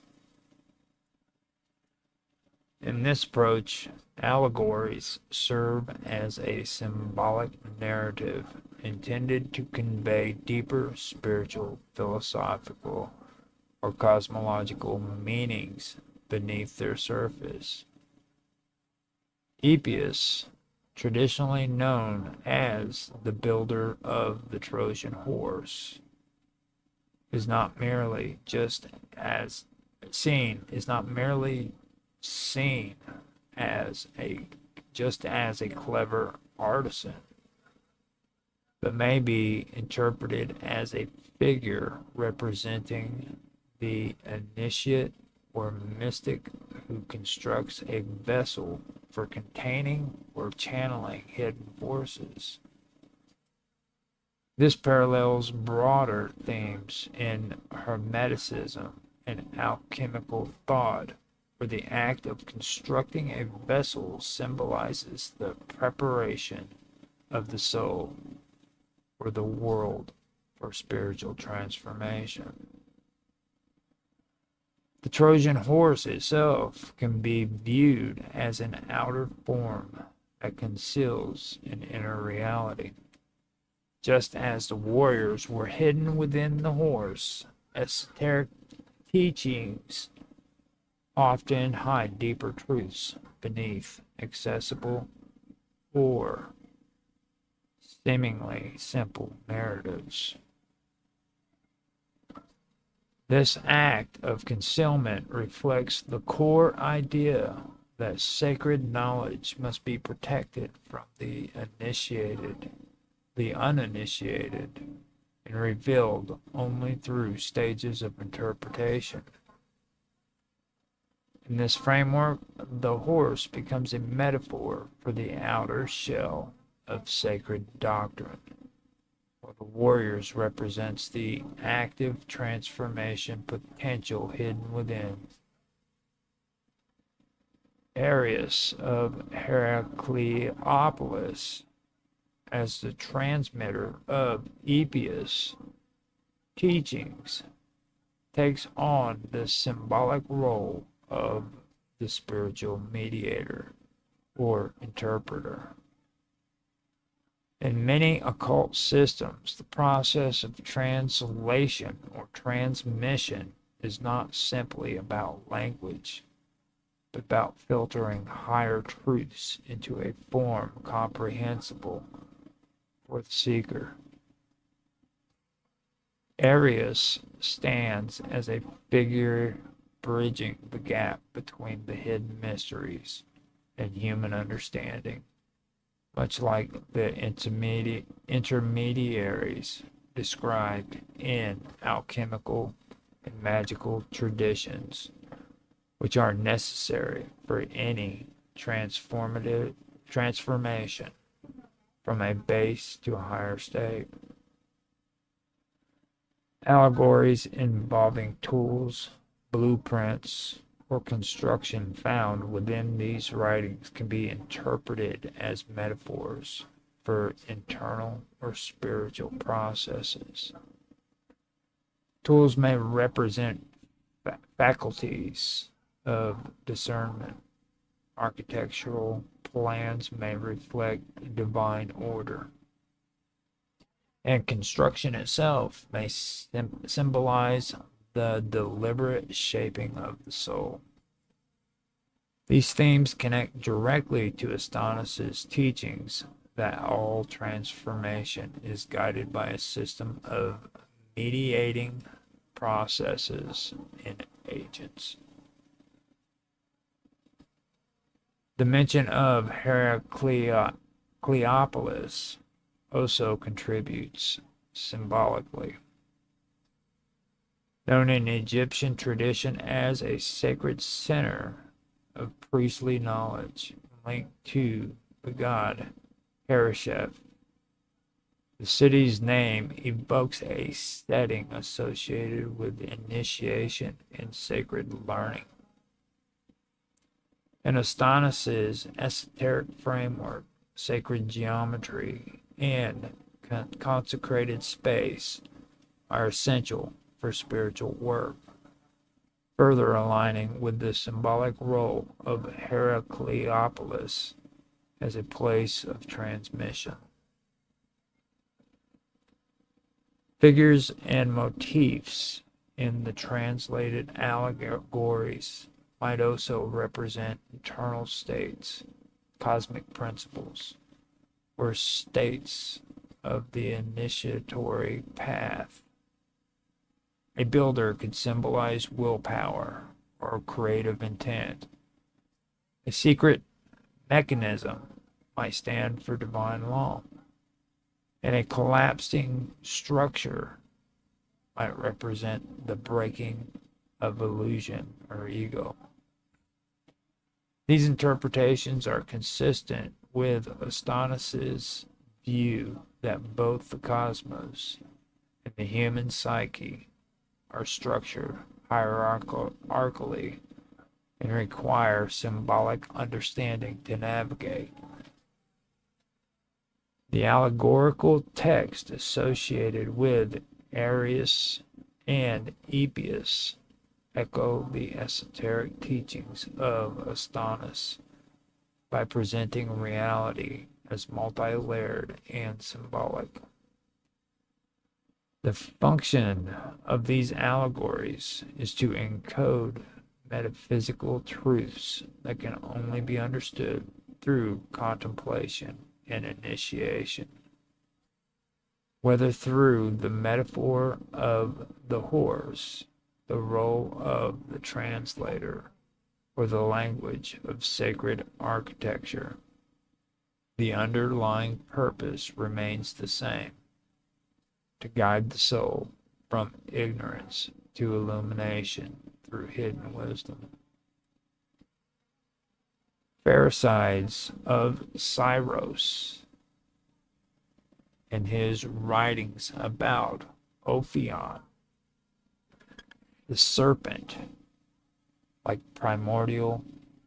serpent-alike primordial deity, show thematic resonance with the teachings attributed to Astanas, especially in the areas of cosmogony, divine intermediaries, and the symbolic use of serpents in esoteric traditions. Though they stem from different cultural milieux, Pherecydes' writings in early Greek philosophical myth and Astanas in the context of Persian magical and alchemical thought, they share conceptual terrain that suggests a deeper cross-cultural esoteric lineage. Pherecydes' work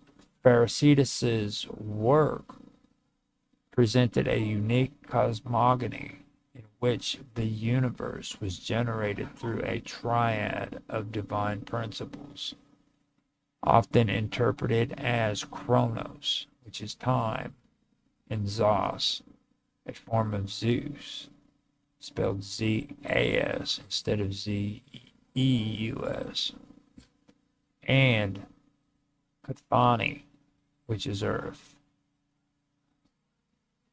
Ophion, in some versions of the tradition that followed or were inspired by earlier Orphic and Hesiodic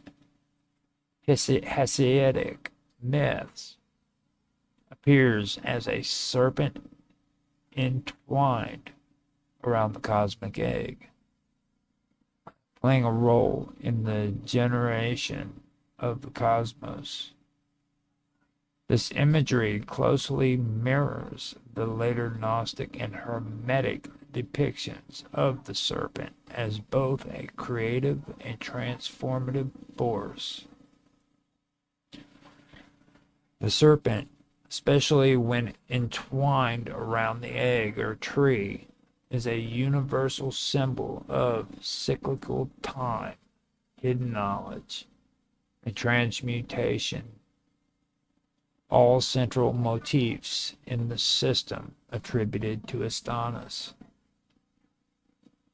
Astanas' teachings, particularly those concerning the transformation of matter in the layered structure of reality, often employ serpentine symbolism as a metaphor for the coiled, hidden forces of nature and spirit.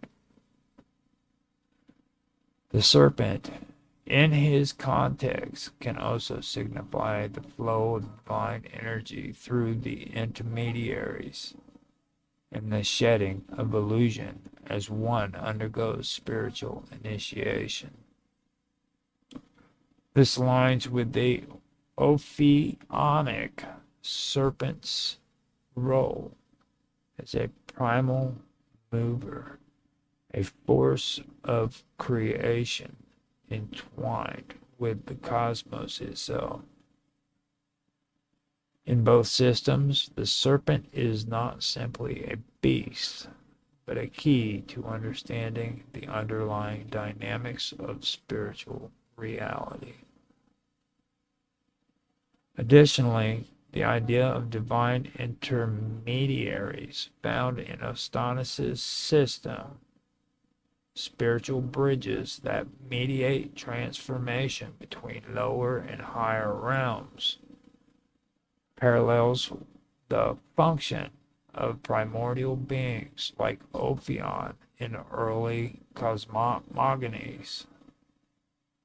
In some Orphic and pre-Orphic traditions, Ophion is cast down by Kronos or other emerging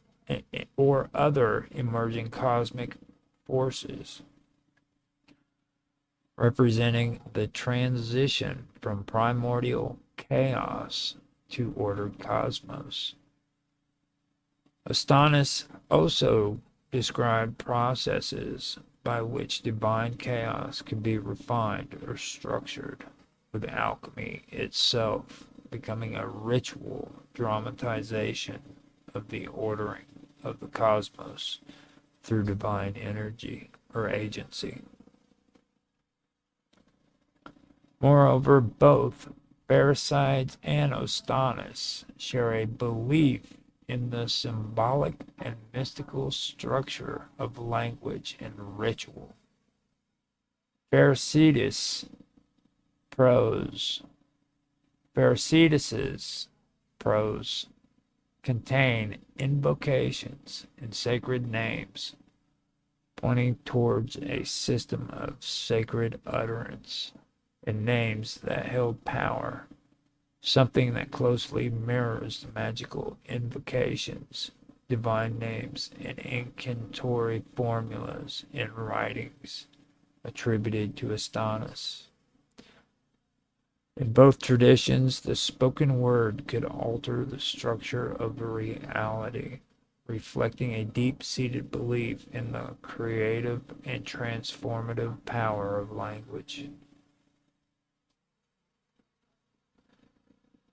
Right, so that is actually pretty good. Now I want to go into Democritus after this. Now, this is where I'm going to end it. I hope you guys freaking did enjoy the reading. This is some fascinating stuff. I know that everybody, when they hear about alchemy, they don't understand that what they're hearing is like the modern version of alchemy, something that you heard about that was taught during the Middle Ages. Now, when I talk about Astonis is an ancient alchemist. This guy goes back to the time when Moses was supposed to be exiting or leaving, Egypt. So this is the ancient form of alchemy that we're talking about. And all of this, it can be read whenever you go through a lot of these alchemical texts. Now, when I come back and I do another episode, I do have plans to. I went ahead before and I started talking about Magnum Mater, and that is a good topic. But also, what I want to do, since I started talking about Astonis, is I wanted to talk about the Greek magical papyri. And I do have a translated version of that, which I am referring to. So, this next episode is going to pertain to that. There's going to be other things that I'm going to bring up too, which I thought I would talk about love magic, but I think I'm going to hold off on that until next week, because I honestly thought that, or I didn't think that I was going to be able to get through an hour show without going into that. So I'm actually kind of glad. That means I can table it. I can expand on it for next week, and then have a really, really good episode that I can go over, and I don't have to worry about doing all the research, pulling the information back up, things of that nature. So I've already got a good start on it, and I can go further with it, which is really, really good. So I hope you guys did enjoy the episode. So with that, I am going to say thank you for watching. If you did like the episode, please like, subscribe, share, make comments, give feedback. tell me what you think. Heck, just come on and say hi. Have a conversation with me. Doesn't even have to be about the topic. Just say hi and have a conversation with me. Like to get to know you guys, see what it is that you're interested in, things of that nature. Now, if you want to check us out, we do stream on Rumble. This episode is on Rumble Premium, but regular episodes are just regular Rumble, which is where I usually do these. I also stream on X, Twitch, Kick, YouTube, and DLive. Now, on DLive, I completely forgot to pull that up. I cannot believe I did that. But on DLive, I believe I go by Roger_Hanson. And I also go by Roger_Hanson on Kick too. So just be aware of that. Let me hold on. But I go by Roger_Hanson on Kick and on DLive, so you can check me out there if you want. Double check real quick. Yeah, Roger_Hanson on DLive. And on YouTube, if you want to check me out, you can check me out under The Wonderful World of Weirdness, which I'm also The Wonderful World of Weirdness on Rumble as well.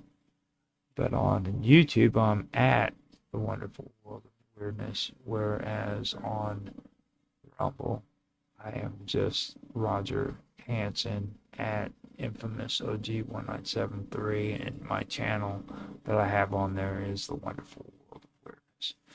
So you can catch me there if you wish to. And like I said, I am on DLive as Roger_Hanson. Now on Twitch, I am different. I go by Infamous 1969. You guys can check me out there if you wish to. Now, I don't leave copies of the shows I do on there. Those are just temporary. Once I do the stream, it's over. There's no recorded copy of it. So,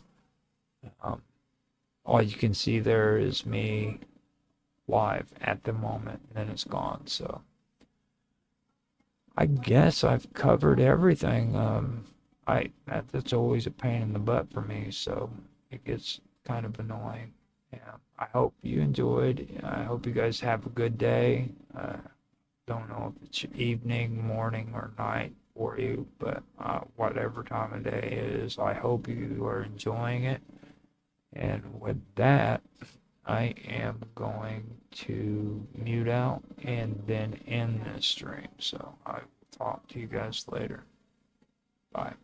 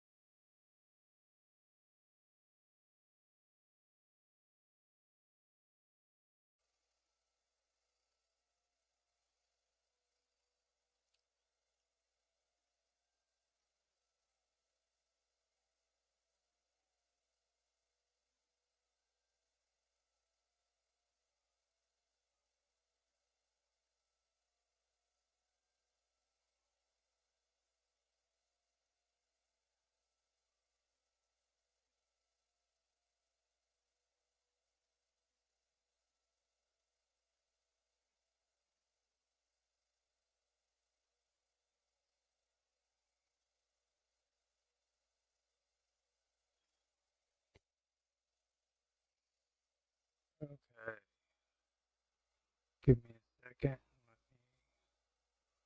Get everything started.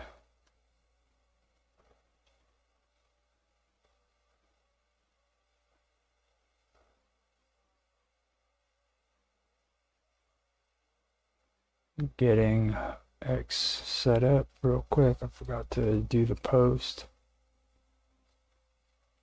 for the stream. Testing the audio.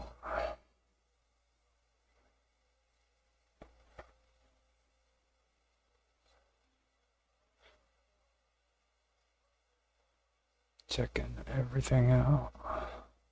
D-Live sounds good.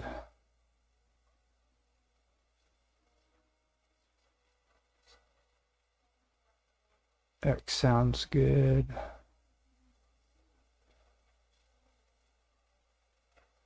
Kick sounds good.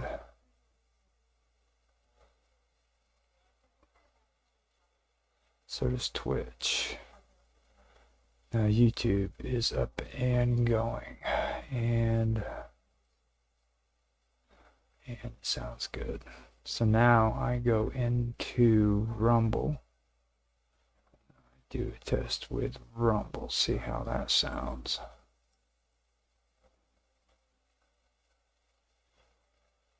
Sounds good so far on the Rumble Studio. Let me go into the actual stream and test that. I don't 100% believe Rumble anymore.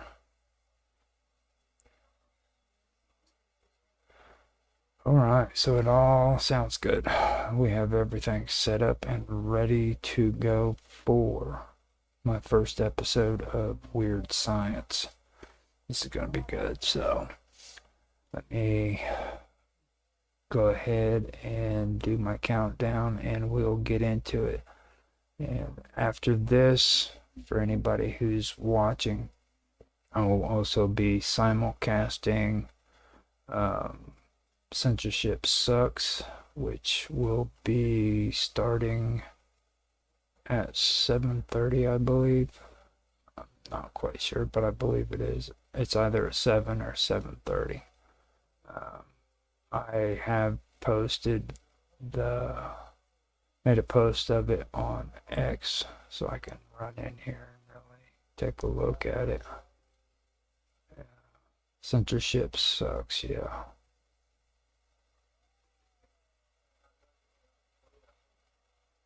Let me see real quick. Yeah, it starts at 5:30 Pacific Time, 6:30 Mountain Standard Time, and 7:30 Central Time, as well as 8:30 Eastern Time.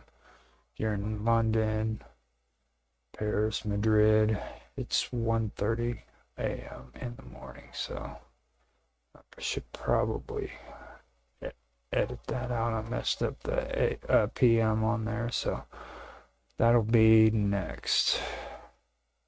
Okay, so if you guys want to check that out, I will be streaming it on the Praetorian, my channel, the Praetorian, on Rumble and on YouTube, and they'll be just on the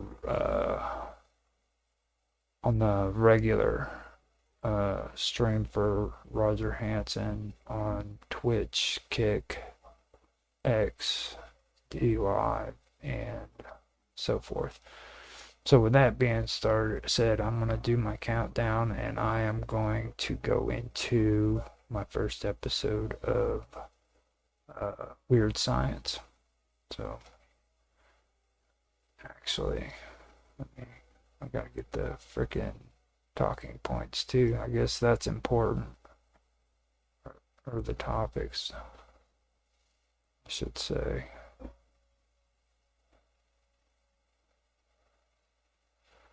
Alright, so here we go. Got it all ready to go. I'll do my countdown and do my introduction and be ready to do the show. So here we go. 3, 2, 1, now. Hello everybody and welcome to the first episode of weird science. This is something that I've been wanting to do for quite some time.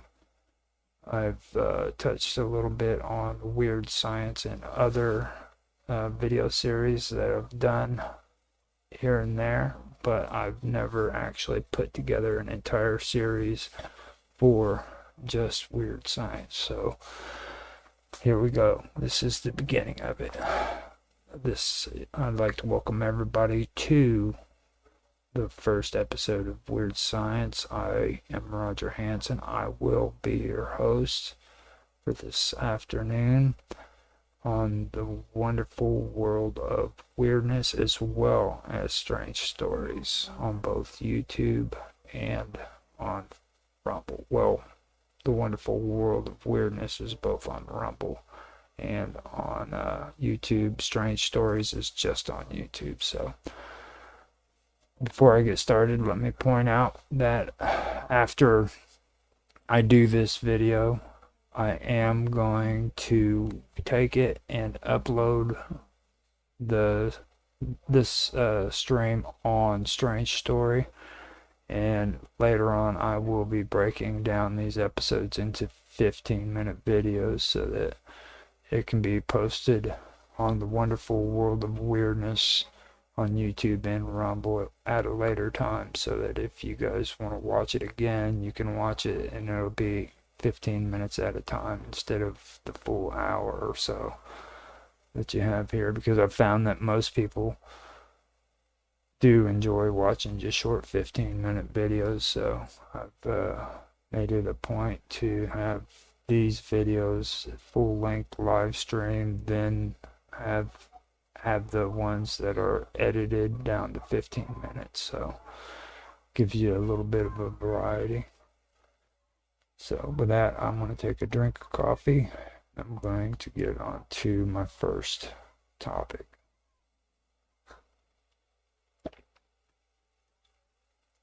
Okay.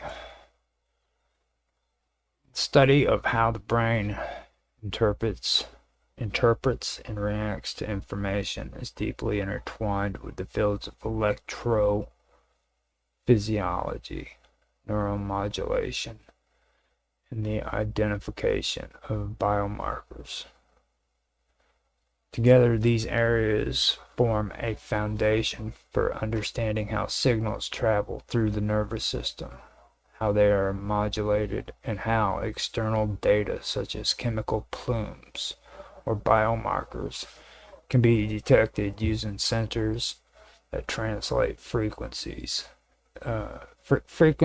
information into sine wave patterns. As science continues to bridge the gap between biological systems and advanced technology, the application of this knowledge allows us to build sensors and interpret complex data through wave analysis. This process connects the behavior of biological responses to the structure of oscillatory patterns, opening up new frontiers in detection, diagnostics, and even environmental surveillance. In the natural world, every signal generated by the nervous system has a wave-like character.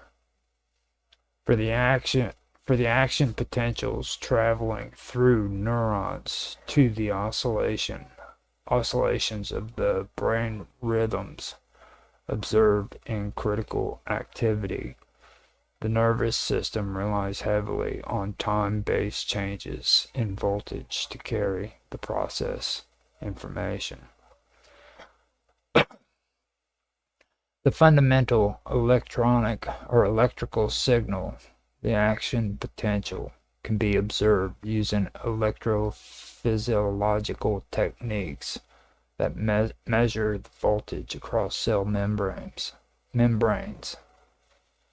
multiple neurons fire in synchrony, the result is a coordinated frequency pattern that contributes to a detectable signal such as a brainwave.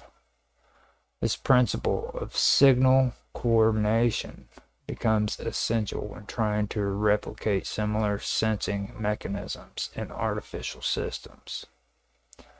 Whether measuring a biomarker in the bloodstream or tracking airborne chemical plumes, modern sensors rely on similar principles of signaling processing and frequency modulation to interpret environmental information. Chemical plumes refer to collections of airborne molecules that disperse in the atmosphere due to turbulence, wind, temperature gradients, or other environmental factors. These plumes can originate from a variety of sources such as industrial facilities, natural gas leaks, or biological emissions. In order to detect and track these chemical signatures, specialized sensors are employed that are capable of identifying trace elements or compounds by analyzing their interaction with the medium surrounding the detector. When molecules from the plume come into contact with the sensor, they can generate a change in electrical properties such as resistance, capacitance, or charge distribution. This subtle shift in the sensor's state is then translated into a voltage signal, which is further processed and modulated into a waveform that can be interpreted for analysis. The key to making these readings meaningful lies in the way the data is transformed into a recognizable waveform, such as a sine wave. A sine wave is a smooth, periodic oscillation that represents a fundamental building block of all wave-based signals. To turn raw sensor data into a sine wave, the frequency content of the signal must first be extracted. Sensors are designed to react to specific chemical interactions at a defined frequency threshold, often in the range of kilohertz to megahertz, depending on the application. These interactions cause the output signal to oscillate at a corresponding frequency. This oscillation can be mapped in terms of amplitude and phase, producing a sinusoidal curve that represents the intensity and timing of the chemical presence. In signal processing, the process of modulation involves charging one or more properties of a carrier wave to encode the information of the input signal. Modulation can occur in various forms, including amplitude modulation, frequency modulation, and phase modulation. When detecting chemical plumes or biomarkers, sensors use a modulated carrier wave to track the changes caused by the chemical interaction. For instance, if the presence of a particular gas causes a slight shift in the dielectric constant of a sensing material, this can be converted into a variation in frequency. That variation can then be imposed on a sine wave carrier through frequency modulation, allowing a detailed waveform representation of the plume's presence and strength. Once the modulation signal is captured, it must be interpreted using software to or circuitry that can be reconstructed, or that can reconstruct the original environmental signal. This is typically done using a Fourier transform, which decomposes the wave into its constituent frequencies.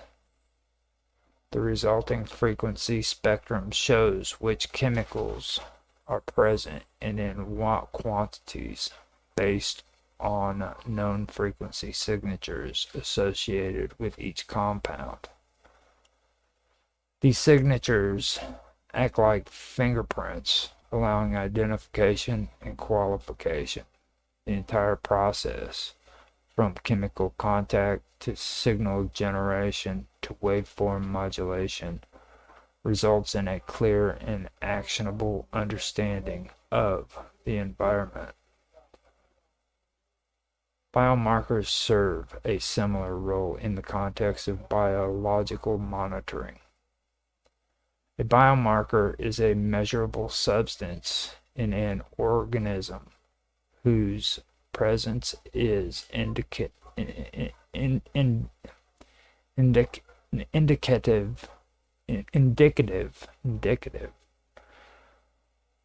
of some phenomena, such as disease, inflammation, or exposure to toxins.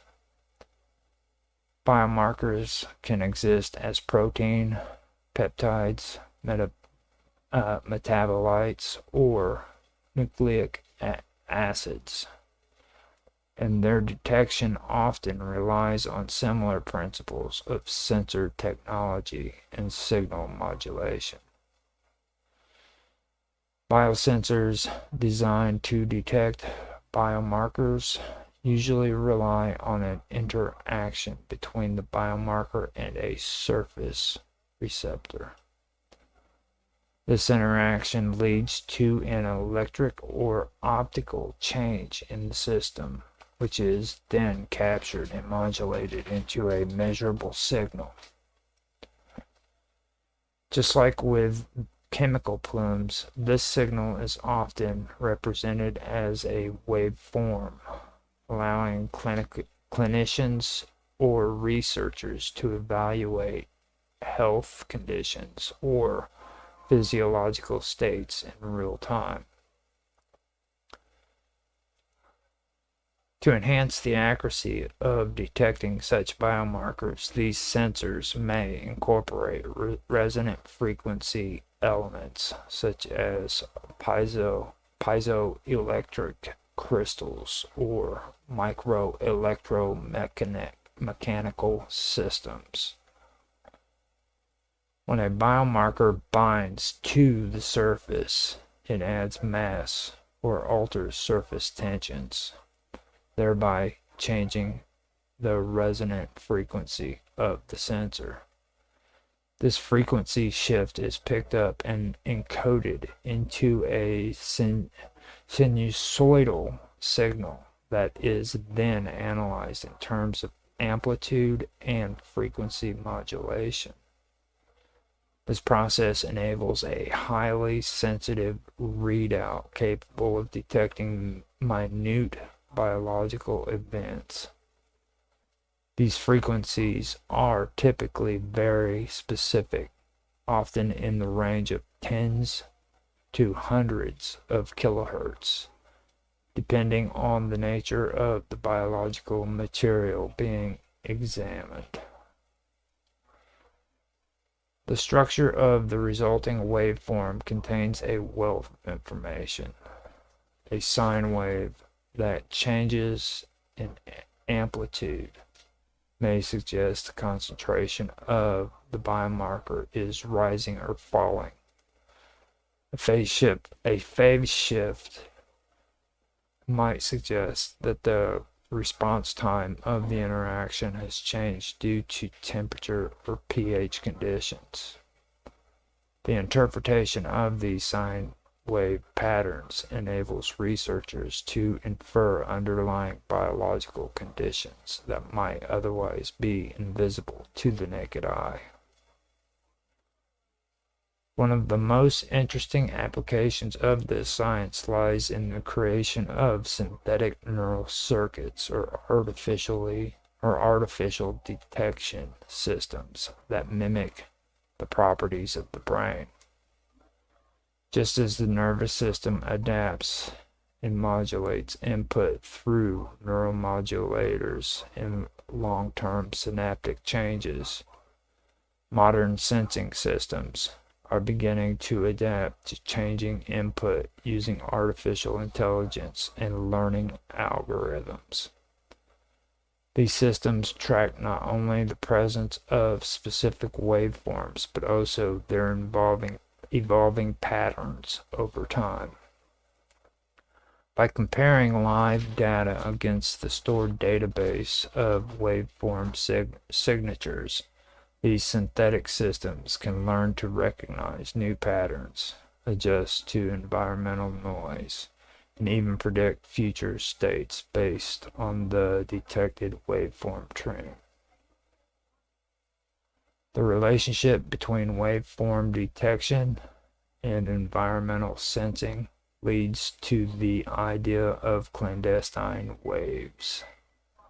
These are waves that carry hidden, indirect, or encrypted information. Clandestine waves are often below the threshold of conscious detection, but still carry meaningful data in their shape and behavior. The concept can be expanded to cover sub-threshold waveforms in neural circuits, ultrasonic vibrations in sensor arrays, or minute chemical-induced oscillations in biological systems.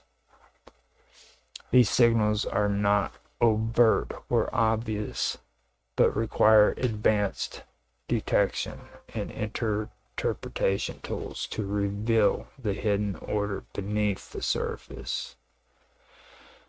By modulating these faint signals into sine waves and interpreting their frequency domain representation, a hidden layer of reality becomes visible.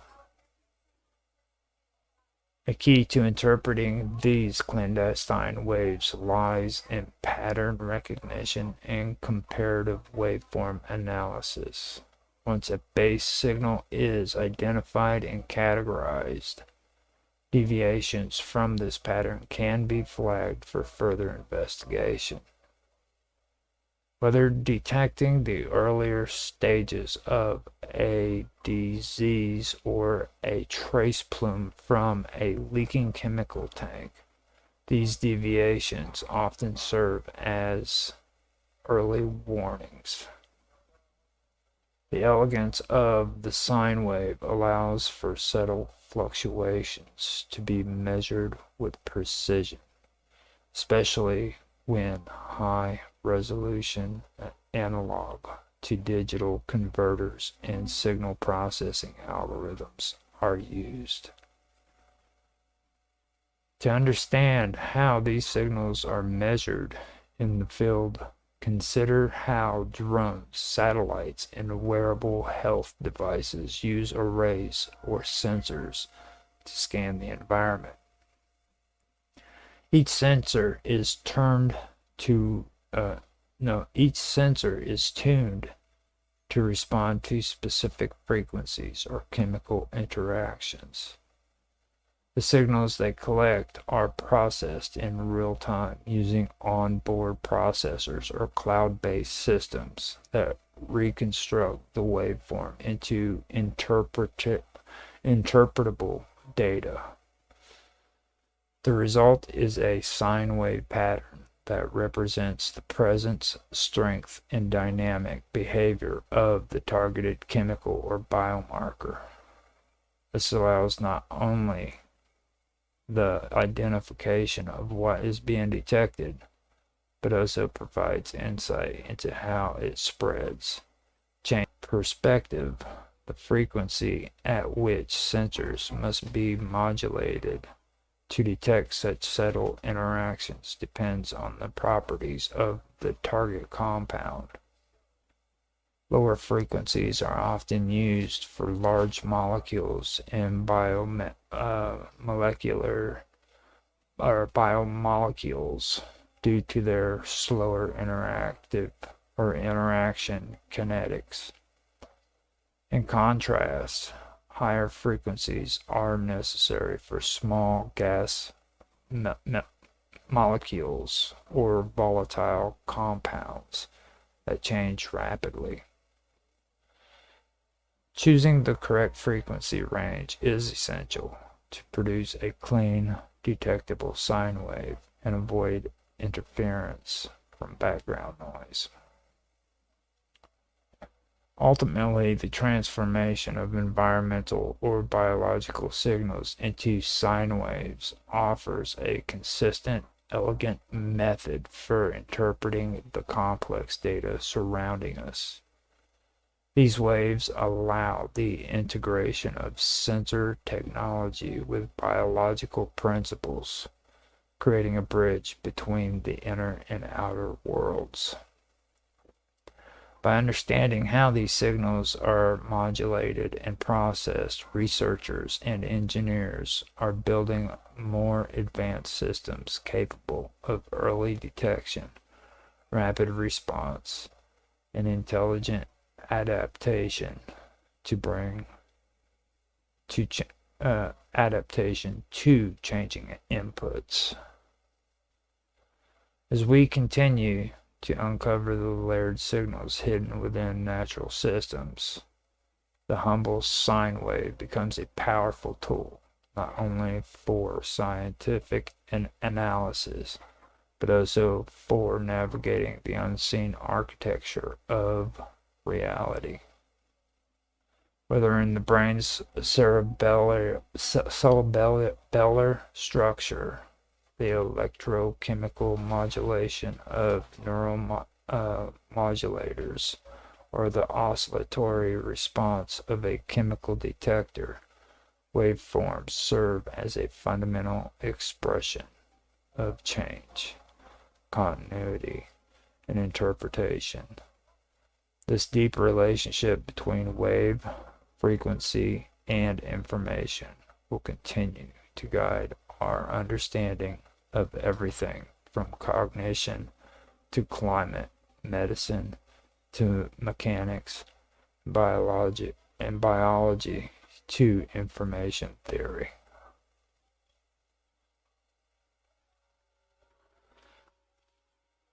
Freeman Dyson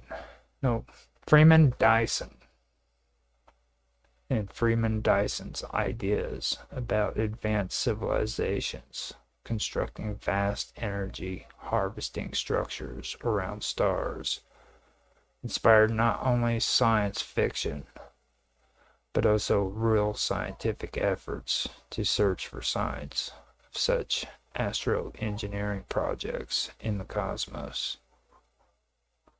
Modern astronomical surveys have incorporated elements of Dyson's thought experiment into their search strategies, particularly in the field known as the search for extraterrestrial intelligence. This has led to studies that aim to detect the kind of telltale infrared signatures Dyson predicted, using increasingly sophisticated telescopes and data analysis techniques. The core idea Dyson proposed was that a civilization building a sphere or swarm to capture most or all of its star's light would necessarily have to dispose of the collection energy somehow. According to the law of thermodynamics, this energy would eventually be re-emitted as heat, most likely as infrared radiation. From a great distance, such a star would appear dim or even invisible in invisible light while shining brightly in the infrared portion of the spectrum. Modern surveys have tried to detect such anomalies by searching for stars or entire galaxies that radiate more heat than expected for their visible brightness. One of the earliest large-scale efforts inspired by Dyson's idea was conducted by researchers using data from the Infrared Astronomical Satellite, which operated in the 1980s. Scientists examined data from tens of thousands of stars, looking for sources with unusual infrared emissions that could not easily be explained by natural astrophysical processes, such as dust clouds or the aftermath of stellar birth and death. While these studies identified some objects with excess infrared radiation, natural explanations always fit the data more convincingly than artificial ones. In the modern era, surveys using more advanced instruments like the Wide Field Infrared Survey Explorer have extended this work. Astronomers have scanned millions of stars and galaxies in search of the kind of infrared access or excess that could signal large-scale astroengineering. In 2015, for example, a group led by Jason Wright at Pennsylvania State University published a study that analyzed data on hundreds of thousands of galaxies, searching for cases where the infrared output suggested significant energy reprocessing by something other than stars or dust. The study found no definitive evidence of galaxies re-radiating energy in a way consistent with massive artificial structures like Dyson spheres. However, it did identify some candidates worthy of further study, where the source of the infrared emission is not entirely understood. In addition to looking at entire galaxies, astronomers have applied Dyson's logic to individual stars. One of the most famous cases that drew attention in recent years was the star known as KIC 8462852, often nicknamed Tabby's star. This star exhibited strange and irregular dimming patterns detected by the Kepler Space Telescope. Although the primary hypothesis for these dimming events focused on natural phenomena like clouds or dust or debris from shattered comets, the unusual signal of the light curve led some to speculate, at least initially, that it could be evidence of a partial Dyson swarm or other large artificial structure orbiting the star. Follow-up observations, particularly in the infrared, showed no excess waste heat, leading most scientists to favor natural explanations. Nonetheless, the case illustrates how Dyson's ideas continue to shape how we interpret strange astronomical phenomena and what we look for when searching for evidence of advanced technology. Modern searches inspired by Dyson's vision have also begun to consider more subtle and diverse signatures. For example, researchers have proposed looking for narrow-band artificial laser emissions from stars that might serve as communication beacons. Others have considered the possibility of detecting unusual patterns of star dimming and brightening caused by megastructures transiting their stars, much like how exoplanets are discovered. Some astronomers have proposed looking for signs of thermal management on planetary or system scales, where an advanced civilization might be deliberately cooling its environment or moving waste heat into space in ways that could be detected.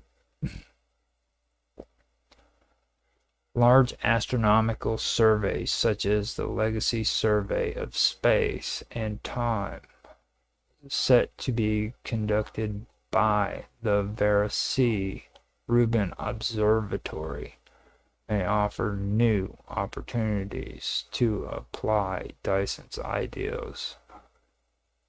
The unprecedented depth and breadth of this survey will produce data on billions of stars and galaxies, enabling scientists to search for subtle anomalies in brightness, color, and variability that might hint at the presence of artificial structures or energy use on mass scales.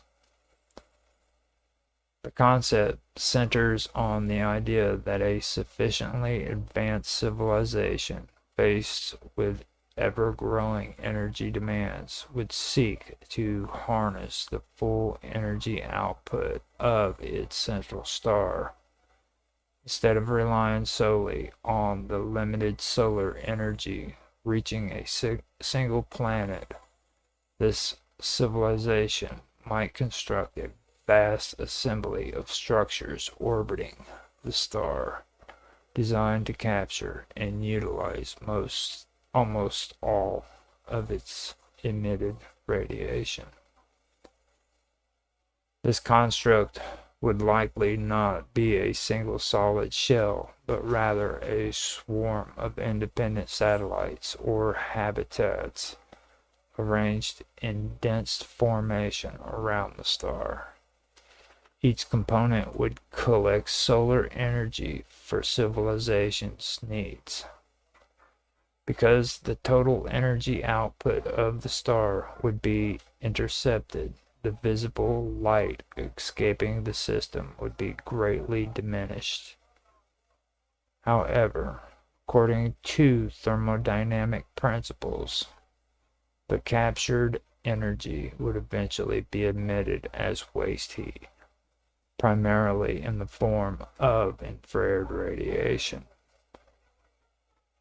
From an observational perspective, such a system would appear as an object emitting a high level of infrared radiation, but significantly reduced visible light compared to a typical star.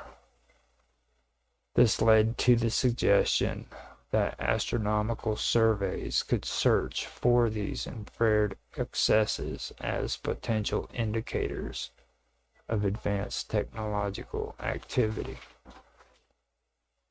The idea emerged as a thought experiment aimed at guiding the search for extraterrestrial intelligence by identifying unusual astrophysical structures that could not be easily explained by natural processes. It has inspired numerous investigations to detect stars or galaxies exhibiting anomalous infrared emissions that might hint at large-scale artificial energy harvesting. Over time, the concept has been expanded and refined, giving rise to more complex models involving nested layers of energy collecting shells designed to maximize efficiency by channeling heat from inner layers outward. These multi-layered constructs resemble the nesting dolls of Russian tradition, symbolizing the layered approach. Such structures have been theorized to function not only as energy collectors, but also as vast computational platforms. In a study led by Jason Wright and his colleagues, the team sifted through an enormous dataset gathered by the Wide Field Infrared Survey Explorer, or WISE, which had scanned the entire sky in the infrared spectrum. Infrared light is particularly useful for this kind of search because, according to thermodynamic principles, any large-scale energy consumption by an advanced civilization, such as capturing a star's output via megastructures, would eventually be emitted as waste heat in the form of infrared radiation. Among the hundreds of thousands of galaxies examined, most exhibited infrared emissions that could be explained by well understood astrophysical phenomena. These include star formation regions where clouds of dust heated by young stars glow brightly in the infrared, or the presence of active galactic nuclei, supermassive black holes at galaxy centers that emit radiation across the spectrum.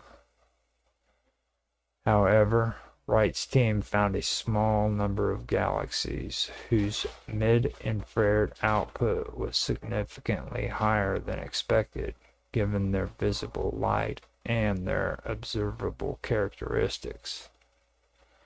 These galaxies appeared to be reprocessing an extraordinary amount of energy, with their infrared brightness exceeding typical levels without clear signs of usual resources like intense star formation or active nuclei. This anomaly raised the intriguing possibilities that such infrared accesses could be the result of non-natural processes, specifically large-scale artificial energy use and waste heat emission consistent with hypothetical megastructures or astroengineering projects on a galactic scale. In other words, these galaxies might be partially or wholly enshrouded by structures or systems capturing and re-emitting energy in ways that do not align with known natural astrophysics. Despite the excitement this suggested, the researchers were cautious. They emphasized that alternative natural explanations could still account for the observations. For instance, unusual dust properties, previously unrecognized astrophysical processes, or transient phenomena might produce similar infrared signatures. The data resolution and sensitivity also limited the ability to distinguish between these possibilities definitively.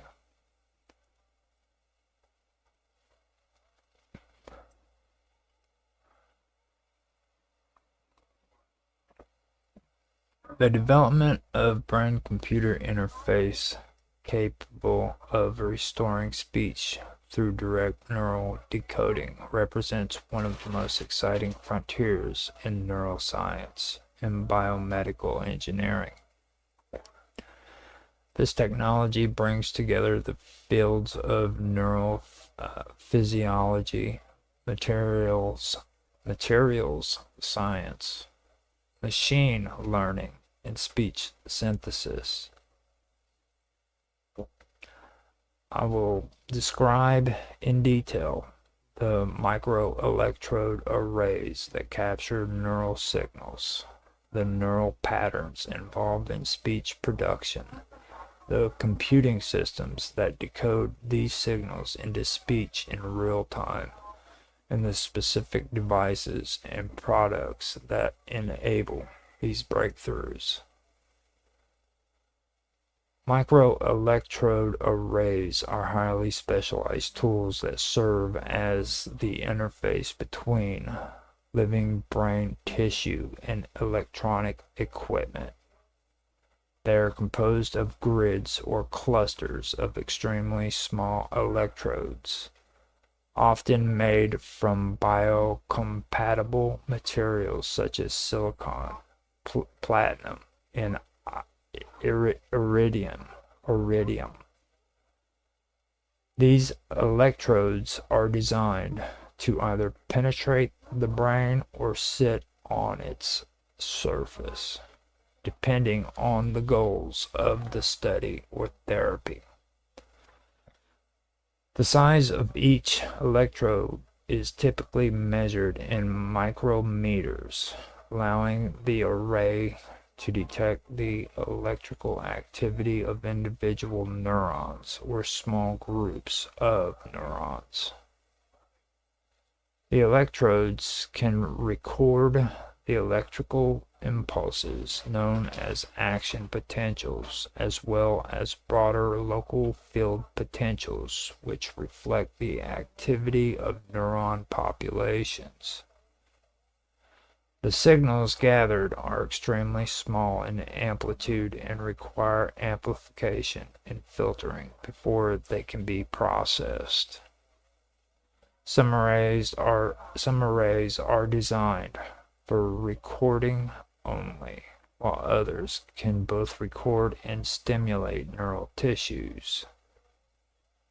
The choice of array depends on the application, the target region of the brain, and the intended duration of implantation.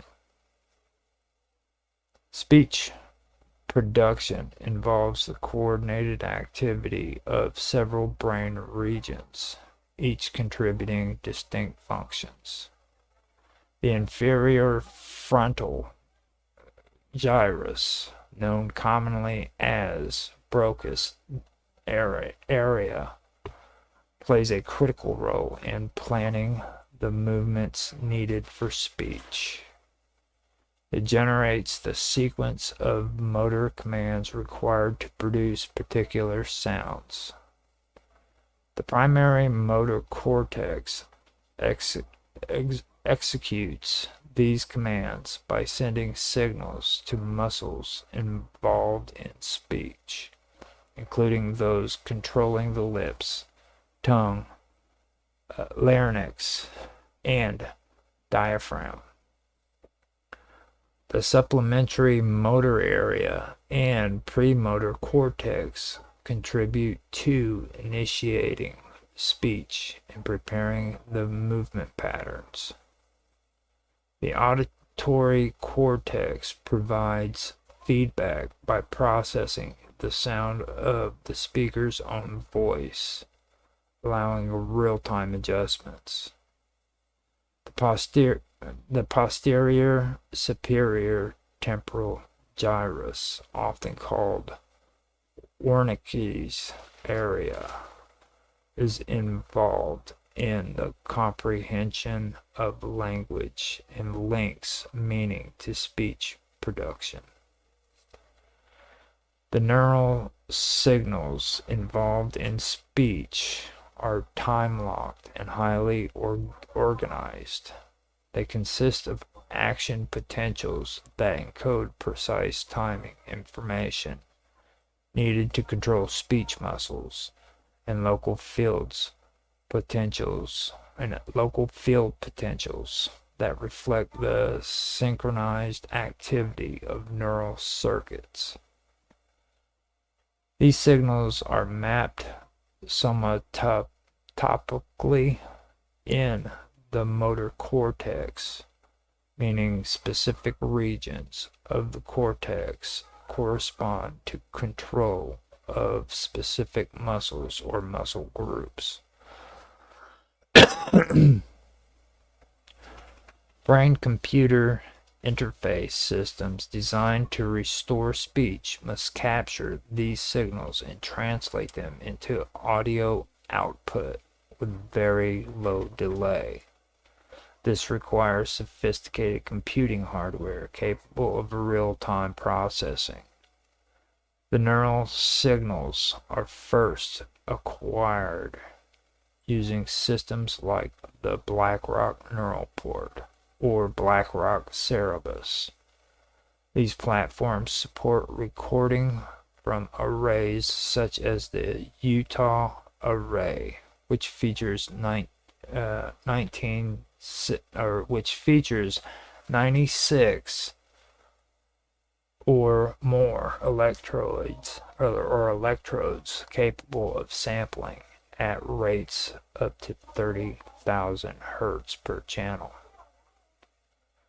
Ripple Grapevine is another platform used for neural signal acquisition, providing similar capabilities. The raw neural data is passed to processing hardware, which may include digital signal processors, field programmable gate arrays, or graphic processing units. These components handle the initial filtering, amplification, and feature extraction steps. Field programmable gate arrays such as the Zentex or Altera Stratix series are often chosen for their ability to process large volumes of data in parallel with minimal delay. Once the features are extracted, the neural decoder takes over. This is typically implemented on powerful computing hardware such as servers equipped with Intel Xeon processors or on embedded platforms like the NVIDIA Jetson Xavier or Jetson Orin. These platforms run machine learning models that map the neural features of phonemes, syllables, or full words. The models may include recurrent neural networks, long, short-term memory networks, or transformer-based architectures. The decoders are trained on data collected from the individual user, allowing the system to learn that person's unique neural patterns. After decoding, the output is passed to a speech synthesizer that generates audio. The synthesizer may use traditional parametric techniques such as format synthesis or modern neural network based models like fast speed or wave glow. The entire processing chain from neural signal acquisition to audio output is designed to operate with latency below 25 milliseconds. This is critical because human speakers expect to hear their own voice almost instantly when they speak. Any delay greater than this can disrupt the natural flow of conversation.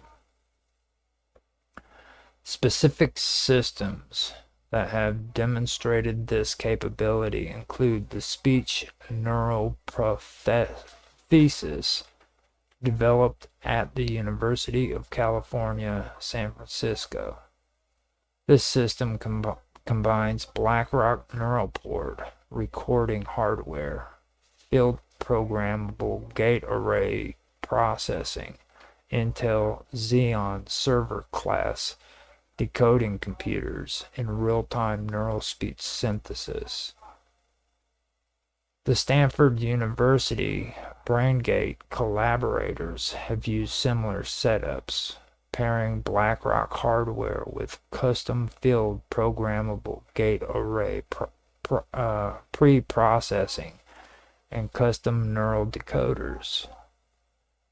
Paradromics is developing a platform called Argo, which aims to provide massively parallel neural recording combined with low latency decoding. Though still in development, Argo represents the next generation of high channel count brain computer interfaces. The neural decoders employed in these systems are highly specialized. They must interpret patterns of spikes and local field potentials across dozens or hundreds of channels, converting them into linguistics units in real time. The models are often pruned or simplified versions of larger deep learning architectures, optimized to run at high speed on dedicated hardware. They continuously update predictions as new neural data streams in, ensuring the output is fluid and responsive. The speech synthesizers that follow are designed to produce intelligible, natural sounding speech with correct pitch, tone, and rhythm. Systems such as WaveGlow or real-time variants of Tacotron have been adapted for this purpose, often running on graphics processing units to meet the demanding performance requirements. The success of these systems represents a major milestone in the development of assistive technologies for people who have lost the ability to speak. Unlike earlier interfaces that allowed users to select letters one by one, these speech neural prosthetics can restore natural conversational speed and expressiveness. They capture not just the content of what the person wants to say, but also the emotional tone and prosody that are so important for effective communication. The systems also highlight the importance of cross-disciplinary collaboration. Advances in electrode design, signal processing algorithms, machine learning models, and speech synthesis have all contributed to these breakthroughs. Each component must function at the highest level of performance to enable real-time speech restoration. Looking ahead, researchers aim to refine these technologies further. One goal is to improve the accuracy of vocabulary size. Is to improve the accuracy and vocabulary size of the decoders so that users can produce more complex and varied speech. Another priority is to make the hardware smaller, more power efficient, and less invasive. Flexible electrodes flexible electro arrays that conform more closely to the brain's surface are under development to reduce tissue damage and inflammatory responses. Wireless systems that eliminate the need for tethered connections are also being pursued, as they would reduce infection risk and improve user comfort. Ethical and regulatory considerations are becoming increasingly important as these systems move closer to clinical development or deployment. Issues of privacy, data security, and equitable access must be addressed to ensure that the technology benefits all who need it. The integration of microelectrode arrays, neural signal decoding, and high-performance computing has enabled the creation of brain-computer interfaces that can restore speech in real time. These specific devices involved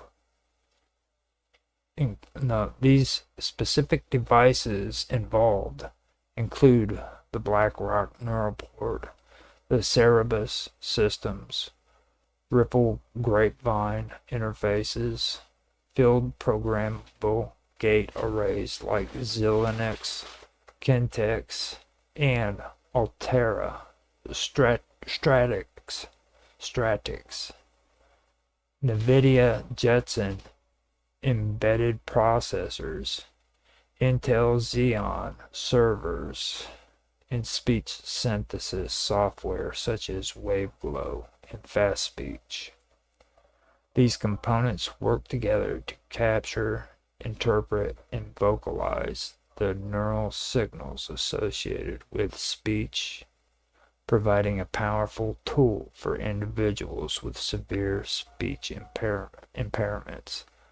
Continued research and development promises to make these systems even more capable, accessible, and transformative in the years to come.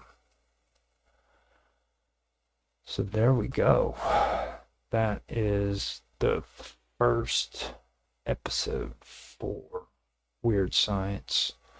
I will be back again, possibly next week. I'm not quite sure. We have some issues that have been going on concerning electricity. We may have a technician coming in at some time next week. We really don't know for sure when. So some of my streams may be postponed until the following week. I'm not positive on that. And even when it does happen, I'm not sure which one it's going to affect. So it could be this stream, it could be the next stream, it could be the one after it. I do not know. I'm going through checking. Doesn't look like we have any comments in the comment section, so that means I don't have to talk. With that being said, I hope that you guys did enjoy this stream, and I am also going to say again that here in about another hour I will be restreaming or simulcasting Censorship Sucks Roundtable, and that will be coming up at 7:30 Central Standard Time, I believe, and I will go from, hold up, what am I talking about? Yeah, I will be doing that at 7:30. So if you guys want to check that out, you can check that out on my other channel called The Praetorian, or you can just go to Dregus Production and watch it directly either way. With that, like I said, if you guys like this, please like, subscribe, share, make comments, leave comments in the comment sections, guys. I've been saying that over and over again. I'm gonna say it till the end of time. It's very important. It helps with the channel. And besides that, I like to have conversations in the comment section. So if you don't have any feedback or anything, just say hi. Let me know that you're there, and have a conversation with me. So with that, I'm going to end the show. I hope you guys have a good day, and I will talk to you later.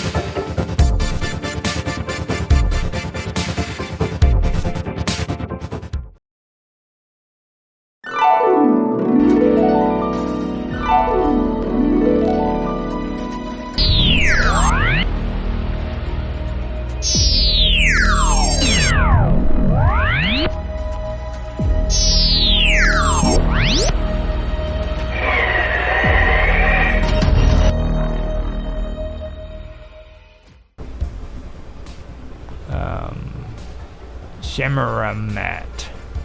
So we went on our pretty good tangent of history there, and for regions of the world. Now, we still haven't really. Oh, sorry. Go ahead. No, she was the mermaid goddess, but mermaid serpent, is it interchangeable? No, right? So we still have to touch. Well, no, the mermaid thing. Okay, that would be more of the Phoenician side. I doubt if like you got to take it into text, you know what I mean? Put it into context and the people and the regions that they were in, you know what I mean? Like right here. Can you see that map? Yeah. Okay. Kingdom, Phagarian Kingdom, the Egyptian Kingdom. Yeah, I can see it. Now down here, you have Iraq, and you have Ur. This is the Sumerians in Susa, right here. Nippur, Kish, and Kutha. Can you put your mouse on it? I don't see it. I've got it. Okay, there it is. I see it now. Now, all of this, all of this up here, Asher. No, I ain't even gonna. Asher actually is pretty cool to mention because it was kind of like a port during the time where the Akkadians landed on. But this area right here was more of the Akkadian area, and they all eventually joined together. So they had this region here. All of this was conquered by the Sumerians at one time. All of this. And see how it changes?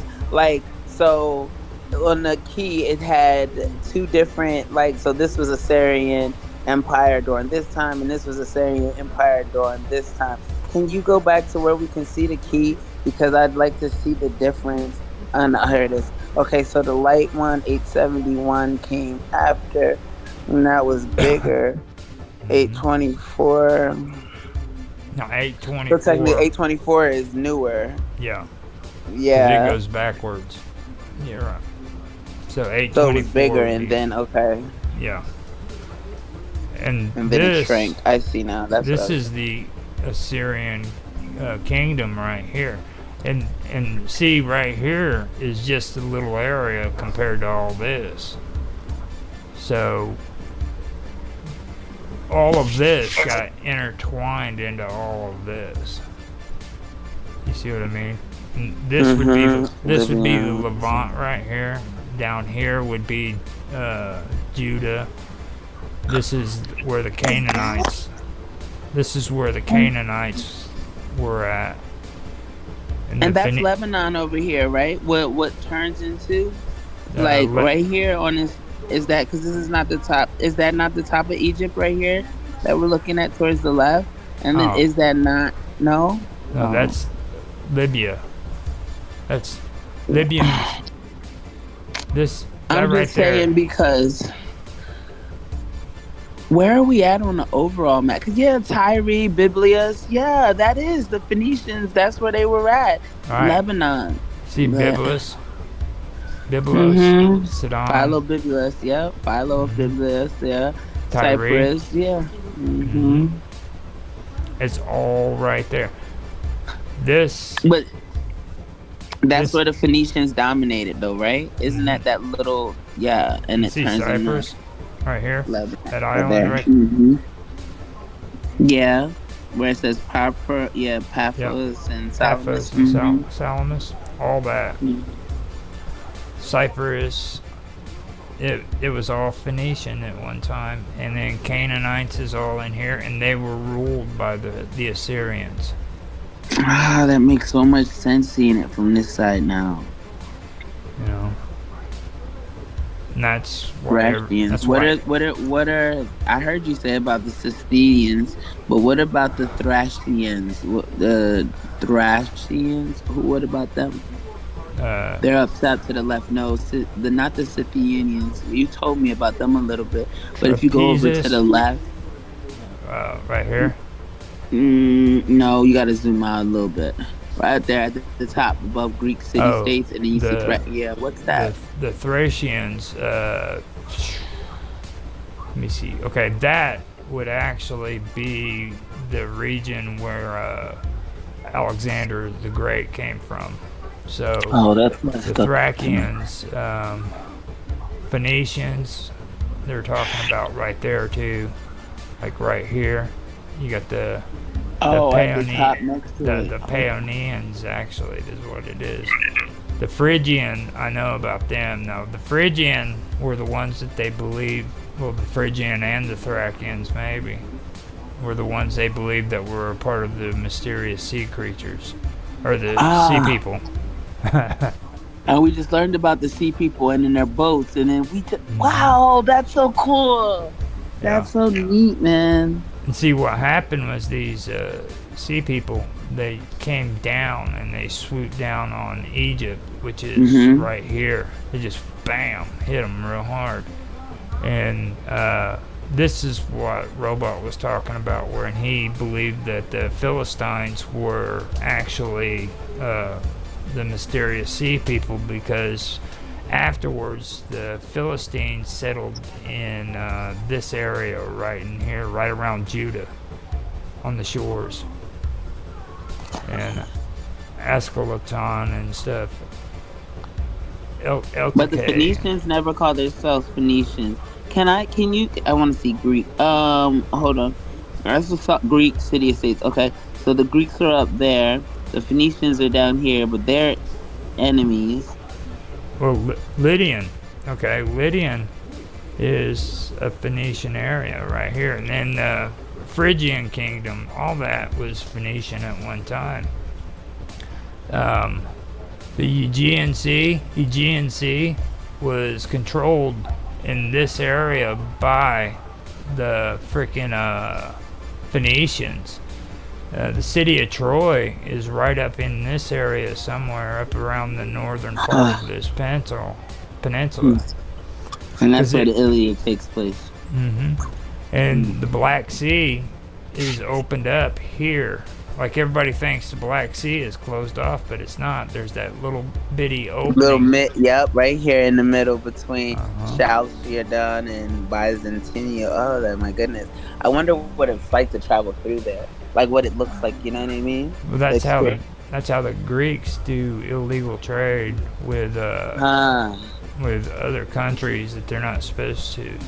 They still do it to this day. Wow. That's why I say you never believe a thing those Greeks people say. They're just, they make shit up.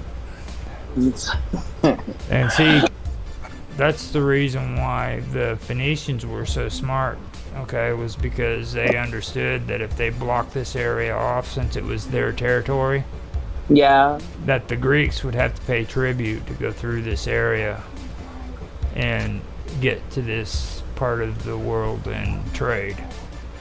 So What was it that they liked that this other side has? Like, what were the resources and the things that were being traded that was not available for the Greeks, or if you're aware, I mean, well, the Greeks actually had good resources, but the thing of it is the Phoenicians were the freaking sailors. I mean, the Greeks actually had to build their own navy to freaking fight against them because they were unequipped.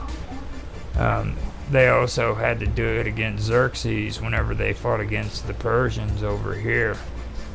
And that was later wait, on. over here. Yeah. Oh, there it is. I have the map zoomed in, so when you move your mouse to the side, I didn't see Yeah. it. You know, and everybody believes that like the Greeks were sailors and stuff, but they really weren't. I mean, a lot of their conquest took place on land. They were completely freaking unprepared against Xerxes when he marched on them. The only reason why they survived was because of. Have you ever heard of the story of the 300? It was a movie that came out. I heard 300, but the 300 that I heard wasn't that the ones where they were inside of the horse, the Trojan horse thingy. That's not that. No, this one different. was where they were in a little crevice valley that the Persians had to come through in order to make it into Greece up here by Marathon. And Macedonia is this area right here. And they were going to come in like this. Wait, hold on, slow down, because I don't see your mouse at all. Macedonia, go it again. Macedon. Where? It's the mouse over. isn't even moving. Do you know where my mouse is right here? No. I'm zoomed all the way out. I'm over by Greece again, the Greek city I state. see Greeks. Yeah, okay. Remove your mouse. Oh, there it is. Okay. Now go up where I'm looking right here. I see Macedon. Yeah, and Thassus, and yeah, I see here now. See, they were going to come around here like this, and then they had ships that were going to meet up with them over here too. Okay. Yeah. And this was where they were going to attack them. And then the only way they could get into the rest of this area to take Athens was to go through this little valley, kind of like that would box them in. So these Greeks, 300 of them, went in there and they fought them off within that valley, which created a freaking bottleneck on their troops, so they could kill them off. And because they did that, they ended up foiling the invasion. So the Persians had to go back home because they didn't know what they were doing. They couldn't withstand. Yeah, they couldn't hold up against those Greeks. But Marathon is also a gas station. Well, the city of Marathon, okay, is also what inspired the Olympics. Because in order for the Greeks to know that they were being invaded by Xerxes, one sole Greek runner ran all the way to Athens. And when he got there to warn the Greek, he was able to warn him where he quickly died. He died. Wow. He died because of all the running he did. Are you kidding me? No, yeah, I'm kidding you. It was just. It was the Greeks. They, like I said, they lie. Okay, there ain't no way. Hold on, wait a minute. So did he even get to warn them? Yeah, he warned them. Oh, he did, and then he died. At least they got the warning. Yeah, like he. What if it was a consequence of him telling? Like, what if he snitches get stitches type thing? Like, No. oh, you gonna tell? they immortalized them. That's why they have the Olympics now. Like, you ever know that the dude that runs in the middle of the Olympics and puts the fire on the torch? Okay, yeah, that's him. That's Or him. a symbol. Yeah. He was immortalized. History is so neat. I wish I would have paid attention when I was a kid. I'd probably know so much more. But like, they don't tell you all of this. But if they, because they do not tell you this, it's worth learning. You know what I mean? And if I would have been able to sit here and actually indulge, I could imagine how much more I would know about culture and society, especially where we get our practices from and why we behave and accept things that we do and denounce things that we do. I like, because even now, it's just everything seems to be completely related, and we're taught that it's not. You know, we're taught the separation, not the correlation.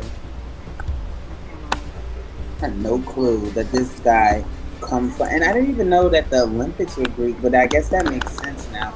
And then you see Olympia over here, so it's like I don't follow the Olympics. A lot of people do, but shout out to the people that win type of thing. It's not, sports aren't my thing. I mean, I do basketball only because though of like what has happened with sports, like the barbaricness of what they do and the exploitation. I used to play tennis, and basketball is my favorite sport out of all the sports if I have to pick. But just because of knowing like the practices and the culture behind it, it has deterred me from indulging as much, you know? Well, we actually have an hour and 10 minutes of recording and an hour and a half of streaming, so I think we need to stop here and then go into the fourth page, because I didn't think we were going to actually get this much good stuff. This is actually good information. I like how we travel while we're working. It's really good. Like, we're pulling up maps and stuff. Now, if you want to get more into this, Karma, besides us doing this, there's another good guy. I mentioned that one site before, but there's another good guy on the internet you need to check out. And he goes by his channel goes by History with Sai. Is that the one you sent? That's not the guy with the Phoenician history and stuff where you sent me. Well, you posted the link and I just indulged with it for the. But he's another guy. He's a forgotten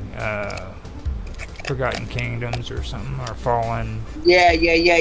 That's what I'm thinking of. History with Sai is like short 15-minute videos that he goes through like certain parts of history.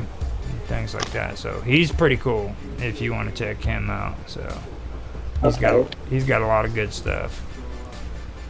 Awesome. I'll look into him as well then. History with Sai.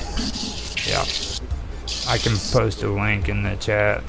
That way you can check them out. Yeah, and then other people can know too as well. Okay, awesome. That sounds good. So I'm gonna go ahead and end this, okay? All right, and then tomorrow we're on for conspiracy, huh? Yeah, tomorrow's conspiracy, and we will talk about some good stuff tomorrow. If you have any subject matter or anything, I know we don't have to, but if there's anything specific that we're going to do or whatever, if you'd like to let me know, Ken, I'm going to attempt some organization. I stayed up all night to make sure that I did not oversleep for old John's interview. So I slept a nice bit of my day. I'm about to finish up our homeschool lessons. I have 2 more lessons to do with my boys, and then I'll be up for the night. So I'll be able to get some stuff done as long as I stay focused, which is the goal. So I'll be able to get some organization stuff done. And if you send anything, I'll be able to see it. Also, I saw that thing that you posted about, I think I was on the phone. I was like distracted. But the thing about Minecraft. So thank you. Their iPad is usually on the weekends. I let them play while I do your show. Like, they had to finish their definitions during the show today, and then they got to play on iPad. So whenever you post it, I'll make sure that I share that. It'll be on the 6th, and I went through and made it kid friendly too. So nice. Thank you so much. Like, they love doing new stuff in Minecraft. Like, there'll be some days to where, because I have them on YouTube for kids, but I'll be able to link it to where I can allow the video, so it's no biggie. Right. Yeah, they'll sit there for hours and just watch guys play just so that they can learn. You know what I mean? So Yeah. that's awesome. Thank you. You're the greatest. Let me get this taken care of, and we'll get back to it tomorrow. All right. Yep. Have a good night. Be safe. Thank you for everything. You too.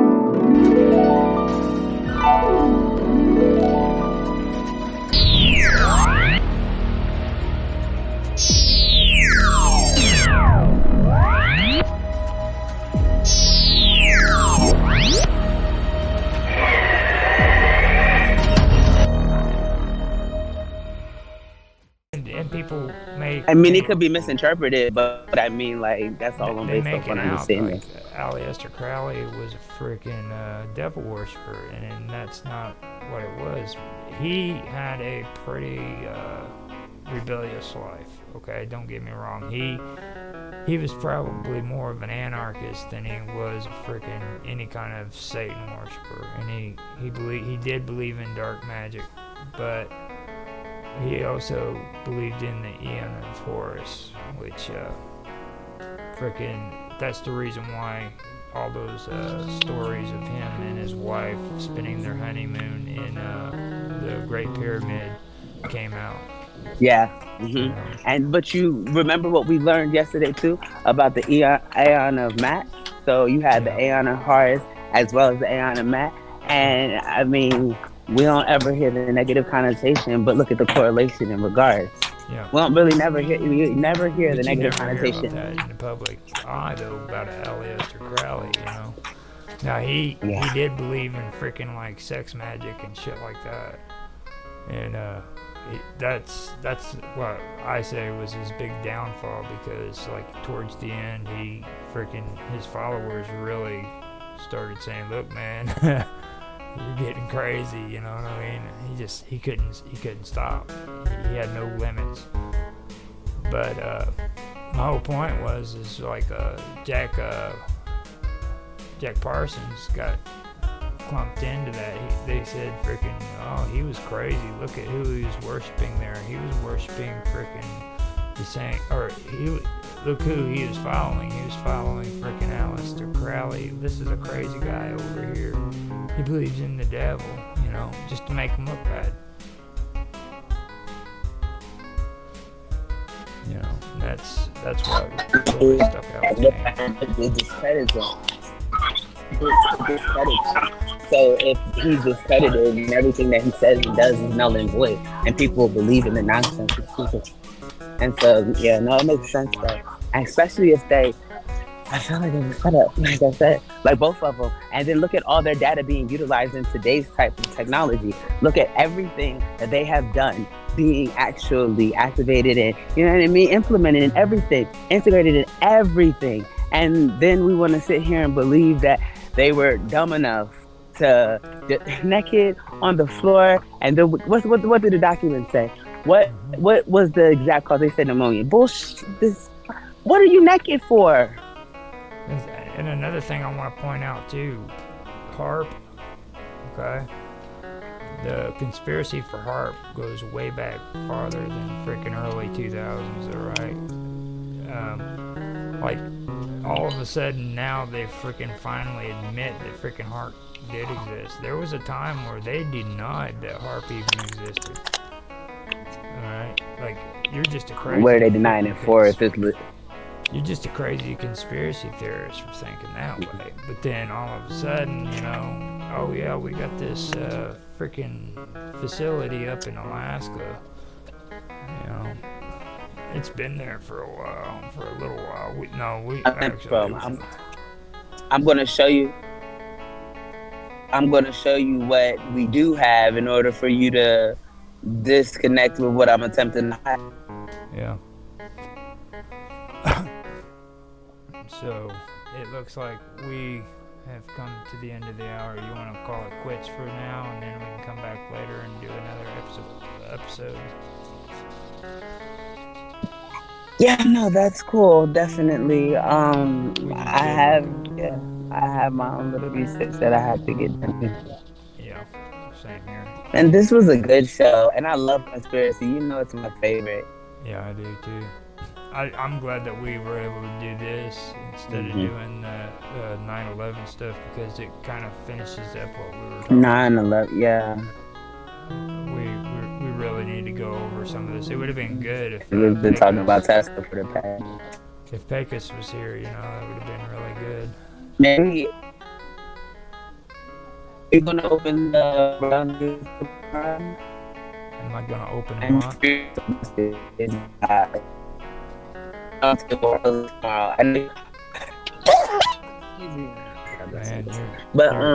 Open early last week. I was just wondering.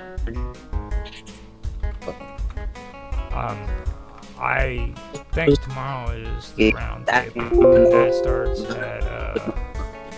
starts at 12 tomorrow. Do you hear me? That would be 1 o'clock your time. Yeah, you're messing up.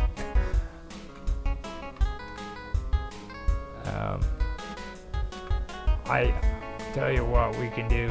We can go ahead and end this, and then we can come back later on and talk about it in chat, because you're breaking up really bad.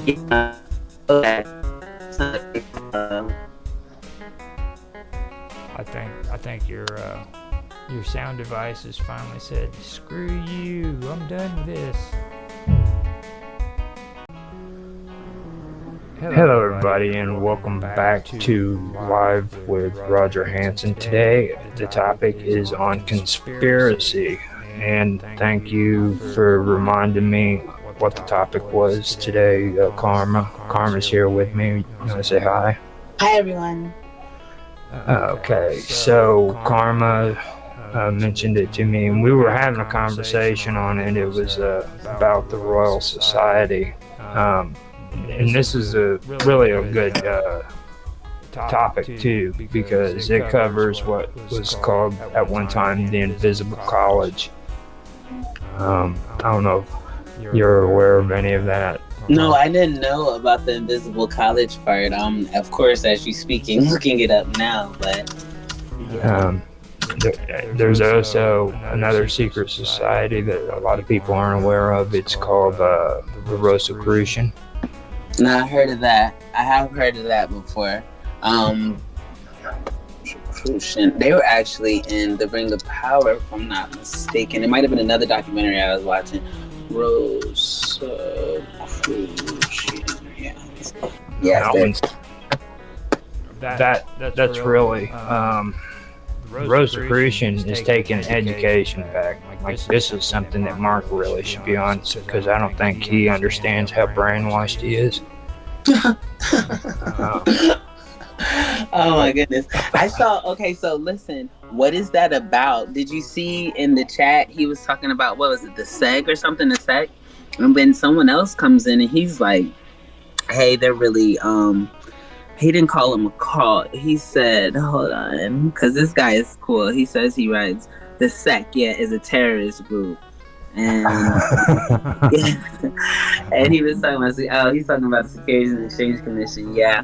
Oh yeah, that's because they were talking about them attempting to regulate cryptocurrency. So I was just wondering, are you talking about as it reference to that? But No, you talking about you're talking about freaking the cryptocurrency and yeah, stuff. he's talking about the regulations, and that's why that guy said that it was. Yeah. It's true. People that love crypto will forever die by the fact it's legit. Everything he said is true. I know what you're talking about. You're talking about the freaking regulations and stuff. And yeah, I posted that thing about library, and they're going through lawsuits and stuff now. So, but with the Rosicrucian, okay, the Rosicrucian is like all these rituals that we do for freaking college, or not college, but for high school students and people in school who have to pass a grade in order to freaking, make it to the next grade. All that was set up because of the Rosicrucian. And like on graduation, when they make you wear that funny hat, then you have to walk down the aisle a certain way. And have the tassel on a certain side. All of that is ritualistic. It's all ritualistic, and it was created by the Rosicrucian. See, I didn't know that. So no, and I was mistaken. Rosicrucian wasn't the word that I thought I was familiar with, or the organization that I. So yeah, look, it is Rosicrucian Order, Miami Lives. We have right here. We have one right here. I know. I just seen it. We have one right here in Kissimmee, like literally right where I stay. Like in Orlando. I guess this is Orlando. No, understand too, okay? The Rosicrucian of today isn't the same sect that was active back in the 1700s. They actually, within the last century, they had like a revival. So they got basically the same ideas, but it's not the same group.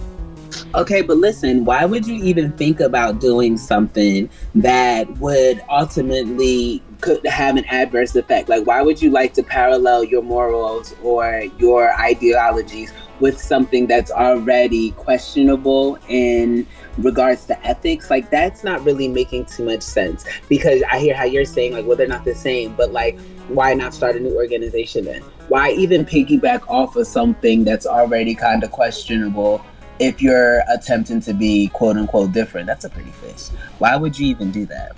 Well, you have the article in front of you, right? Well, it's nah. Hold on 1 second. You're talking about the Wikipedia? Yeah, I mean, go ahead and read like the introduction. And okie dokie. Should I put it on the thing or no? We're good. Because I can't. I'm on my iPad because it's bigger. You can just read it. Okie dokie. Rosicrucianism,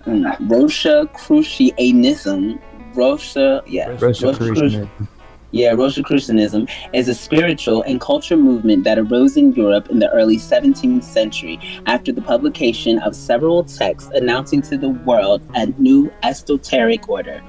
Rosicrucianism is symbolized by the Rosy Cross or Rose Cross. Look, I have that picture in my notes.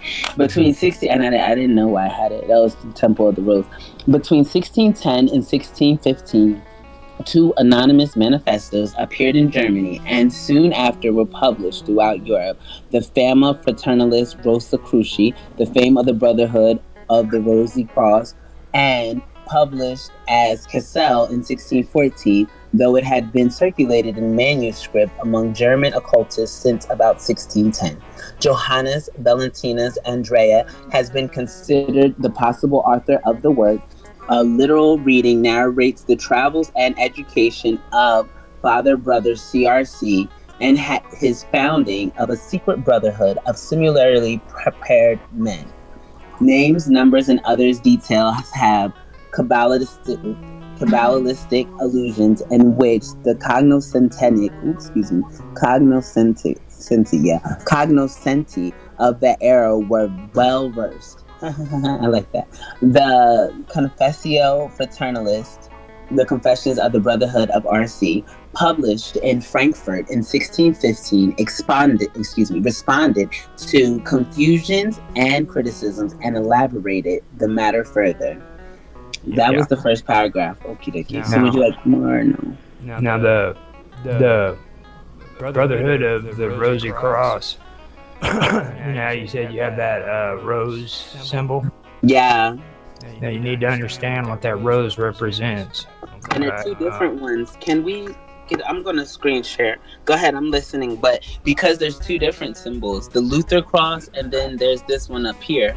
The Rosy Cross is the original. Mhm. The Luther cross was adopted.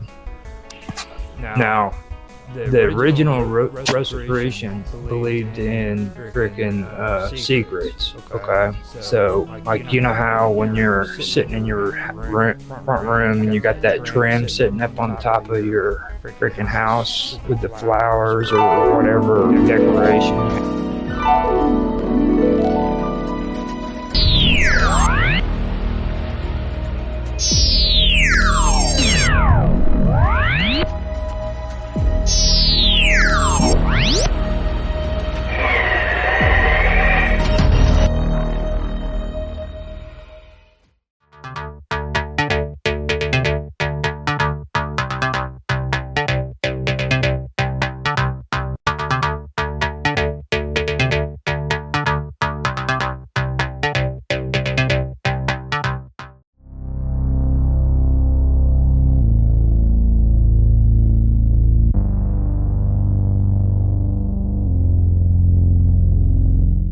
Like, technically they like to call them religions, but they're really cults. Because, like, and everybody keeps downing the word cult like you're insulting them, and that's not what it is. Christianity was a cult at one time. But by definition of what a cult is, yeah.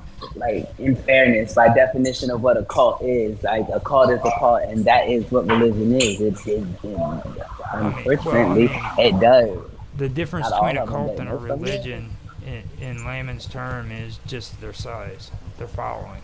Okay, like Some of they these don't. look, so the Catholics are a cult, definitely. Look how huge that is.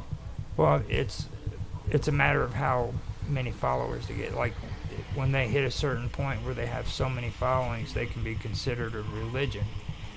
You see what I mean? But before that, So it's the smaller ones that are considered a cult. yeah, like the smaller belief systems that are below a certain amount of followers are a cult. I mean, and that's all it is. There's nothing insulting about it. There's nothing bad about it. It's just the truth. You know what I mean? There's a cult and then there's a religion. You know. Can you pull up the definition of cult just for, can you pull up the Wikipedia of cult for us and share it on the screen just for comparison, just so people can see it? With that one, I can probably pull freaking Encyclopedia Britannica up. Okay, that, and then can we do etymology? Do you have the etymology site so we can just see the breakdown as well? I mean, I can do it on this side, but just because here it is, right here. Yeah. Super session. Actually, it'd probably be. What is this? Cult definition. I can do Merriam-Webster. What? Okay. What's on the screen now? Well, I'm not on. Oh, okay. Yeah, I'm Well, going no. through and sharing the browser. That is. Wait, what is going on there? Let me. I'm like, wait a minute. I'm on the wrong This is spot. new. Yeah, that This right is there is for something new. Lemuria, man. That's. I see the water, and it says it over here, Memorial. Yeah. Super Session, Kumari, Canon. Yeah, I can bring. Oh, that's it what up it was to over the there. top. Sure, yeah. Lemuria, right there. Oh, that's a pretty picture. Okay, hold on. With the turtles, is it a tortoise and a turtle? Now, Okay, cult, I'm listening. out of the Webster Dictionary, is a religion regarded as unorthodox or spurious. Also, its body of adherents, like the voodoo cult, the satanic cult. Then the second one is a great devotion to a person, idea, object, movement, or work, such as a film or book, criticizing how the media promotes the cult of celebrity, especially such a devotion regarded as a literary or intellectual fad. No, that's religion right there. That definition right there is religion. Then B is the object of such devotion, and C is a usually small group of people characterized as such devotion. And their example is the singer's cult of fans. The film has a cult following. Then you go to 3, it's a system of religious beliefs in a religion or ritual. Also, its body of adherents, and their example is the cult of Apollo. Then 4 is formal religious veneration, worship, a system of the cure of disease based on dogma set forth by its promulgator.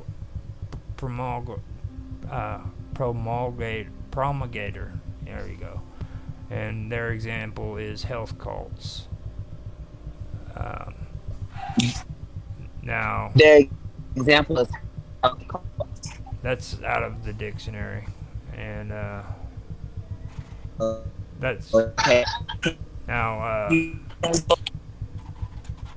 If we go up to see, that's Merriam Dictionary. Dictionaries are stupid, really. They just like do like this broad, like there ain't really much there. It's like I hate that.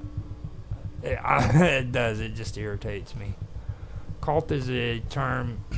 This is from Wikipedia. Cult is a term in most contexts pejorative for a relatively small group which is typically led by a charismatic and self-appointed leader who excessively controls its members, requiring unwavering devotion to a set of beliefs and practices which are considered deviant outside the norms of society. This term is also used for a new religious movement or other social group which is defined by its unusual religious, spiritual, or philosophical beliefs and rituals, or its common interest in a particular person, object, or goal. This sense of the term is weakly defined, having divergent definitions both in popular culture and academia, and has also been an ongoing source of contention among scholars across several fields of study. An older sense of the word involves a set of religious devotional practices that is conventional with its culture, is related to a particular figure, and is frequently associated with a particular place. Reference to the imperial cult of ancient Rome, for example.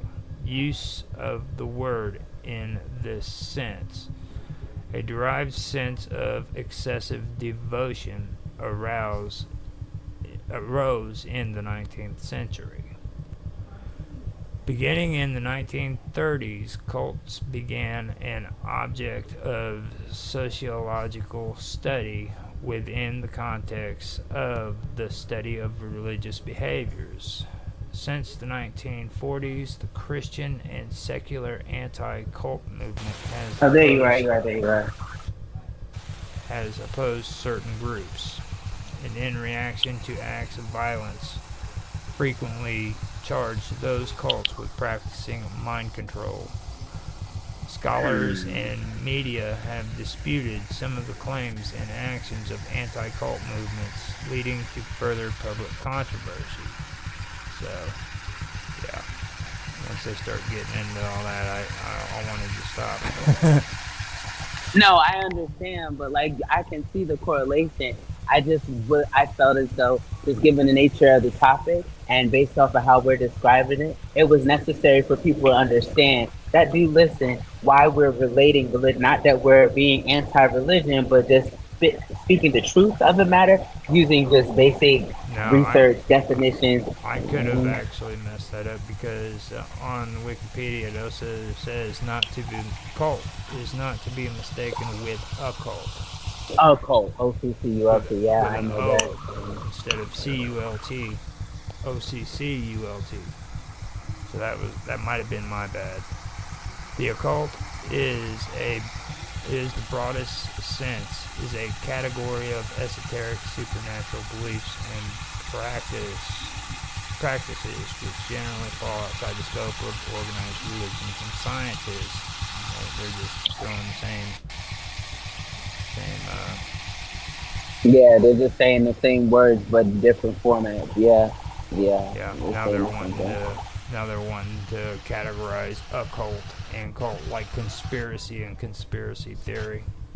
And this kind of behavior is Because that everywhere. makes it to where they can do a separation.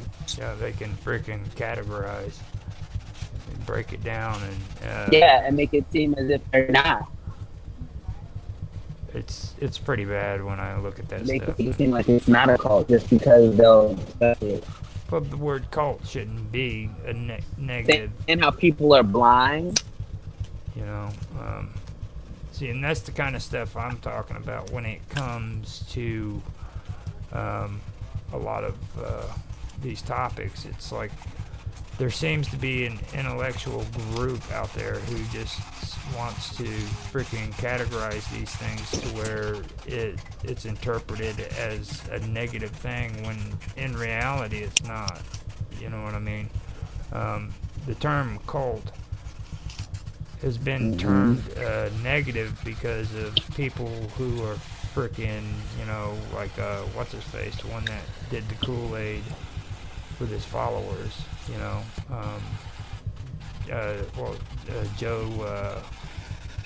You remember the guy who he had his mass followings. He did the mass murders with his followers on that island back in the 70s. Oh yeah. When he gave them that drink and they were supposed to be going to board the mothership or some bullcrap. No, that was a different one. I remember. That was wild. That was a different That's one. somebody different? Yeah. No, that's a topic we can get into too. Like we have a lot of interesting cults that have done a lot of interesting things. It wasn't. So that's strangeness more than it's conspiracy. Well, yeah, that's very strange.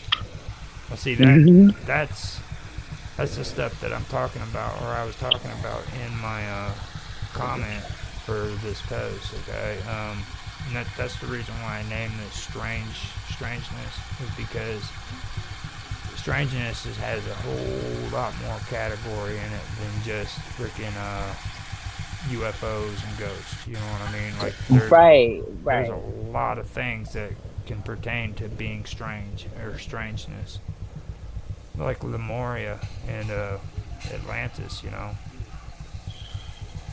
Yeah, and I never even heard of Lemuria until now. So I heard of Atlantis and I heard of it often. And there's even a Journey to Atlantis ride in Disney World. I feel as though it was in Epcot. And I could be incorrect of the park that it is in, but I've been on the Journey to Atlantis ride. And so when you're telling me that there's other continents that have been lost at sea or have been said to be sunken as well, I had no clue. This is the first time I'm hearing of this. So now there are some interesting things that are factual though, and what I was telling you about with New Zealand. That's really an interesting story. Like the majority of New Zealand sunk under the water. Like you've got the island of New Zealand, but the rest of its continent is like down below, underwater. wow, see, and I didn't know that because I didn't realize that was how it was. Like New Zealand is actually a continent on its own. If you talk land. What? Yeah, it's a continent on its own. Let me look. I didn't know that.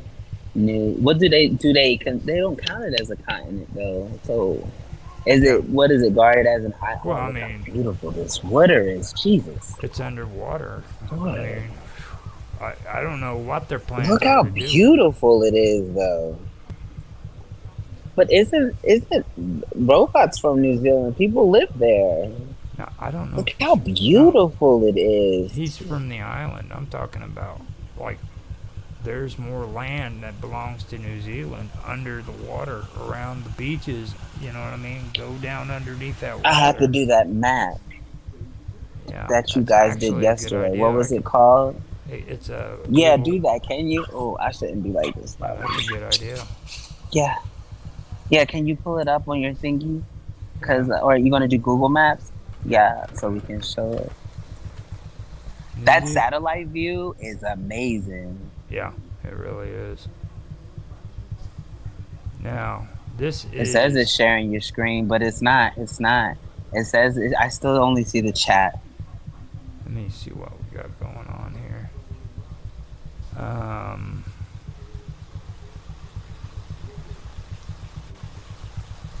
There we go. I've got to switch that back over and pull it up on here so that it's on the chat. Google Maps. Okay. Oh wow, here we go. So I see New Zealand. See, is that what that is underneath, surrounding it? Is where it looks like it would be a whirlwind. Yeah, that's land underneath the water.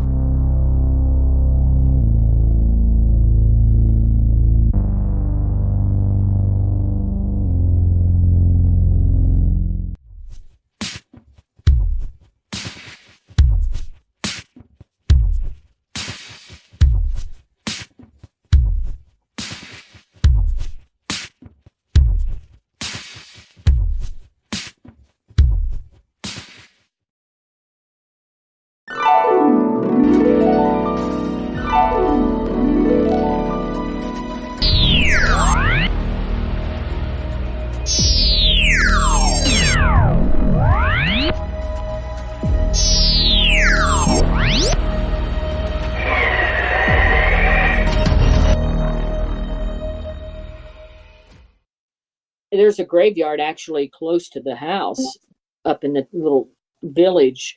So they may have had the services at the house and buried him up there. But he said he was never going back in the house, and he wasn't especially going back into the parlor. And none of the other kids were acting like that. So I don't know if he was somebody that could see stuff or feel stuff. And he never did come back to our house when she'd have other parties. They were pretty good friends. He'd never come back. He just did be at our house. Like, wow, that's crazy. Yeah, there were some people that didn't want to be in that house. Mark's like a rock. You see how he's not even scared one bit. Austin in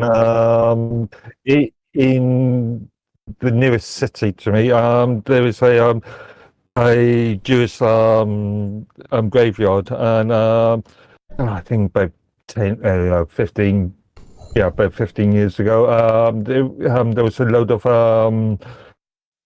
students. It's a university city, so there was a load of students. Flats built on it, and I've heard some interesting sort of ghost stories coming from there. Oh, I bet.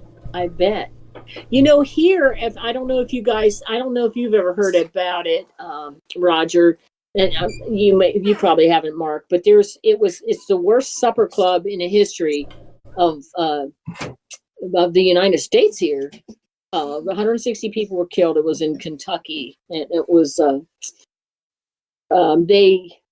it happened like in 1977. It was called the Beverly Hills Supper Club Fire, and they kind of think it was like a mob thing. But anyway, 160 people died, and all these years people have been fighting and carrying on about what to do with this beautiful site there.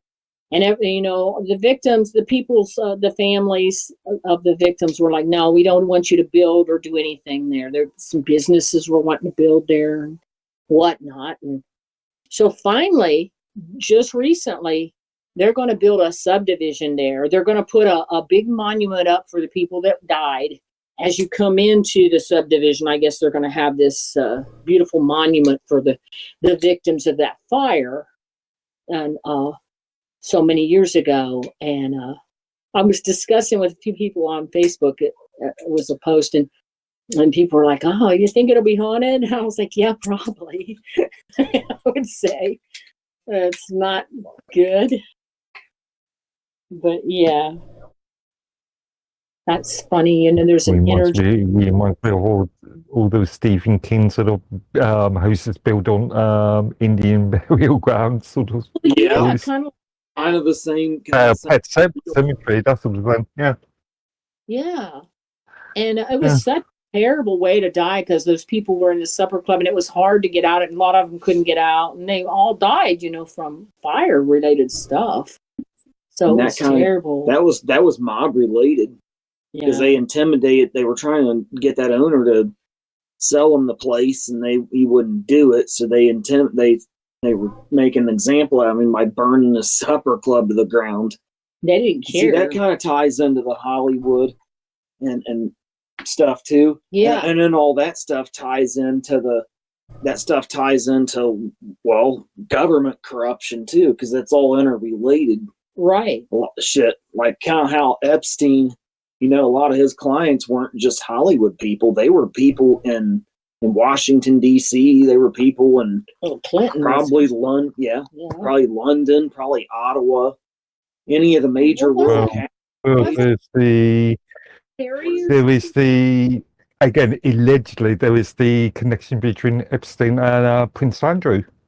Prince Andrew, I was going to say. And then what the other one too there?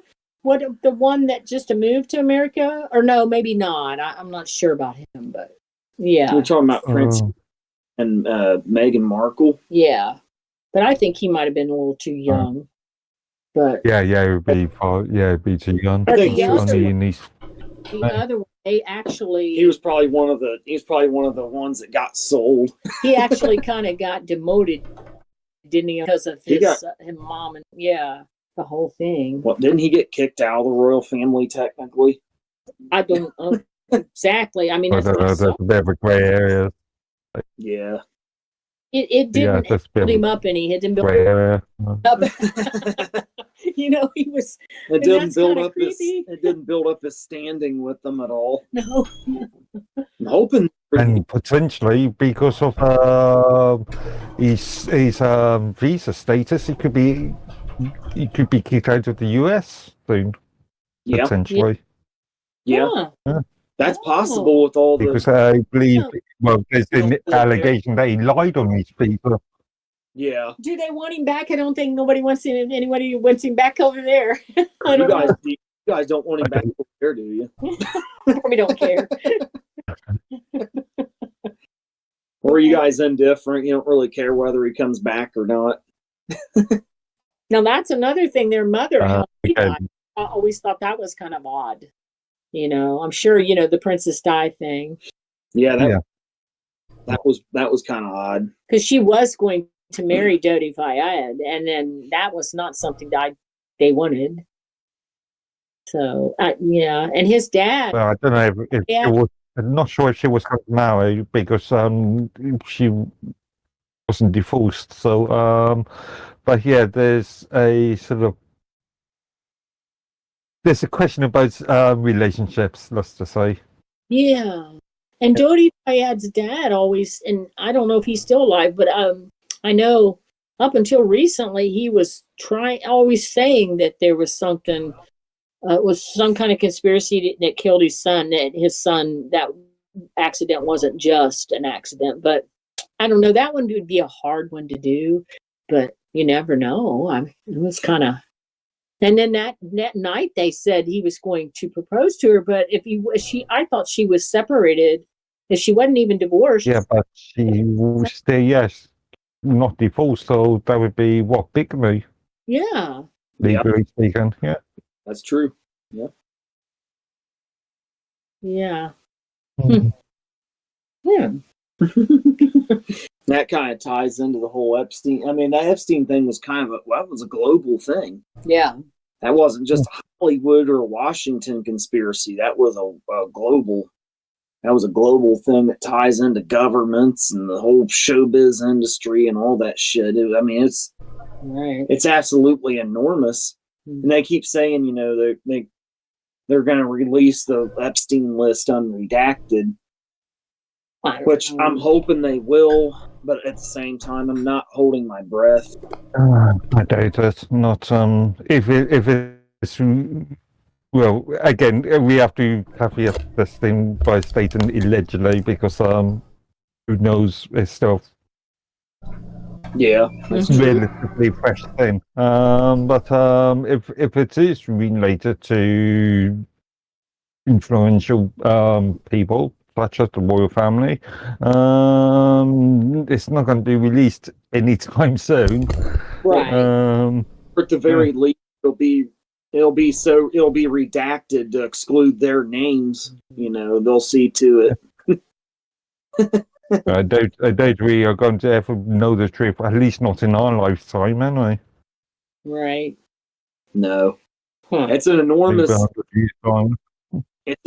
scandal, but it may never come to a total head where the public totally knows the truth. Right. Which is where it kind of seems to be headed. It's an absolutely enormous thing. And we don't even, sometimes I wonder if Jeffrey Epstein's even really dead. I mean, that may sound out there for some, but I wonder about that because he might not be. Maybe it was a patsy. Or people somebody they put in there. People as well connected and as rich as him, they could easily fake their own deaths and stuff. Yeah. I mean, so you never really know. I've heard so many rumors about people not dying. Hell, Elvis Presley's on Mars, on the moon. Yeah, who knows?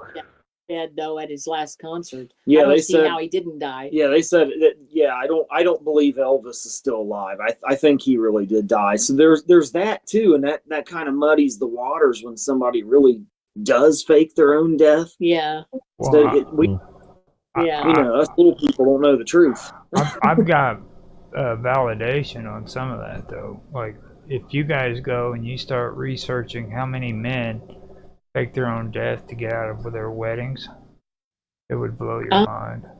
Really? Yes. There's so many men who were supposed to get married and they faked their death so that they wouldn't have to marry the woman they were getting married to.